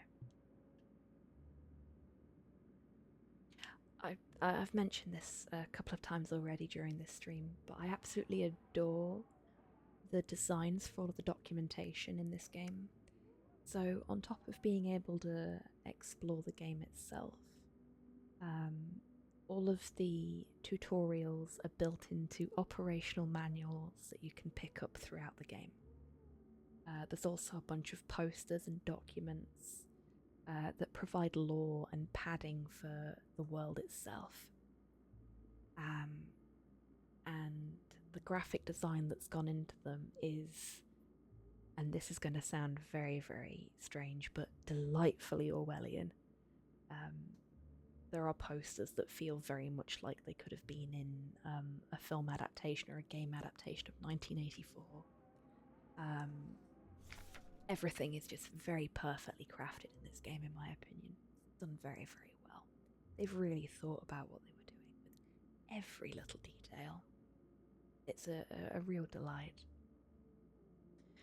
REM64 long-wave radio receiver module, user manual. The REM64 long-wave radio receiver module allows a replica unit to directly receive and process low-frequency amplitude modulation radio transmissions in the range of 50 to 250 kHz. The REM64 module is installed in the module slot behind the left ear of Generation 5 replicas. To access the module's functionality, open the inventory screen and press the up arrow on the directional pad to open the subsystem screen. The receiver module will show up on the far left there. To switch the radio receiver on and off, press A. Adjust the frequency with the left and right buttons of the directional pad. When the receiver is on, the frequency indicator will light up red and the spectrogram bars will begin to move. When tuned to a station with a subcarrier signal, the signal label will ignite. When tuned to a station transmitting data stream, the data label will ignite and the transmitted data will be displayed in the transcription field at the bottom of the screen. There's nothing else we can really interact with over here. I know this from trying in my other playthrough. And you can't interact with any of this stuff either, unfortunately. But you get the feeling that the person staying here was living very sparsely, on their own. REM64 was the Nintendo 64's never heard of competitor. Bravo, Carl. Door is locked from the other side. We're not going that way. But that's okay. We have a new toy. We go back out here.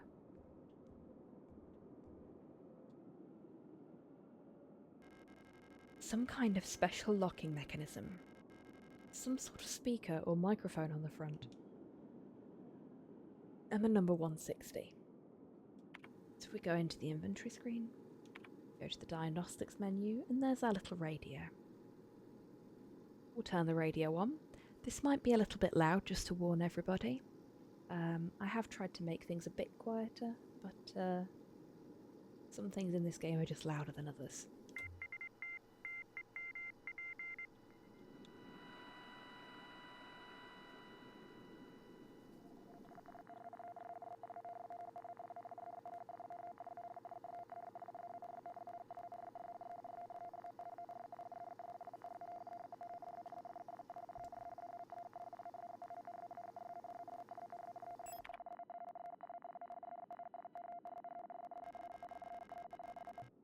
There we go. Takes a second to kick in, but it gets there eventually.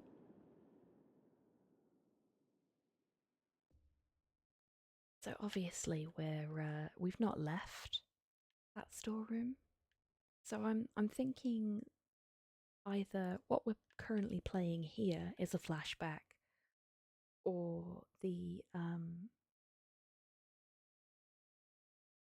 3D elements that we do, like that one, are flashbacks, I think. Or potentially, and this is a little bit of a spoiler, but it's something that I know from conversations that have been had by people in other people's chats when I've been watching playthroughs of this. Potentially we've got two active bodies at the same time. So replica systems appear to be a little bit like Makoto Kusanagi from Ghost in the Shell. They seem to have a brain that is implanted into a sort of cybernetic body, for want of a better description. I'm gonna have to get this game. It's really good, Carl. I'm really enjoying it. And yeah, that is, there's a lot of that sort of number channel stuff going on in this game. There's all sorts of wonderful things. Actually, some of the radio frequencies can be passed through a spectrograph imager, and they generate pieces of art and things like that. One of them's Saturn devouring his son. Folks are finding so many amazing little Easter eggs in this game. There is so much here for puzzle enthusiasts. There really, really is. So if you're one of those people that likes to find all of the secrets and all of the Easter eggs, there's even things that people haven't figured out how to obtain, like they can see them in the game, but there's literally no way anyone's found of obtaining them yet. So there's all sorts of puzzles still to solve in this game as well. It's very exciting.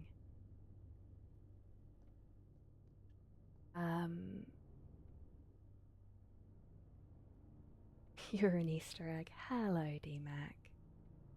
How you doing, friend? I hope you've got plenty of good rest.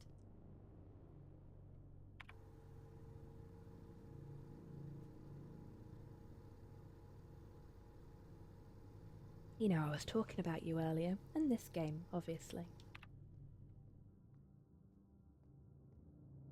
Oh, bless you.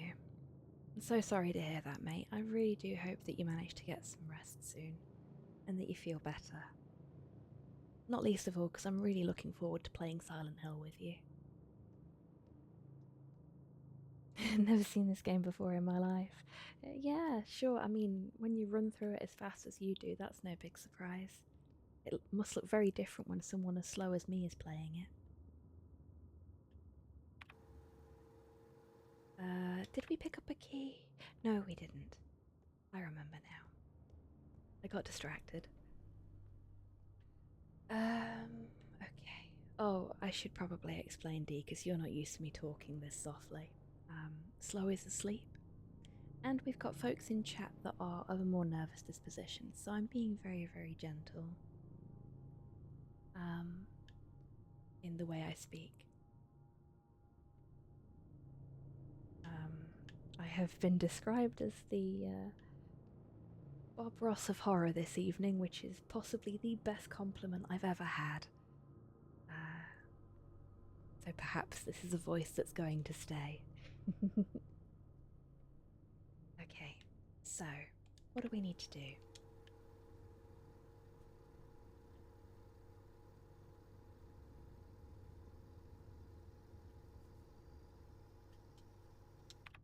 There's something that I've missed. I know there is because I got it in my other playthrough.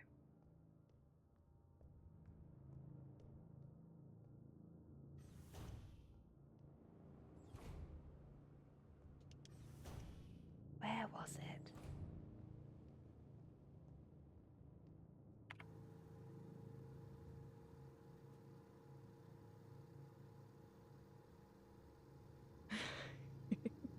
Nice one, Carl.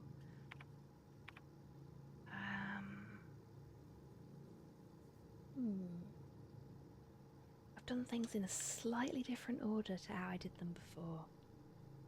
And it's thrown me off a little bit. Ah, we haven't been back up to the showers yet. That's right, that's what we were going to do next. Off we go. And they're up again, but that's fine.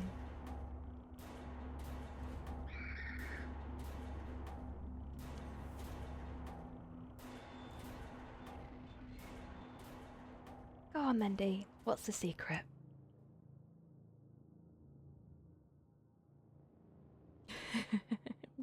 I'm glad you're enjoying it, Rust.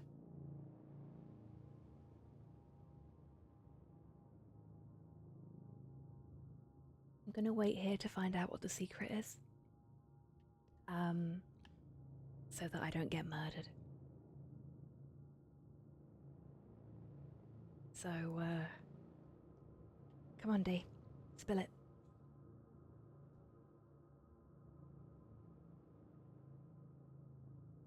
Isolation room.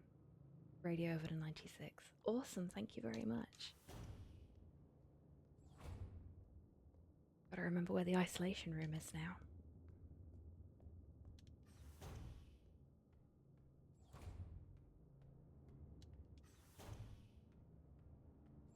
Interestingly enough, the enemies didn't reanimate as quickly in my off-stream playthrough as they are doing here. I'm wondering if it's related to the amount of health and ammo you've got stored up, because I was doing really, really badly in my off-stream playthrough. A lot of people have had that problem, Rust. Okay.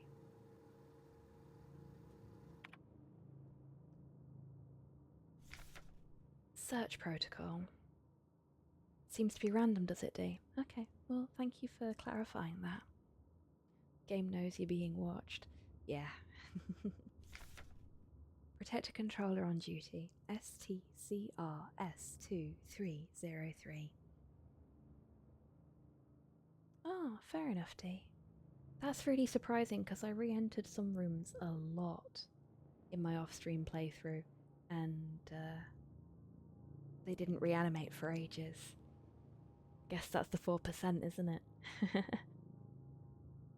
Wrong game, but seems to be coming through for me for a change. Protector on duty, STAR S2305. Worker S23A 4822. Song, Helene. Confiscated items, watch, ring. Residence, dorm A16. Workplace, political morals class. Arrested in ongoing investigation, stolen radio. Original reason for transfer, counter-revolutionary activity. Distributing flyers at university.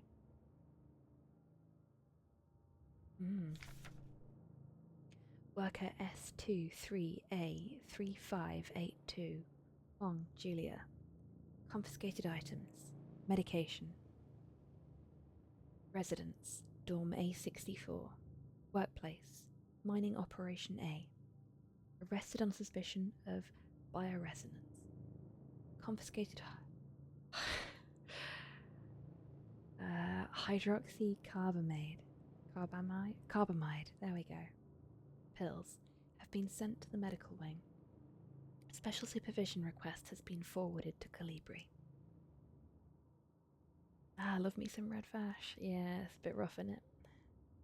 The flyers were for a frat party and the government just went, how dare you flaunt our morals?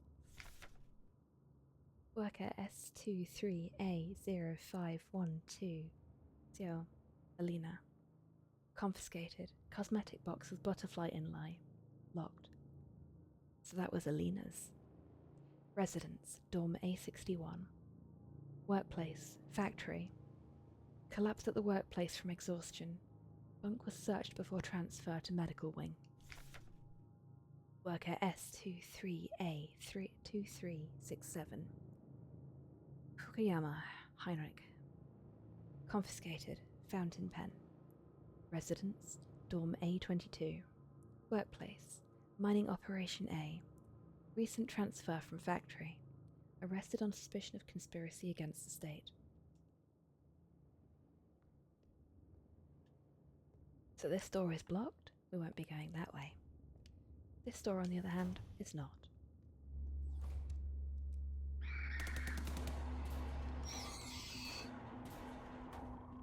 Okay. That door is blocked. This door is not.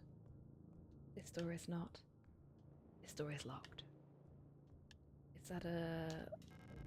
That's the other side of the one that we were on earlier. You'd think I hadn't played this bit before, but my memory for maps is terrible. Actually, let's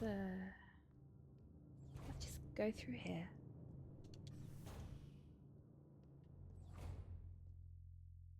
And we're at full health, so we don't need to worry about that. Let's put this plate away. We've got 10 bullets, so we're all good in the bullet department. We don't need any healing items.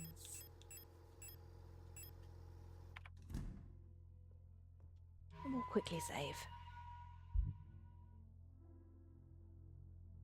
The pen is mightier than the sword, and therefore arrestable. Indeed.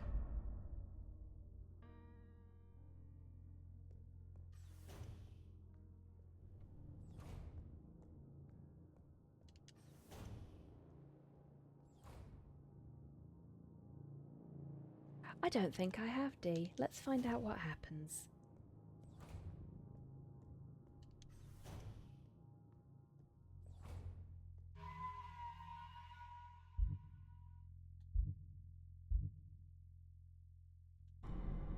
You regret this later. Wow, that's a bit of a threat, isn't it? Please don't tell me that's woken all the enemies up. Be devastated if it has. Oh no, it hasn't.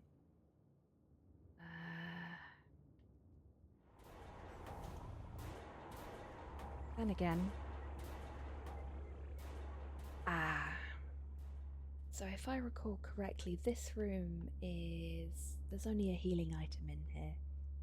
And when I did it before, I wasted all my bullets picking up this repair spray plus. And I got attacked, so I ended up having to use it straight away. being really sneaky this time. We're just gonna leave them there. They're not doing us any harm. This one, on the other hand.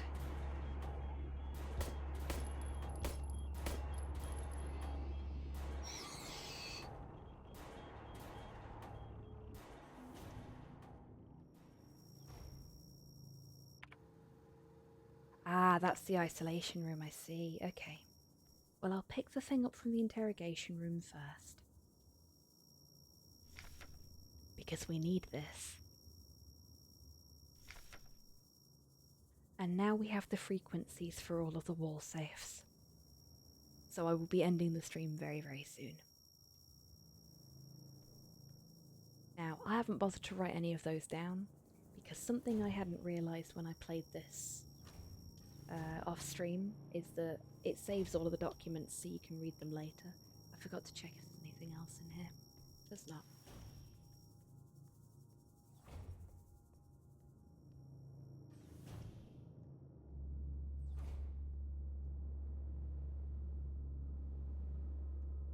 Do I have another... I don't have another Zappy. Okay. Now if I use my radio in here, it's going to piss them off. But... No. We'll just see. We'll see what it is that...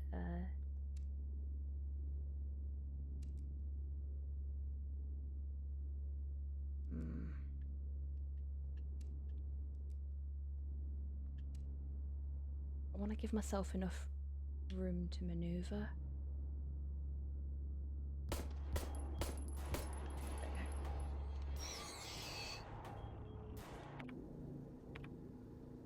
Okay.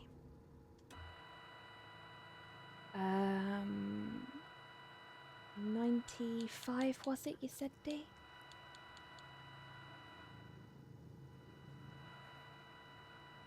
$90. No, not 90 either. Can you remind me what frequency it was? 96. Thank you, Cole. No?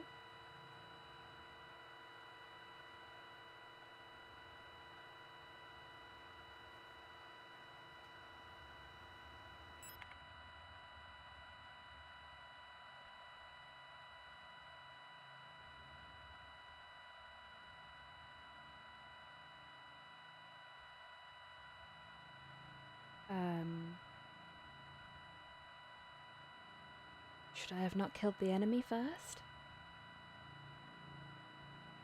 Guess I see nothing.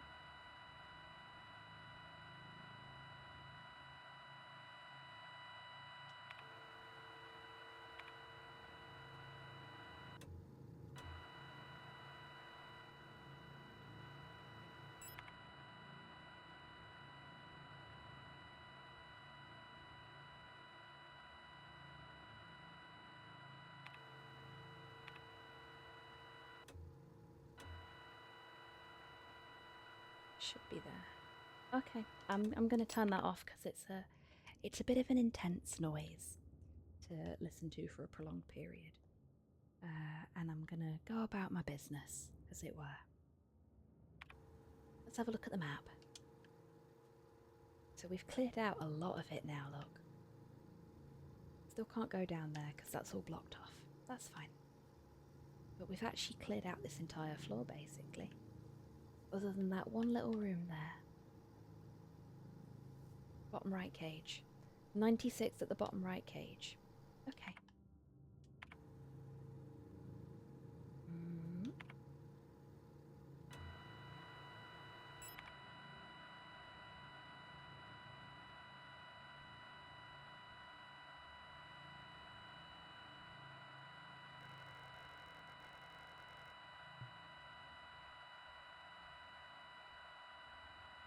Nope. Nothing doing. Unless... no data feed.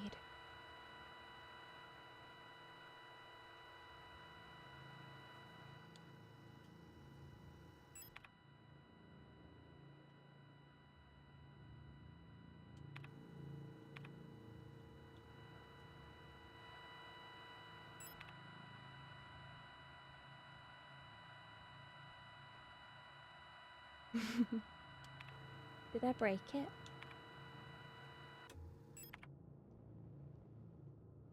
So what's supposed to happen, Dee?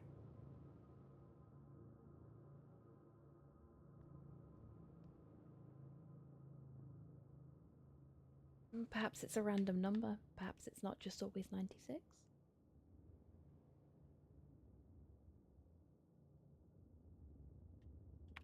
Because there are a fair few things, if I'm not mistaken, in this. That's for people to find out by themselves. Oh, what if you can't find out by yourself? It's hard-coded. Okay. That's very strange. Well, not for me, I guess. I'll try it in my off-stream playthrough and see if I get the result that's supposed to happen there. Never mind, eh? Okay, so we've got the frequencies now. We've got the radio. Now... Oh wow, I'm sorry, Dee. Okay. So we need to go to that wall safe, which is actually just through here.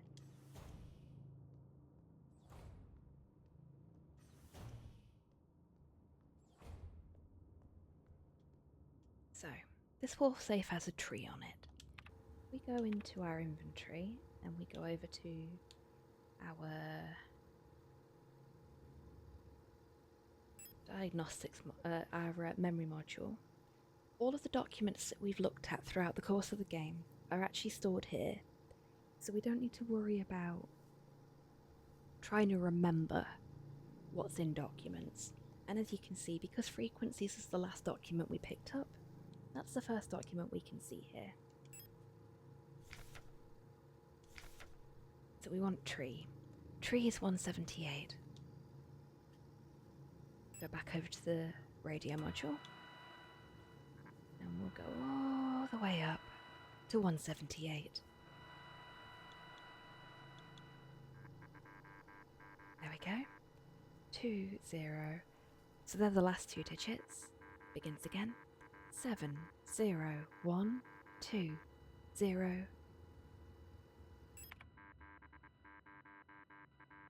Oh, I should have turned that off first. Drive me mad. 7. Oh no, there we go. 70120. Enter. Turn the handle. And we've got our next key card.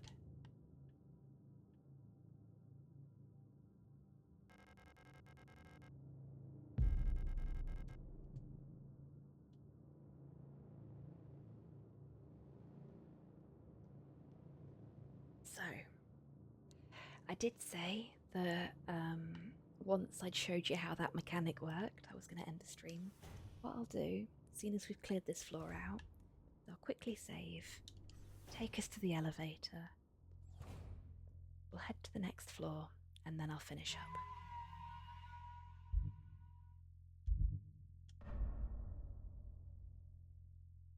It's a good thing all these cards have our face on. Ah, it's not technically our face, if I'm understanding correctly. We just all have the same face.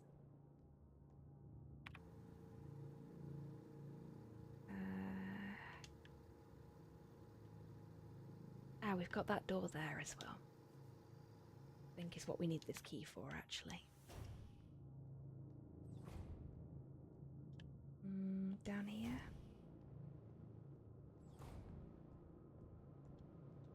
See what I mean about my memory for directions? Absolutely terrible. I get lost so easily.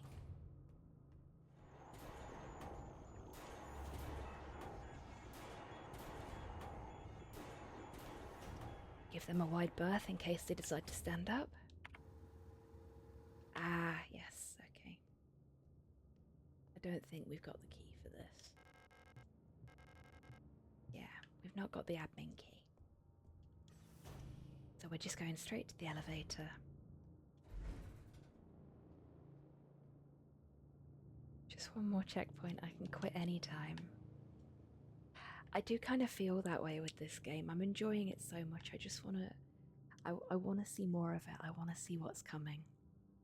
Um, it really is a very addicting game in that regard. If I could just sit up all night playing it, I would. I'd sit up all night streaming it if I could, but I've got another stream to do in nearly 10 hours. A little over 10 hours, sorry.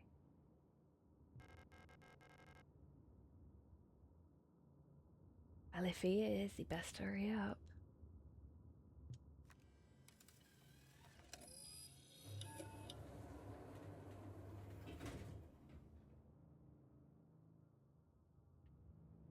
Are you going to make me run back into the isolation room, Dee? Because I'm not going to be able to. I press a button. Almost there. Bloody speedrunners, eh? Scrapping the radio. So I've been streaming this for nearly 4 hours, folks. And DMAC, knowing the speedrun route for this game, has in under 5 minutes got to almost to the point that I'm at now. That is pretty impressive. Actually, can I, now that I've put the card in? I don't think I can leave, can I?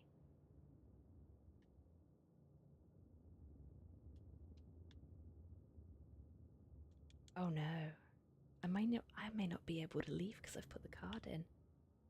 It's certainly not letting me back out. Or do I have to press the open doors button first? Let's try that. Yeah, okay. It just spits the card back out. I didn't know if that would work or not. Yeah, we'll take the...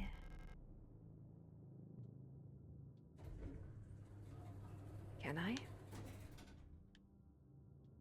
I suppose if it's only going to lock me out if I go to the next one. There's also a missable dialogue on one. Which room is the missable dialogue in, D? Because I may have already had it on both playthroughs. I'm quite thorough, you know. Unless it's a radio thing, in which case obviously I wouldn't have had it because I wouldn't have thought to go back to one.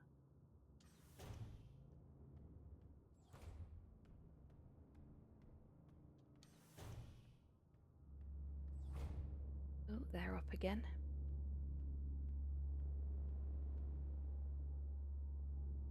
Oh, is there? Okay. I thought you started on one. I must be wrong.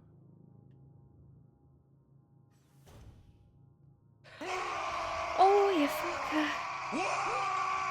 Well, that made me jump. Hello, Alzasto. Welcome on in to you and your wonderful community. How was your stream? I'm sure the loops were spicy as always. Cheese Ghosty, thank you very much for the follow. Welcome on in. Gas, hello. We're playing a bit of Signalis this evening. I was supposed to be starting a tour of Silent Hill with DMAC as my co-host, but he's not been very well, and I told him he had to get rest instead of streaming with me. But also I went out to Edinburgh with my partner today. My partner was knackered when he got home and has gone to bed, so I'm speaking very softly and very quietly this evening so I don't wake him up.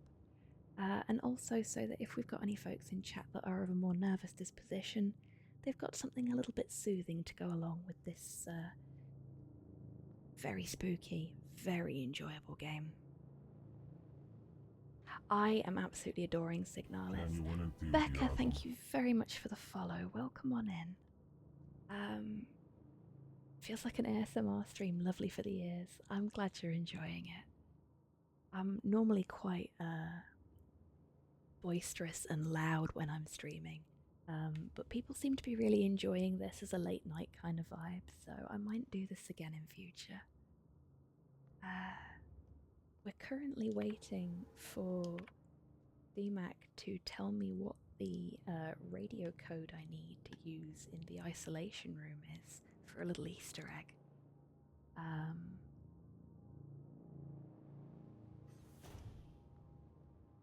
I was actually going to finish up shortly before you raided as well, but we'll go for a little bit longer so that your lovely community can get a bit of a taste of what Signalis is like before I finish up for the evening. How's it coming, Dee? We got a number yet? Also, whilst we're waiting, there is a channel point redemption for one for your Sen. The theme of this channel is very much a cyberpunk bar, so this little channel point redemption is for me to have a little tipple. And tonight's tipple is a themed cocktail that I came up with just before the stream. I'm running as fast as I can. I believe you, mate. I believe you. It's a little themed cocktail that I came up with just before the stream as a little homage to the game itself. It is a combination of strawberry lemonade and blue curacao with a little bit of vodka in there. I'm not allowed to drink too much because I'm on some quite serious medication, but a little bit every now and then is not so bad. And when this combination is poured in a certain way, because there is a difference in density between the strawberry lemonade and the blue curacao, you get a red layer and a blue layer in the drink, which when stirred together, when combined, like you would, for example, with 2 healing items in Signalis, gives you a wonderfully delicious concoction. So I call this Healing Drink Plus. Thank you, Cole, for the one for me, Sen. Cheers.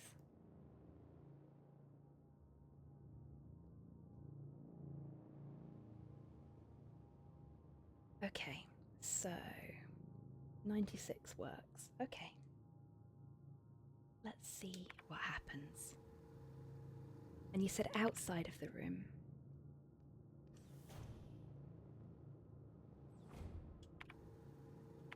Okay, so we'll go to our radio. We'll set it to 96. This isn't something that we have to do. This is for a little Easter egg. And I'm really intrigued because there's all sorts of fun things in this game.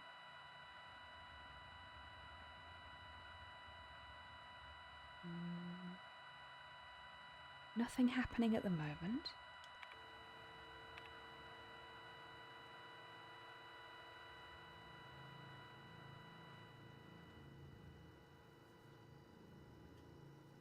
Go left. Other left. Oh, you meant on the radio.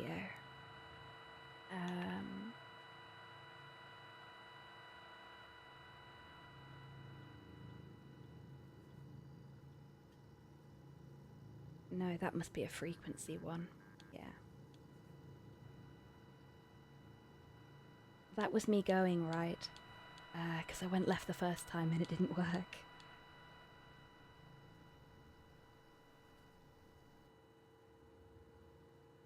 That's another code.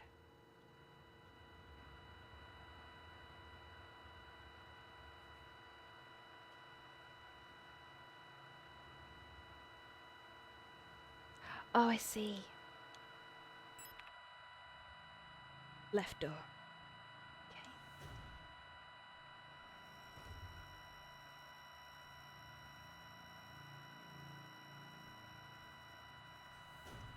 Or...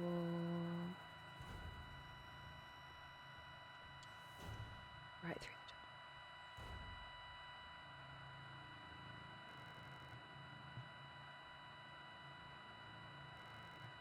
the door. No. Nothing doing. It's not working, Dee.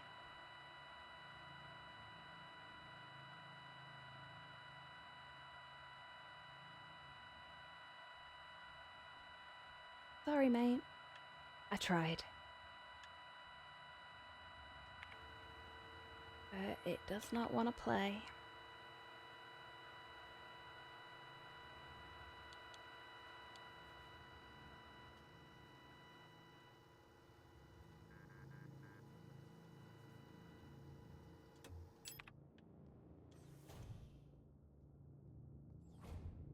No jingle, no nothing.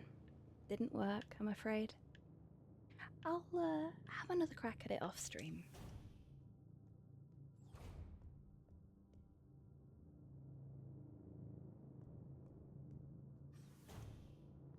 For the sake of your sanity, go through this door. Turn the radio on.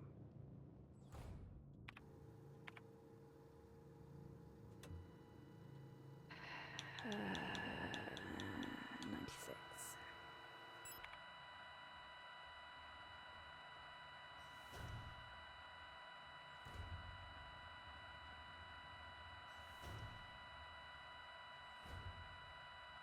No. It's not doing anything. See? There's nothing there. Just angry, angry static.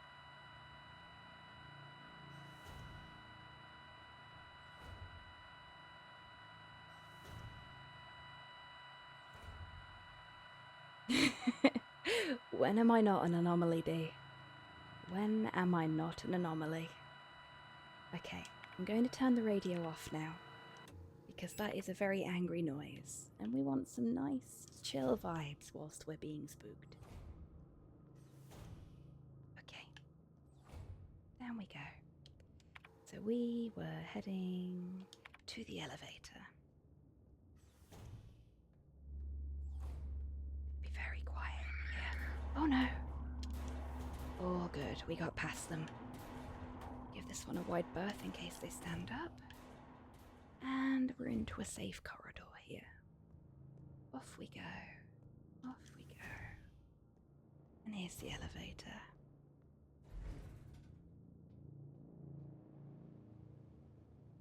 Please create a safe perimeter around the town. While their braking effect has not been witnessed outside of video games, it appears to be growing stronger.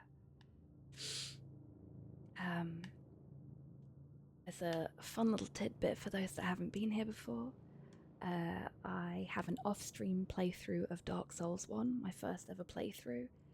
I have managed to defeat 2 of the Black Knights by making them glitch into nothing. So I've always been an SCP call. So my character's name is Tanabeth of Glitch.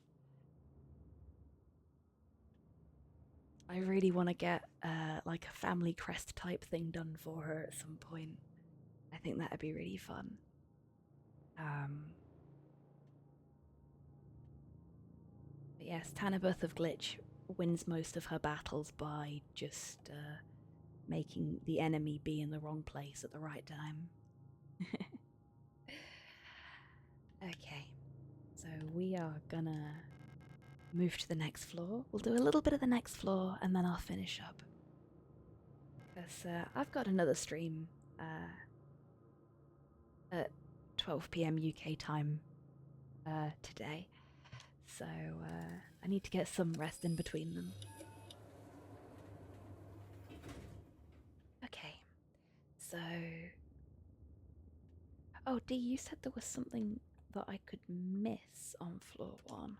Let's go see what's on floor 1 before we...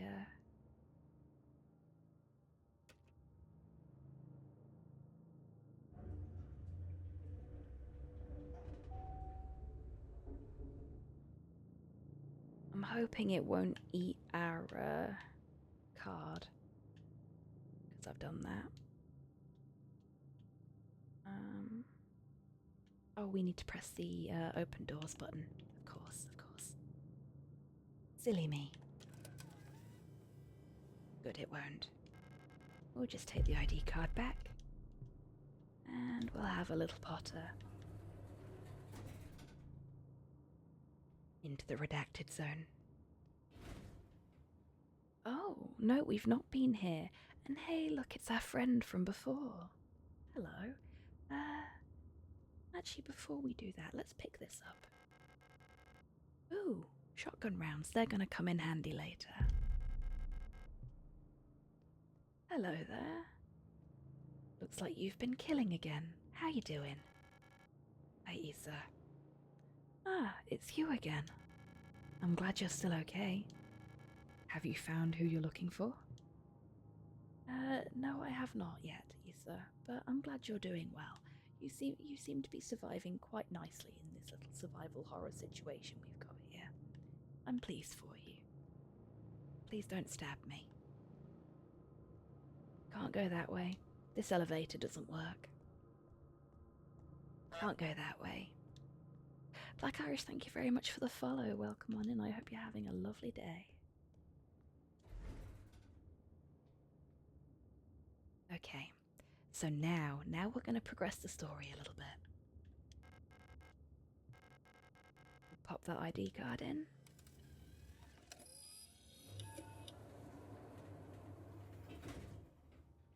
I am so glad you're enjoying it. I really am.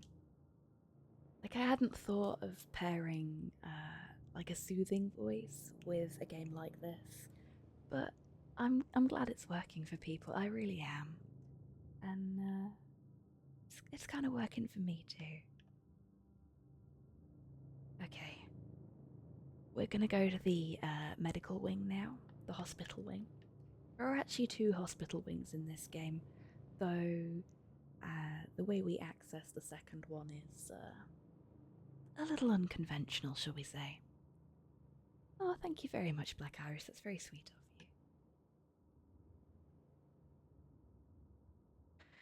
you. Okay, here we go.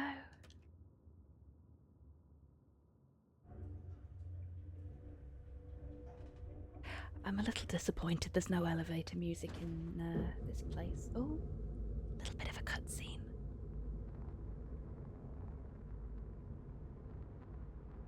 Just a little bit. Oh dear, we've had a power cut.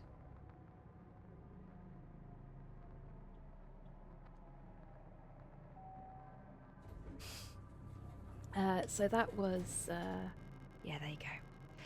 Looks like the power outage has caused the elevator to confiscate the security card. I'll have to find another protector ID if I want to use the elevator again. Oh no, the elevator Windows is updating, and now it's on Windows 11 and we're all doomed. Nothing's gonna work properly.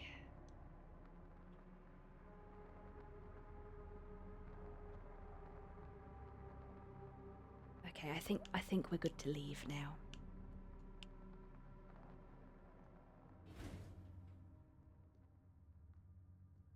This is the least sterile and most unsettling hospital I've ever seen. Got a little reception window here. Nobody on it.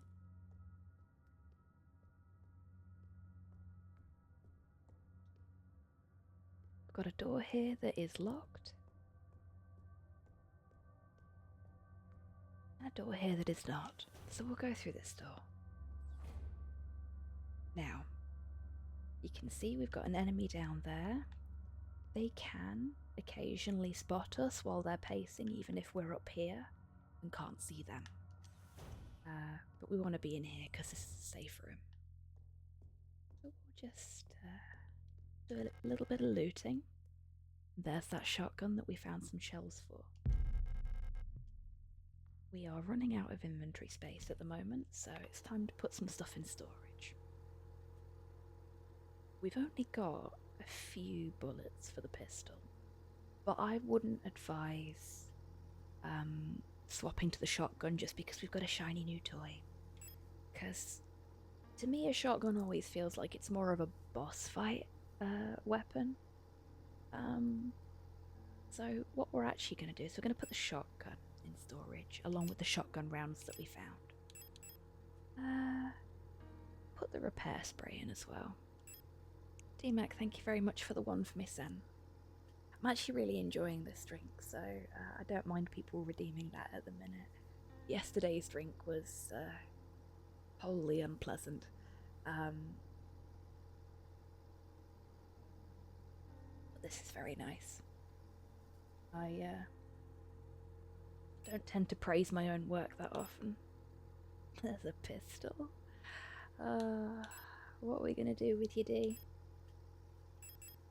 I'm guessing the speedrunning technique for this is to not use the weapons at all unless you're in a boss fight, and to just dodge the basic enemies as much as possible and heal up when you fail to do so. We'll take the extra pistol ammo and we'll reload. Now, D, I'm not asking you to confirm or deny this, but in case you're wondering, but I only have 87 of them. I know, right? I'm deliberately keeping the photograph in my inventory. Healing is slow, you dodge or you die. Fair play. I'm keeping the photograph in my inventory because I've got this sneaking suspicion that not removing it from your inventory for the entire game will net you an achievement. So I'm just leaving it there in the hopes that I'm right. But please don't tell me if I am or not. Let me have that disappointment or success by myself. Okay. There's a photograph. Bloody speedrunners. Don't ever change, mate. Don't ever change.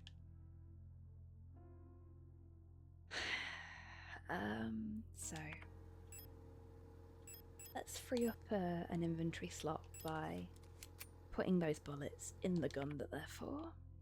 And then we'll pop over here and do a quick save. Lovely. Now, take a quick look at the map. So we've got 4 doors down there to investigate. And 1 door here to investigate. The elevator is a bit iffy at the minute. We need a new ID card so we can actually use it. So, it seems a bit silly. Now, I have done this bit before for those that weren't here when I explained that earlier. But it seems a bit silly to have a safe room with sort of sandwiched between 2 dangerous rooms. So let's find out what's up here. This is a nominally less safe room, but there's no enemies here. Insert blank card to begin print. So we need to find a blank card so that we can print something onto it. Is that going to be our access to the elevator or something else? You'll just have to wait and see, won't you?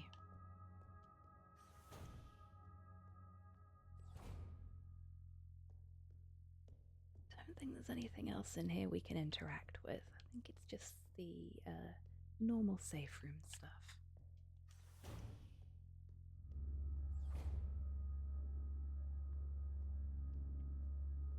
Just gonna sneak over here nice and quiet. There we go. This door is locked. And this door is not. And this one is not. And this one is blocked. So, following my usual rule, we always go left first. So we'll take the leftmost door and see what's in here. It's a puzzle, everyone. I don't know how it was that it just occurred to me to do what I did in my off-stream playthrough of this, because I figured out exactly what I needed to do straight away. I was just like, oh, okay, yeah, that's fine. So we've got a bunch of different items in the X-ray machine, and we've got 2 image modes, X-ray mode and non-X-ray mode. X-ray mode is a little bit bright, but it's important for us. So let's see what else we've got. We've got a gun, an arm with nothing else attached to it, a skull, something with something that looks suspiciously like a card key in it, and whatever this is. Looks like some sort of clasp or something like that. But this is very clearly what we need here. Arm, in case you need a hand. Bravo, Carl. Bravo.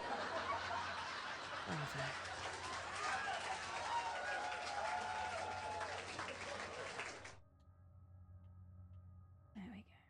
So if we turn this round, You can see a very clear pattern there. Ah, that's interesting. Or is that just me? No, there we go. That's better. I just turned it a different way this time. I thought for a second there that the pattern changes between playthroughs, but it doesn't. So, we're going to need to remember that pattern for later. This isn't the document, so it's not saved. Oh, for goodness sake. Try that again. I'm not talking to you, lady. Smart speakers are great for listening to music and occasionally for changing the mood lighting during a stream. But other than that, they're a nuisance.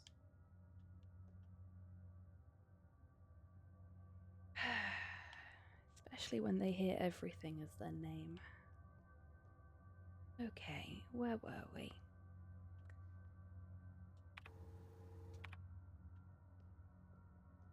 The door on the left is locked, so we're gonna come in here. Oh yes, it's this room. I remember this room.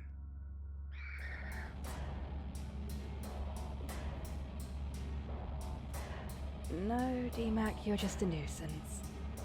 I wouldn't have you any other way.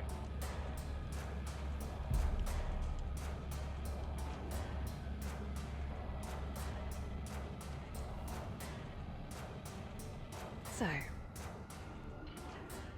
there is another door in there. I already know that it's locked. But did folks notice that one came up out of the floorboards there? They're in the vents, everybody.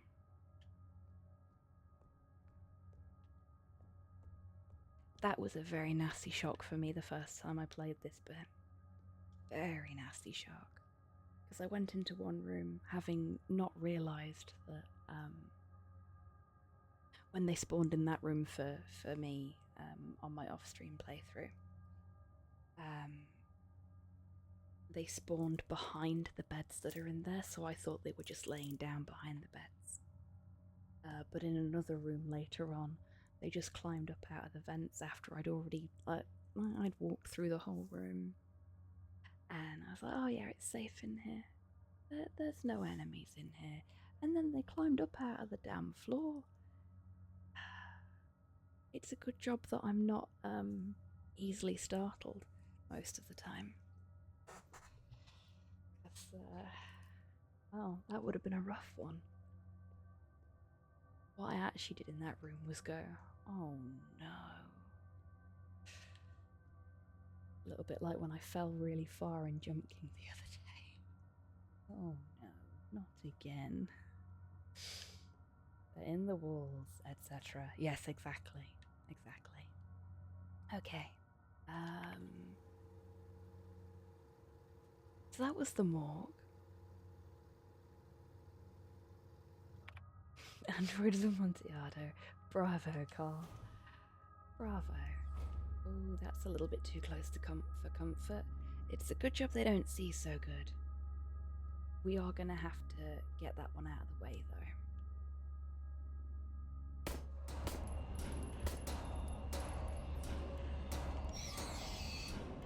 Guess we need to be down here. Got 3 more doors here. That one's open. That one is also open. Jump King Yeetus. Jump King yoinketh away. Indeed. Rust, indeed. I'm not feeling bitter about it, to be honest with you. We made some really good progress in Jump King. And we can do it again. I have every faith that I'll be able to do it again. It'll take me a little time, it'll take me a little practice. But I'll get there. I get knocked down, but I get up again. And that's the important thing. So this is a new layer to the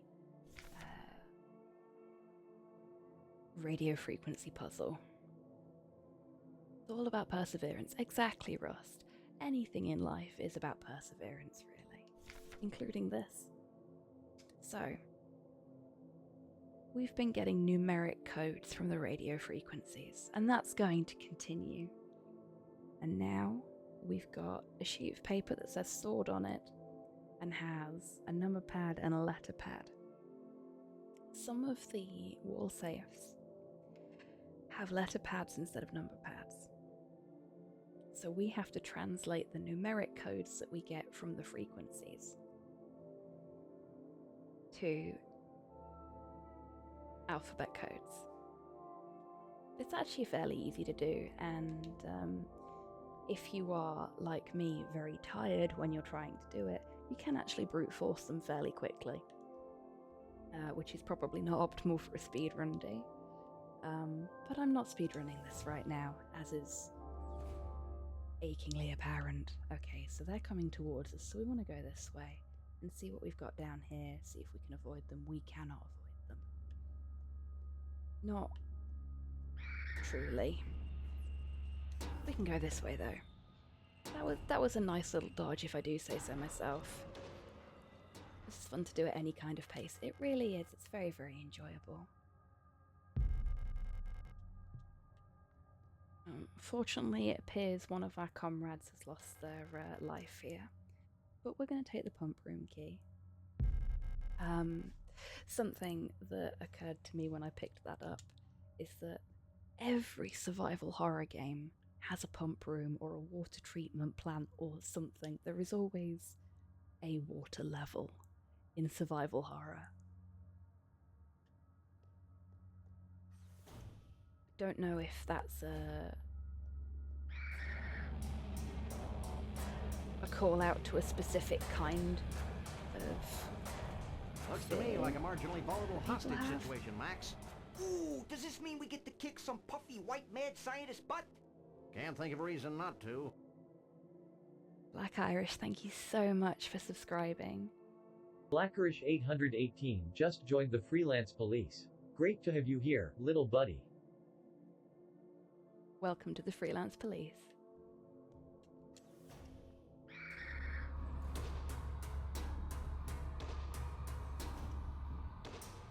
That was an unintentional weave there, but it worked in our favour. Oh, I carried this thing around for so long and didn't need it. Oh, it wasn't disruptive at all. It was not disruptive at all.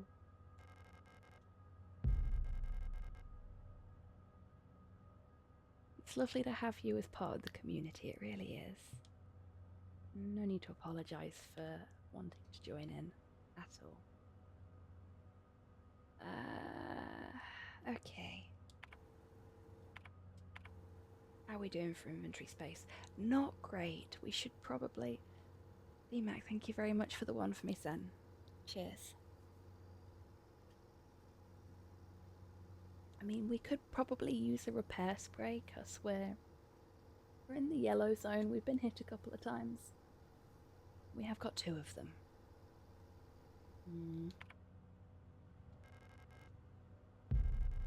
Not yet. We're not going to use it yet.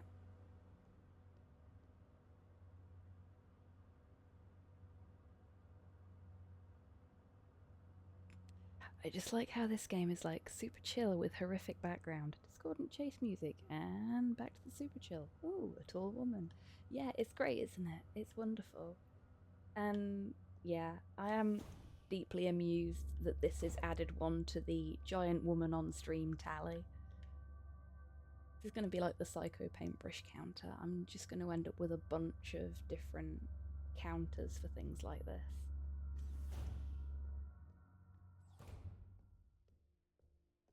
Okay, so we'll go this way. We all love an 8-foot tall robo mummy. Evidently. Evidently. We've not been this way yet. And we've got a not so friendly person over there, so we'll go this way. A document down here. Giant woman is just a great concept for any game, really. It seems so. It seems to be a very popular concept. I hadn't realised how popular the giant woman...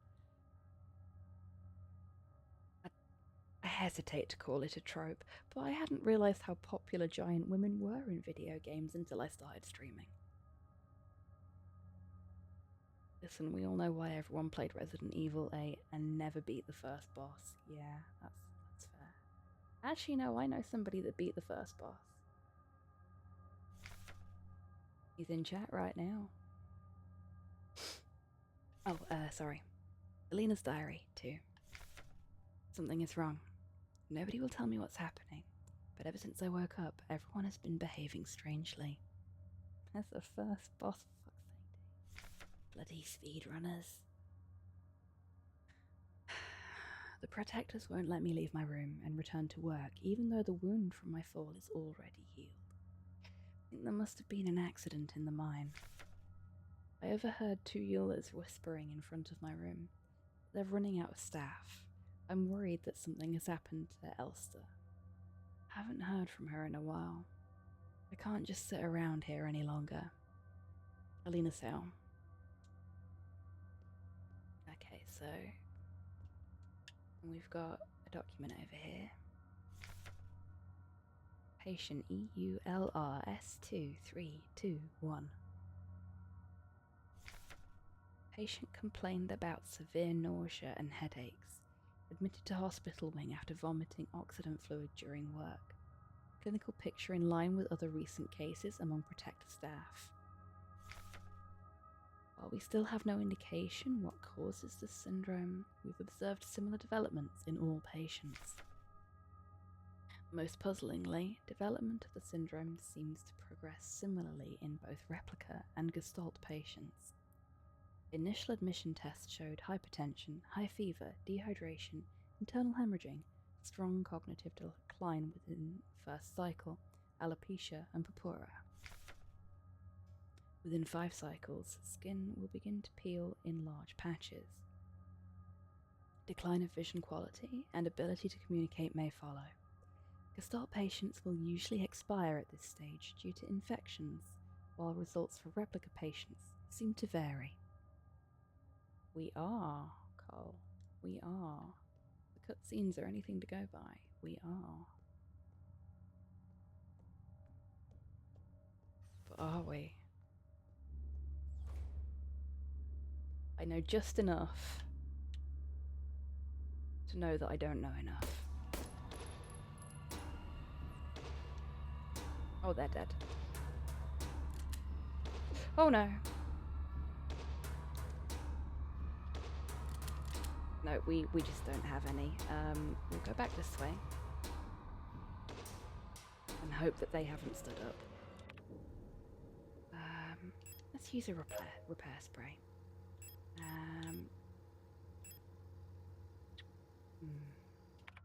Okay. We're gonna go back up to the safe room and see what we've got in stock.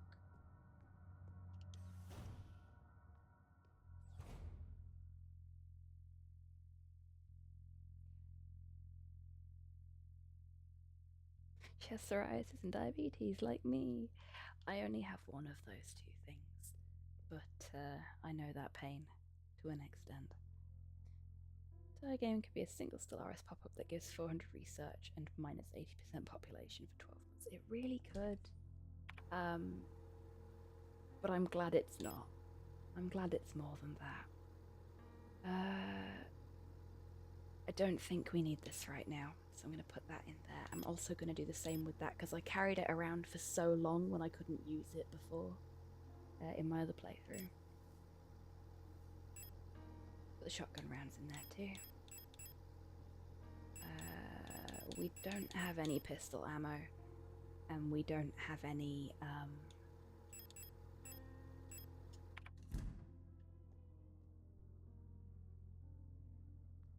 I've forgotten what they're called, the shocky sticks anymore. So what we're gonna do is we're just gonna hope.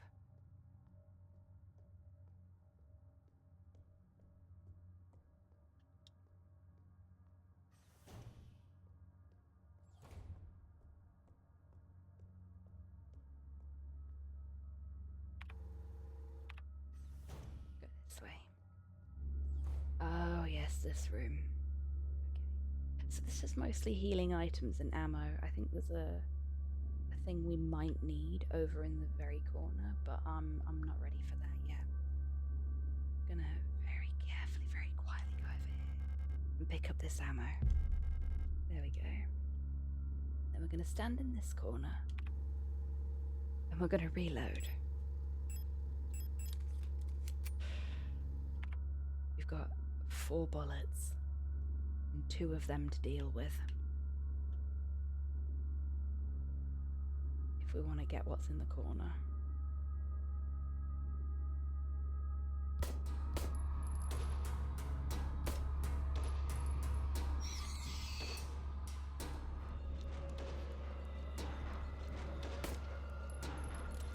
Shit. That didn't work. That's fine. Oh, it's a repair patch. Which we're gonna have to use, because that was awkward.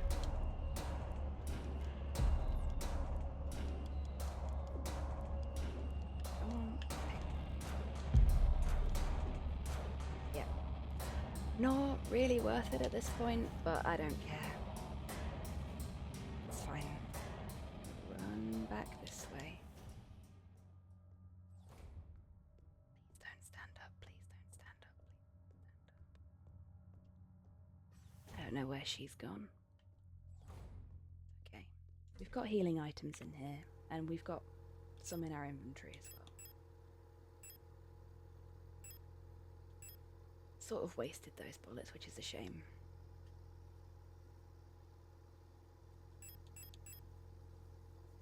Only if I don't have one equipped. Okay, thank you, Dee. I didn't know that.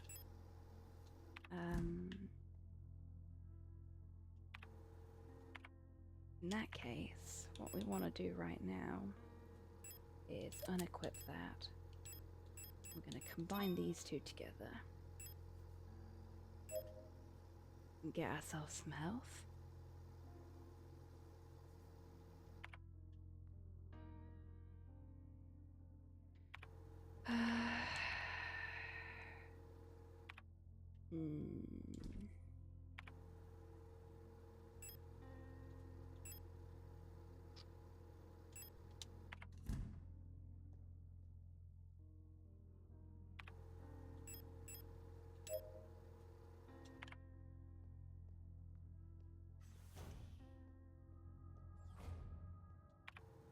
Okay, let's see what rooms we've got left to explore. Most of the south corridor there.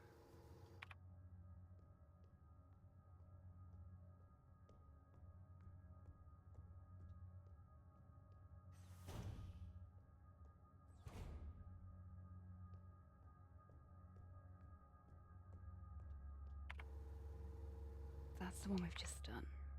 We need to do this one. This one's safe for now.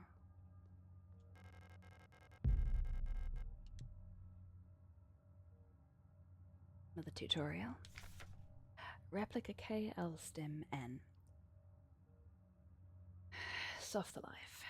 2.0 mil. Package insert. Package leaflet. Information for the user. Replica circulatory stimulant. Liquid injection in auto injector. Active component. Replica. I really struggle with the German words. Kreislauf stimulants. N. 99.9%. Warning. Extremely potent. For replica use only. What is Replica KL Stim N instant help and when to take it?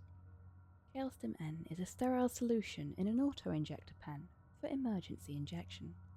KL Stim N instantly acts on the replica circulatory system, restoring system health. KL Stim N is intended to be used to avoid critical system failure in replica frames, Generation 3 and up. How to use Replica KL Stim N. The KL Stim N auto-injector can be used directly from the inventory screen. You can also equip the auto-injector in the inventory screen. To the tool slot to use it on the move. To use the auto-injector on the move, Hold left bumper for the entire duration of the injection. When equipped, the tool slot, the auto-injector will activate automatically. When the replica system would otherwise fail, preventing system failure and instantly restoring the system partially. Always seek medical attention after averted system failure. The I in German is pronounced like I. Okay, thank you.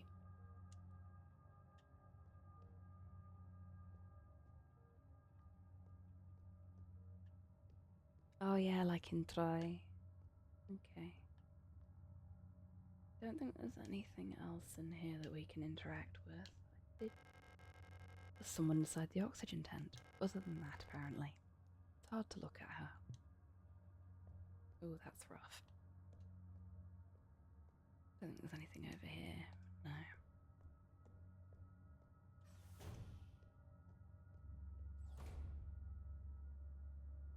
Whereas IE is pronounced like E. Ah, thank you very much, Rust.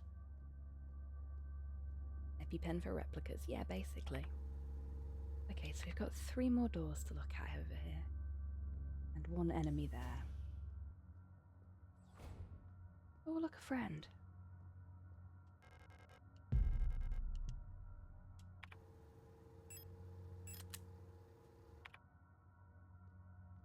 We're just going to completely ignore them for a moment and just look at everything else. This is the same memorandum that we saw earlier about the wall safe codes, so we're just going to ignore it. We'll talk to the Euler. Everyone's turned weird. I'm the only one left, I think. Will I get sick like the others too? Let's hope not.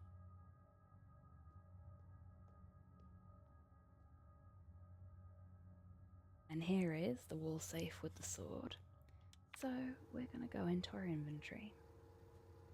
We're going to go up. We're going to go to frequencies. Sword is 236. Oops.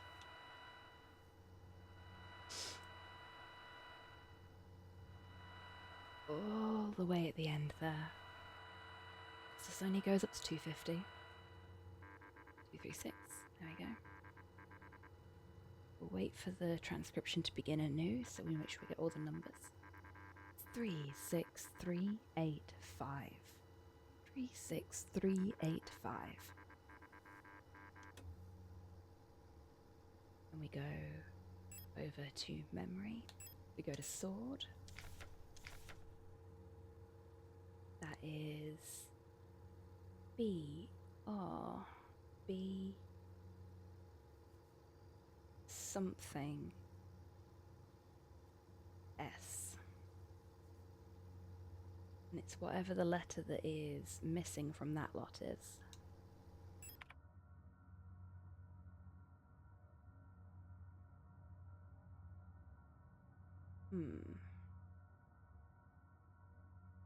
BRB something S.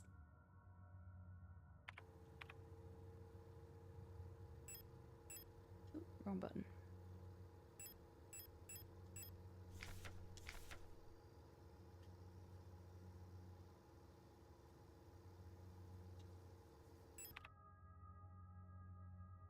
The N? No, I think I saw an N. It might be F. BRB. Let's try it. FS. Hey. My memory didn't fail me for once. And Cole got it as well. Nice one, Cole. Well done. So in here we've got another card key. The incinerator room. This is the room that's locked at the back of the morgue.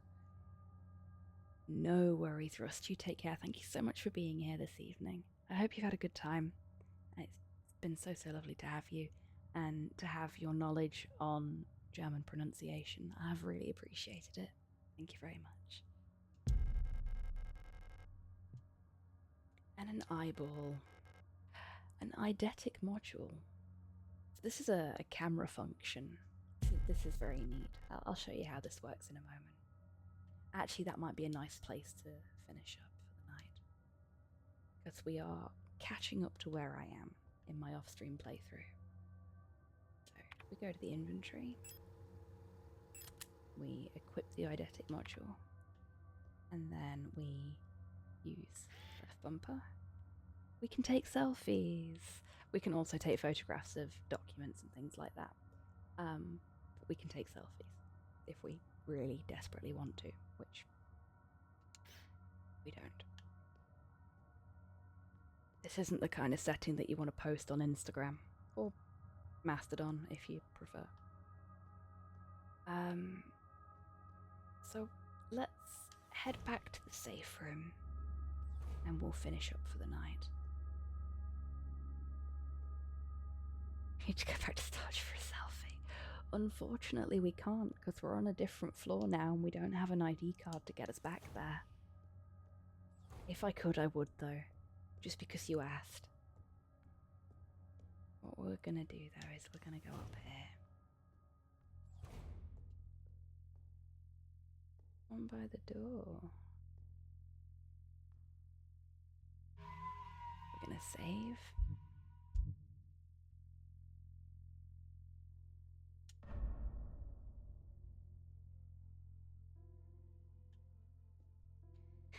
And that'll be it for the evening. Oh, I need a stretch. It's been a while since I've actually properly moved about. Well, thank you very much, everybody. I hope you've had a nice time here. Thank you again for the amazing follows, the raids, the subscriptions, the donations, everything. It's been quite a surprising stream, and I really do appreciate every single one of you who has been here tonight. It's Goodbye.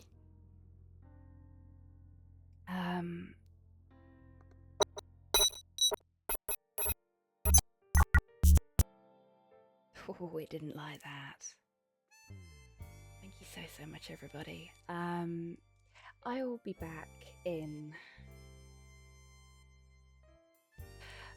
9.5 hours, starting a playthrough of Broken Sword. It's a late 90s, early 2000s point-and-click adventure game, and I'll be playing through the entire Broken Sword series on stream. Hopefully I'll see some or all of you there. Obviously some of you are going to need a nap. But yeah, hopefully we'll get to see each other again. Now, let's see if I can find somewhere to send you off to. Bye. You are most welcome. The stream doesn't want to quit, I know. Let's see who we've got. If my stream deck doesn't crash, that is. Everything's just a little bit... it's 24 degrees in here right now, that's why everything's feeling a little stroppy. I love Broken Sword, me too, Ivan. I've not played them since I was young, so I'm very excited to go back to them. Oh, who've we got? Oh, I completely forgot. Okay, I know exactly who we're raiding. So, every year at this sort of time, a group of people, state/Canada side, get together to raise money for Child's Play. Some of you already know what I'm talking about, but for those that don't, we're going to be raiding Desert Bus for Hope. Wonderful, wonderful charity event that spans over many, many days. They do all sorts of fun things on top of playing Penn and Tellers. Can't remember the name of the actual game. Smoke and Mirrors, I believe it is, where you drive a bus across the desert. It's a very dull game, but they make it so much fun. So let's go raid them and let's show some support for Child's Play. and for the wonderful work that they do. Because so much goes into those streams as well, folks. It's fascinating and awe-inspiring. Thank you again, everybody, for being here tonight. I have had an absolute blast. I'm really glad you've all enjoyed the ASMR voice. I'm sure it'll make a return.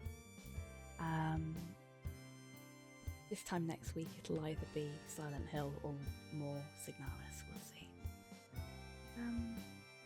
So, until I see you all next, I want you to take care of yourselves, take care of each other, have a great rest of your weekend, everybody, however you're spending it.